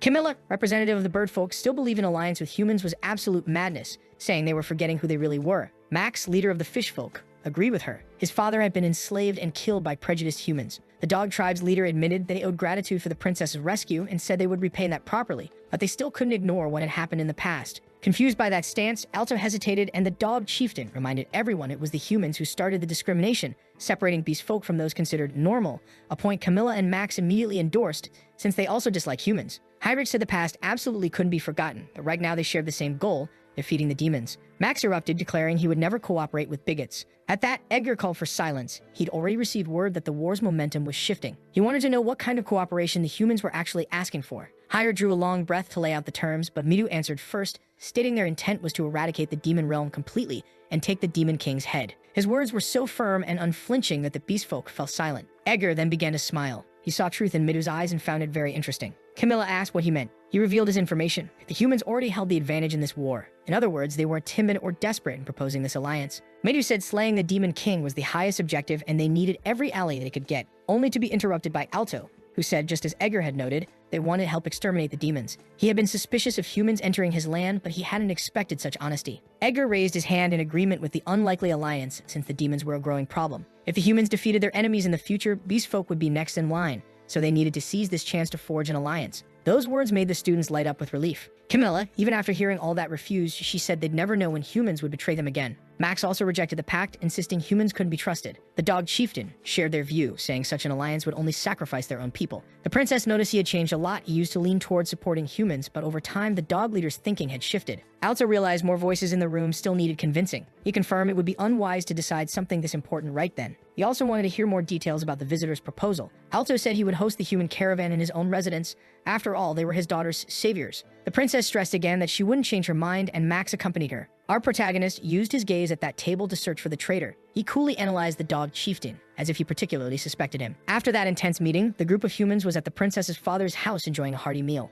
Completely drunk, Alto said it was his way of repaying their good deed. Midu, speaking for everyone, expressed his gratitude while the girls curiously asked what kind of food they were eating. It looked like arthropods. Without a second thought, our protagonist cracked open the shell of the first one and ate it like it was nothing out of the ordinary. Mare was eating some fruit instead. Apparently, elves in this world don't eat meat either. The beast folk present were already getting along with Narumi, urging him to drink more since he was such a fun person. The princess, keeping her composure, told her father to get straight to the main point. He explained to his daughter that the politics regarding their future needed to be discussed, which immediately caught everyone's attention at the table. According to the princess, the demons were getting dangerously close to the capital, something that should never have been possible. They had even pinpointed her location with uncanny precision. She was certain she'd been ambushed. One of the men might have understood if it had happened at the borders, but near the capital, that couldn't be a coincidence, or so she wanted everyone to understand. Someone insisted that if demons had infiltrated their territory, they would have noticed it long ago. But the princess quickly silenced him with a cold glare. Alto explained that the beast folk had an extremely sharp sense of smell, making it almost impossible for demons to go unnoticed. That meant the presence of a spy was all but certain. Our protagonist said there must be someone collaborating with the enemy, feeding them valuable information while covering their own tracks. Because he said it so assertively,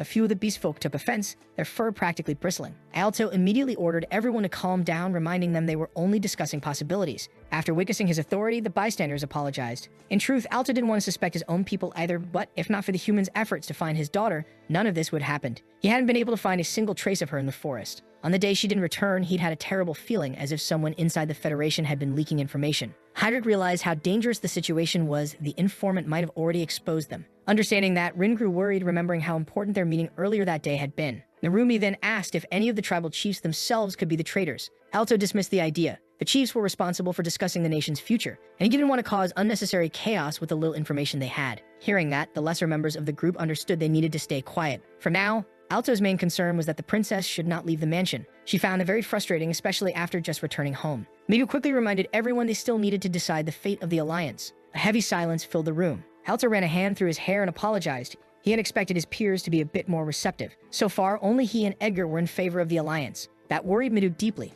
Without a majority of votes, they couldn't establish it. Negotiations would have to continue, persuading the other tribal leaders. Heinrich understood this perfectly and planned to use every bit of his diplomatic skill to make it happen. Later that night, our protagonist stood quietly, gazing over the city lost in thought. He was surprised when the princess approached him, asking if he wasn't tired at that hour. But our protagonist was deep in thought. He wanted to gather more information, yet he couldn't move freely in a foreign nation. The princess agreed. His scent alone would give him away immediately. So he had a favor to ask of Xena. Earlier, he had used the power of his red eyes to observe the canine leader closely and discovered that the man had fallen victim to brainwashing. When he shared this with the princess, she was immediately shocked. Our hero explained that his crimson eyes allowed him to see the status of any individual, and unlike demons or humans, beast folk weren't as accustomed to the use of magic. It was clear that what had happened to that man was the work of a demon. Only then did the princess realize that the canine leader's manner of speaking had changed slightly. He had always been in favor of an alliance with humans, so now she wanted to know if she should tell her father about this discovery. However, our protagonist relied solely on his own ability to prove his words, so it was better to keep everything secret for now. Sitting down, the princess said her father was already much more open to the idea of an alliance after being saved by the humans.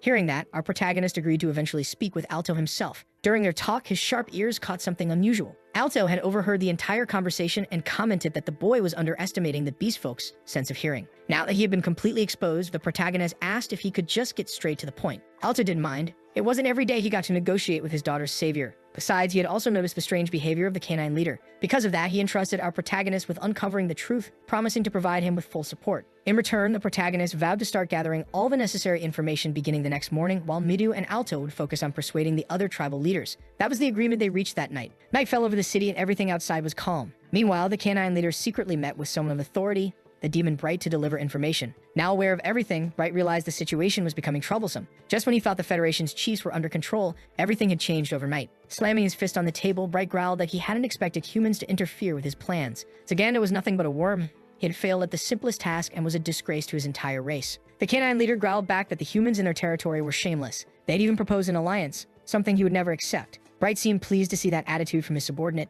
They needed to stop that alliance from happening at all costs. Standing up, the canine leader declared the humans were mortal enemies of their people. The next day, something happened in the aquatic tribe's domain. The Fishman chief sat on his throne, surrounded by guards, ready to hear what Alto had to say. But from the start, he made it clear, no matter what was said, he wouldn't change his mind. Midiv already knew that, but he still asked to be heard. Showing at least a bit of respect, the Fishman motioned for him to begin, which made Midiv visibly happy. Then Heinrich stepped forward to explain the situation of the Holy Kingdom. Afterward, they went to the home of the birdfolk leader. The guards there were openly hostile, saying humans would not be allowed to enter. Narumi was frustrated by that response, but the refusal stood firm. Even if the request came directly from Alto, they would not grant the humans access. Rin watched the entire scene quietly. She knew she could use her technique to control that man, but there was a risk. He might realize it. In the end, Narumi accepted the refusal and said they'd try again another day, which left Rin genuinely surprised. The boy knew that any complications could turn them into enemies of an entire nation, and that simply couldn't be allowed to happen. After hearing his calm reasoning, Rin felt a bit more at ease. Later that same day, the princess returned to speak with our protagonist, and things were exactly as he had predicted the night before. He wanted to know what she had found out.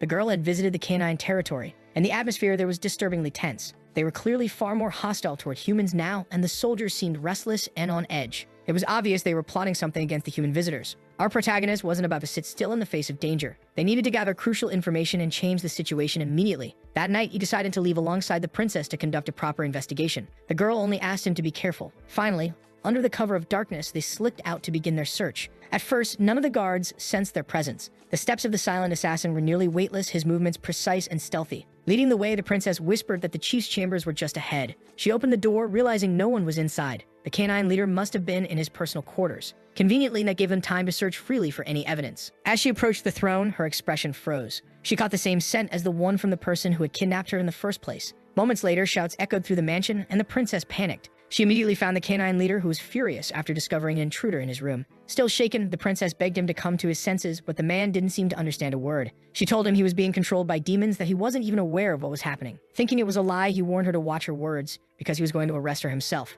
Within seconds of his shout, several guards burst into the chamber. The leader raged at the sight of intruders, and his soldiers were determined to capture the princess no matter what. Trying to avoid being caught, she bolted, diving through a window and landing in freedom while angry guards yelled behind her. Somewhere else in a hidden chamber, a demon calmly sipped wine. He hadn't expected any intruders and now wondered whether the humans had discovered his presence. He had been moving carefully in the shadows, managing to infiltrate the capital undetected. It was possible he was already under investigation, but he didn't think it would happen this soon. To him, everything still seemed under control until our protagonist appeared right behind him, ready to offer him an involuntary haircut. The demon barely had time to react before feeling his underwear shredded apart by the sudden flash of that blade, and a moment later, the carpet beneath them was stained. Back in the mansion, the canine leader was still furious about the intruders, but the princess managed to escape easily across the rooftops. She also realized that our protagonist had already vanished. Now she wondered if he had managed to find the demons. Suddenly, she heard a familiar voice. Among the soldiers stood the blonde girl, the same one who had first encountered the human caravan in the forest. The princess hurried over to her, asking what she was doing there. The blonde explained she had been assigned by Alto to keep watch and prevent anything worse from happening. Seeing the feline tribe's soldiers there made the canines even angrier. They still wanted to capture the intruder. Faced with their outrage, the blonde girl turned to the princess and asked what they should do next. The princess told them to fight back, but without taking anyone's life,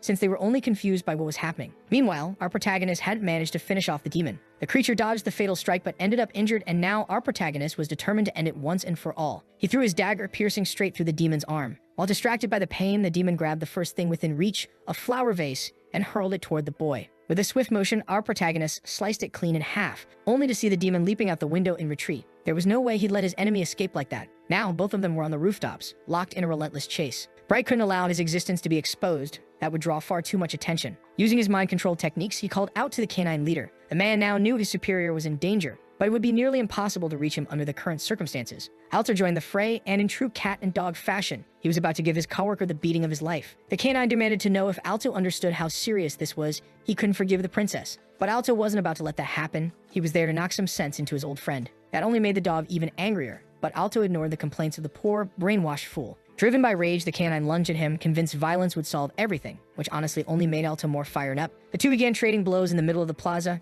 and a surge of raw power spread across the city. Watching all this unfold, Narumi realized that things were finally heating up. Still, they couldn't interfere in an internal dispute. It could easily create more problems for the Alliance. Rin, however, was deeply worried about our protagonist's safety. Narumi tried to reassure her, saying he was probably carrying out his mission with full focus, searching for demonic traces and clues. To Rin, it would be better if they helped him, since that task couldn't be easy. But Narumi knew that even if they tried, they'd only slow him down. So the poor side characters could do nothing but wait for the story to play out. Even so, late that night, someone was still out searching for our protagonist. Running through the dimly lit streets, Bright was trying to escape his pursuer. The boy realized they were being drawn toward a deserted area. Bright knew his wound was deep, he could barely move his arm properly, and fighting might not even be possible anymore. As he fled, a group of women caught sight of him, terrified. Not wanting to leave witnesses, he silenced them in cold blood. Our protagonist knew he had to stop the demon before more innocent people got hurt. Channeling mana into his legs, he drastically increased his speed. Within seconds, he was right beside the demon again, striking with his dagger and sending Bright flying backward with a powerful kick. The wretched creature spat blood, realizing the dagger had just been a feint.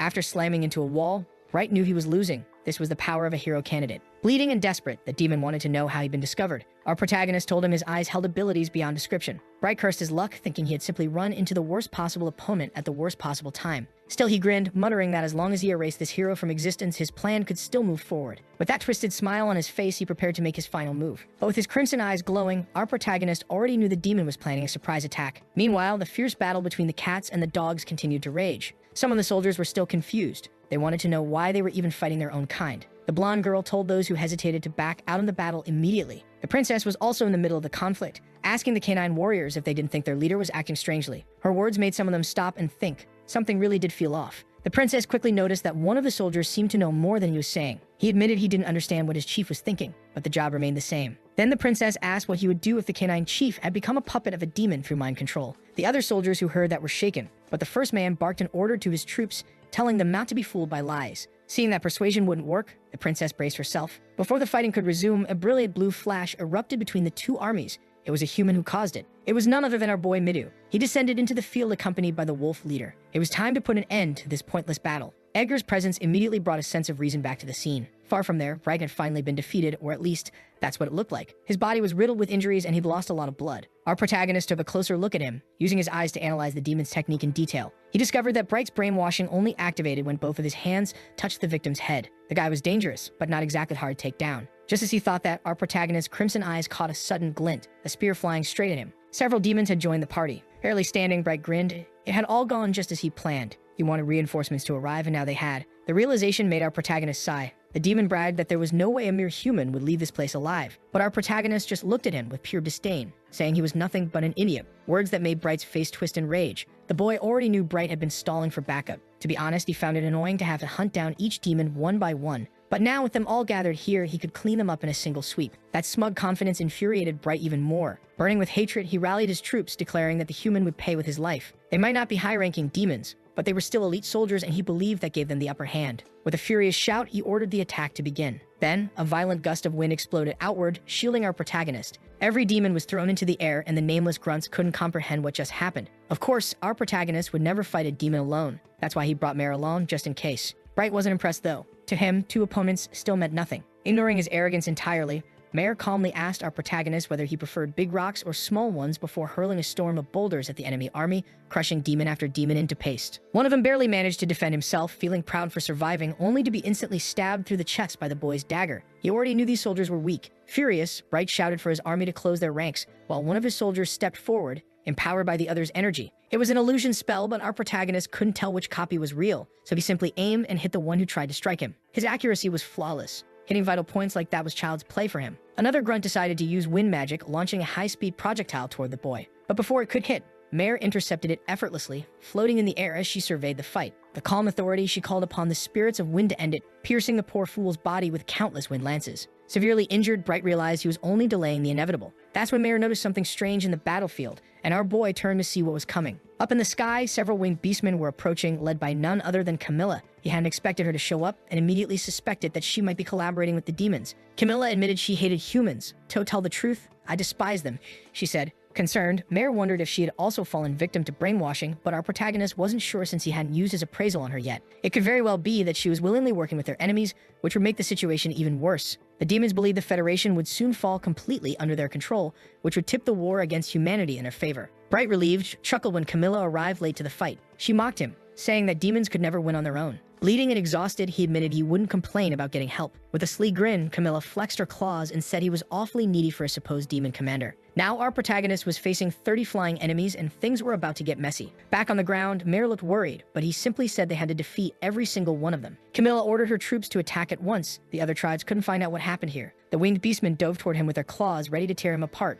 but before they could reach him, a massive, earth-shaking punch exploded nearby. Turns out we jumped straight into another fight. Alto was going head-to-head with the canine leader. Their battle looked like something straight out of Super Saiyan 2 Goku versus Majin Vegeta. The shockwaves from their punches shattered nearby windows and made the city trees tremble. Alto was thoroughly enjoying the brawl, and even though the dog was completely crazed, he seemed to be having the time of his life too. Then, unexpectedly, the canine leader landed a hit, but Alto only grinned mockingly. Compared to him, the dog was weak. One solid punch to the jaw sent the poor guy crashing to the ground, dazed and struggling to stand. As he staggered to his feet, he felt strange. His thoughts were clearing up. Slowly, Alto realized that through the miraculous power of getting punched in the face, his opponent was regaining his senses. The wolf leader was shocked that one of the beastmen chiefs had been under mind control, but that was exactly what the princess confirmed. A demon had infiltrated their territory. Midu wanted to know if they had found the culprit yet, but the princess said no. Our protagonist had taken that responsibility and was currently missing. Hearing that, Midu concluded that the boy was probably practicing violence somewhere in the city. Edgar, on the other hand, felt like everything was happening way too fast that night. His poor wolf brain couldn't keep up. Despite the chaos, the blonde girl suddenly drew everyone's attention, and the princess asked what was wrong. The girl said she had spotted a group of harpies flying north, which made Edgar very uneasy.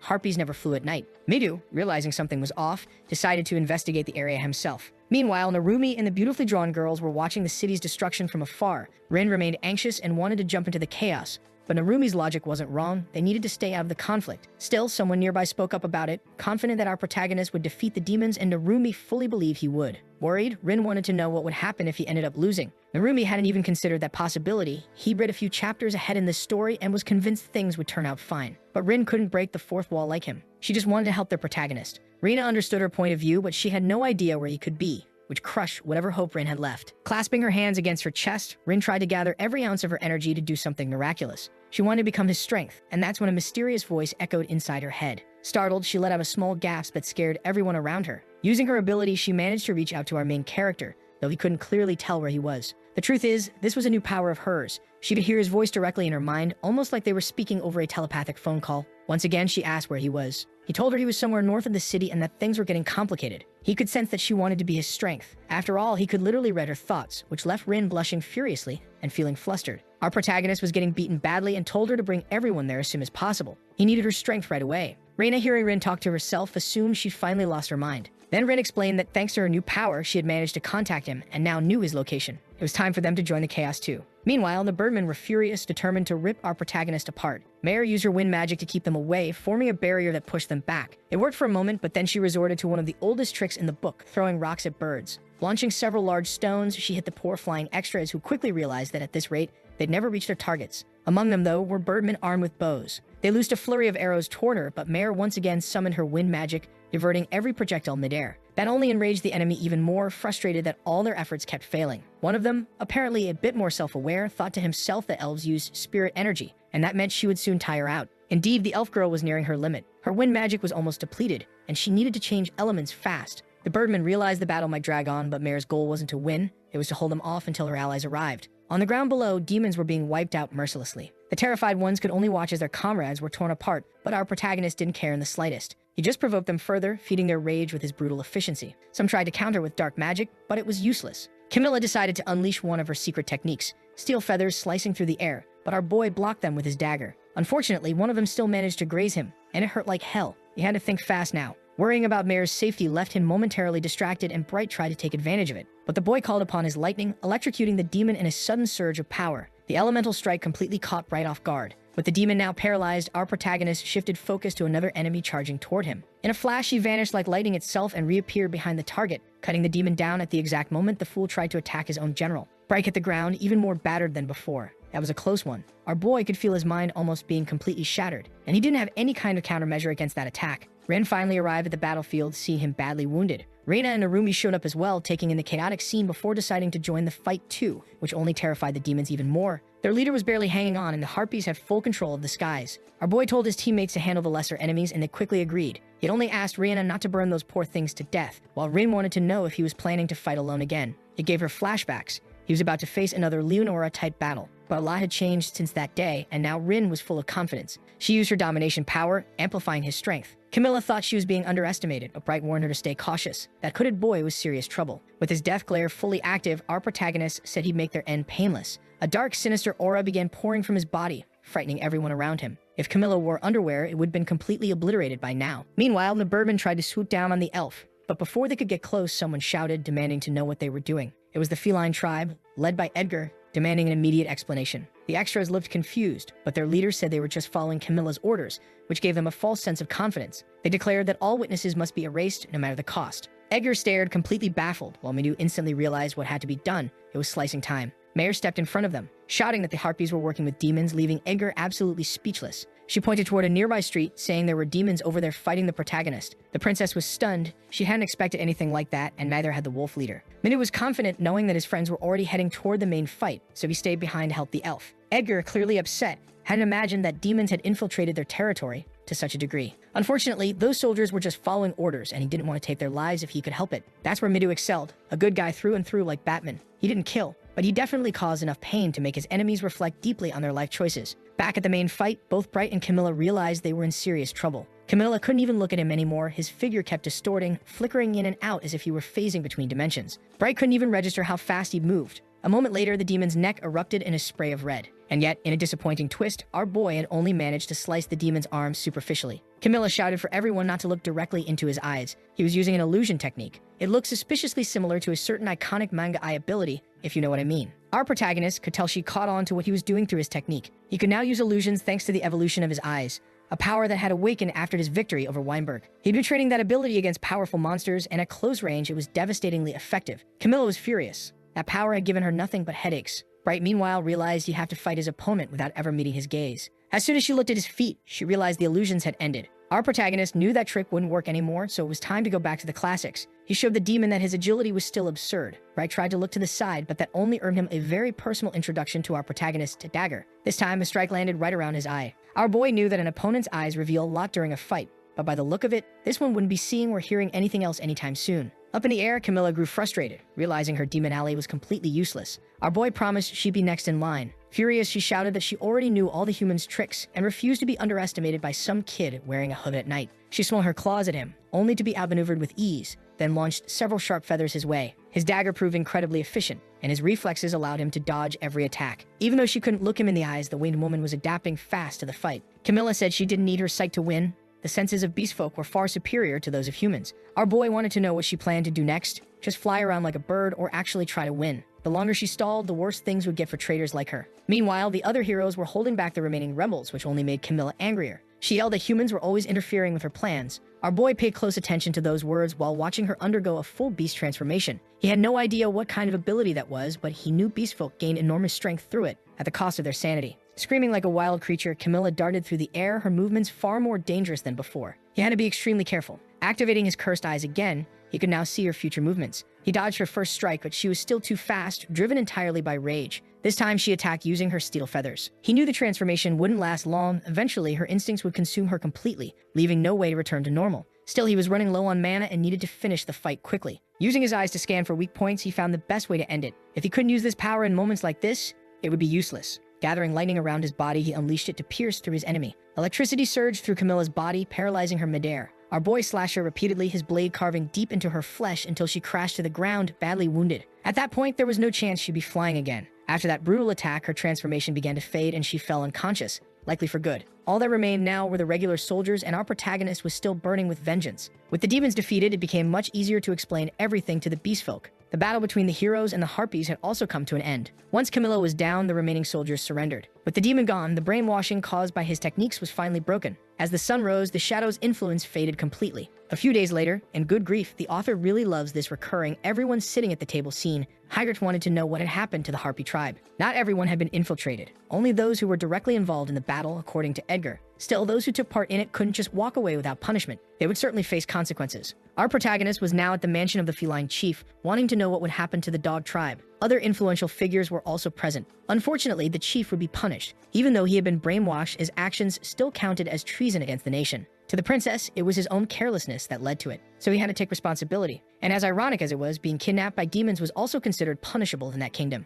Meanwhile, unusual things were happening in the Fishman district. Their leader refused to believe that the dog chief had been brainwashed or that the harpies had cooperated with demons. He was hearing all this for the first time, and Narumi didn't even expect him to believe it. The Fishman leader was shocked when he learned the truth. Narumi, on the other hand, grew uneasy when that massive shark of a man suddenly lunged at him, but it turned out to be just a hug. The shark admitted that these humans were good people. Thanks to their heroic deeds, the nation had been saved, and he would never forget it, promising his tribe's cooperation with the humans. Narumi asked if the decision was really fine considering how sudden it was, but if there was one thing the shark hated more than humans, it was demons themselves. Narumi quickly realized that talking to this guy was pointless. He only listened to his own thoughts anyway. Several days later, the tribal leaders gathered again, this time to finalize the alliance with the humans. Alto expressed his deep gratitude for everything that had happened, saying it was a debt he could never truly repay. They also confirmed that the demons were retreating from their lands, news brought by the dog chief. Finally, they reached the main point of the meeting. Halto announced that they had agreed to form an alliance with the humans. All the leaders raised their hands in approval, filling the heroes with joy. They celebrated immediately, knowing this could change the entire course of the war. Afterward, they could finally return to the capital. Reina double-checked that nothing had been left behind, while Narumi admitted he wasn't ready to say goodbye to that land. At the gate stood the leaders of each tribe, promising to lend their aid whenever needed. Everything had finally been settled. Looking toward our protagonist, Mare asked what the next step would be. He replied that they'd achieved their goals for now. All that remained was to wait and see what came next. The princess asked if he would remain in the Federation, and indeed, he planned to stay for a few days, since returning to the kingdom might cause trouble given his status as a criminal. The princess was overjoyed by this news, much to Mare's jealousy. His ultimate goal was still the same, to defeat the Demon King and return to his homeland. When the time came, he would go straight for his enemy. The princess promised to assist him in that journey. Hearing that, Mare was caught off guard while our boy asked what exactly the princess hoped to achieve. She explained that as her father's only daughter, she would eventually inherit leadership of her people and wanted to strengthen herself further before that day came. Our boy told her that the war was only getting fiercer and she could definitely benefit from the experience, especially since he operated in the shadows. What truly caught her attention, though, was his determination to defeat the Demon King. She wanted to help him accomplish that. It would be a legendary feat. Hearing their conversation, Alta requested that she be allowed to accompany him on this journey. He imagined the boy might be hesitant to take on another companion, but as the daughter of a chief, she was bound to be quite talented. For our protagonist, the greatest source of concern is the danger that the ongoing war might bring to them all. But the princess understands that they have to resolve this issue as soon as possible. Becoming stronger isn't a choice, it's a necessity. Helter said that if his daughter had truly made up her mind, he would fully support her decision. Looking straight at our protagonist, the princess declared that she wanted to join him on that dangerous journey. In response, he said he would train her before they left the city. If she proved herself useful, then she would come along. Those were his terms. Far away in the demon capital, fire and sulfur filled the sky. A lesser demon came to speak with its leader, the fifth princess, Isabel. She announced that the revolution was about to begin. After successfully persuading the Federation of Beastmen, the heroes returned to the front lines. To do that, they first had to meet with Captain Amelia. A representative from the Beastmen Federation traveled with them. It was Edgar. Amelia introduced herself to him immediately, as she was in charge of that front. The group still didn't realize the full impact of what they had accomplished, but the unity between those races would indeed bring massive changes. That night, Midu tried to rest peacefully, but he woke up in the middle of the night after having a strange dream. Mary was standing nearby, saying he had gone to bed quite early. Her presence in his room startled him. Then she explained that he had actually fallen asleep in the resting chamber and she used her telekinesis to carry him there. Embarrassed, Minu apologized for being a burden, but Mirai assured him it was nothing. After all, he had returned safely. That alone meant the negotiation had succeeded. Eager to catch up on recent events, Midu asked how things were going at the front lines. Mirai explained that the enemy army had launched several offensives, but none of them posed any real danger. And though she didn't like to admit it, Arashi had been essential to maintaining their defenses, a fact that made Minu feel relieved, knowing they could rely on that guy. He then asked about Edgar, and Mirai told him the Beastman was resting after the long trip. The next morning, a strategic meeting would be held to formalize the alliance. Midu knew the Beastmen were incredibly strong, especially Edgar, who at the moment was even stronger than him. That statement surprised Mirai, but Midu continued, saying that all of those warriors were elites. With their help, crossing the forest would be no challenge, and they could finally advance toward the Demon King. Seeing the determination in his eyes, Mirai asked if he didn't feel afraid of what was coming. Many dangerous battles awaited them, and some of their fellow hero candidates might not survive. Thinking about it, Midu admitted that he was scared. But if he stopped now, their group would end up splitting apart again, and eventually more lives would be lost. Miri then asked what kind of person their mysterious ally, the protagonist, really was. Midu replied that he was an ally. Even if he didn't always act out of emotion, that didn't change the fact that he helped them. After hearing that, Mirai said she believed the protagonist was simply selfish, which made Midu smile. He said he actually wished he could be a little more like the protagonist, or like Arashi. That surprised Mirai since she believed Midu was far better than either of them. But to him, both of those people never let their surroundings dictate their actions. They always moved forward without hesitation, while his own tendency was to follow common sense. Now that their talk had turned personal, Mirai asked what truly motivated him to want to return home. At first, he seemed confused, saying that everyone wanted that, so he just went along with the majority's wish. But it was as if Mirai already knew something deeper about him. Before their conversation could continue, Rena suddenly entered the room. Seeing the two of them talking there, Rena immediately got the wrong idea about that little meeting. Midu and Mirai tried to explain, but to Rena, they were just a couple of liars. And that girl in particular had stepped into the boys' dorm with suspicious intentions. Mary tried to explain that she'd only used her telekinesis to move him to his room, but Rena was still upset, especially since Mary was supposed to be the defender of morals and good manners. The argument between them was getting more heated by the second, while Midu just watched everything closely. The whole situation was so absurd that he couldn't help but smile. The next day, Arashi and Edgar were about to face each other in battle. Both charged forward to begin the match, but the Beastman's agility was incredible. He dodged every strike from Arashi and countered with his sword, nearly grazing the top of the boy's head.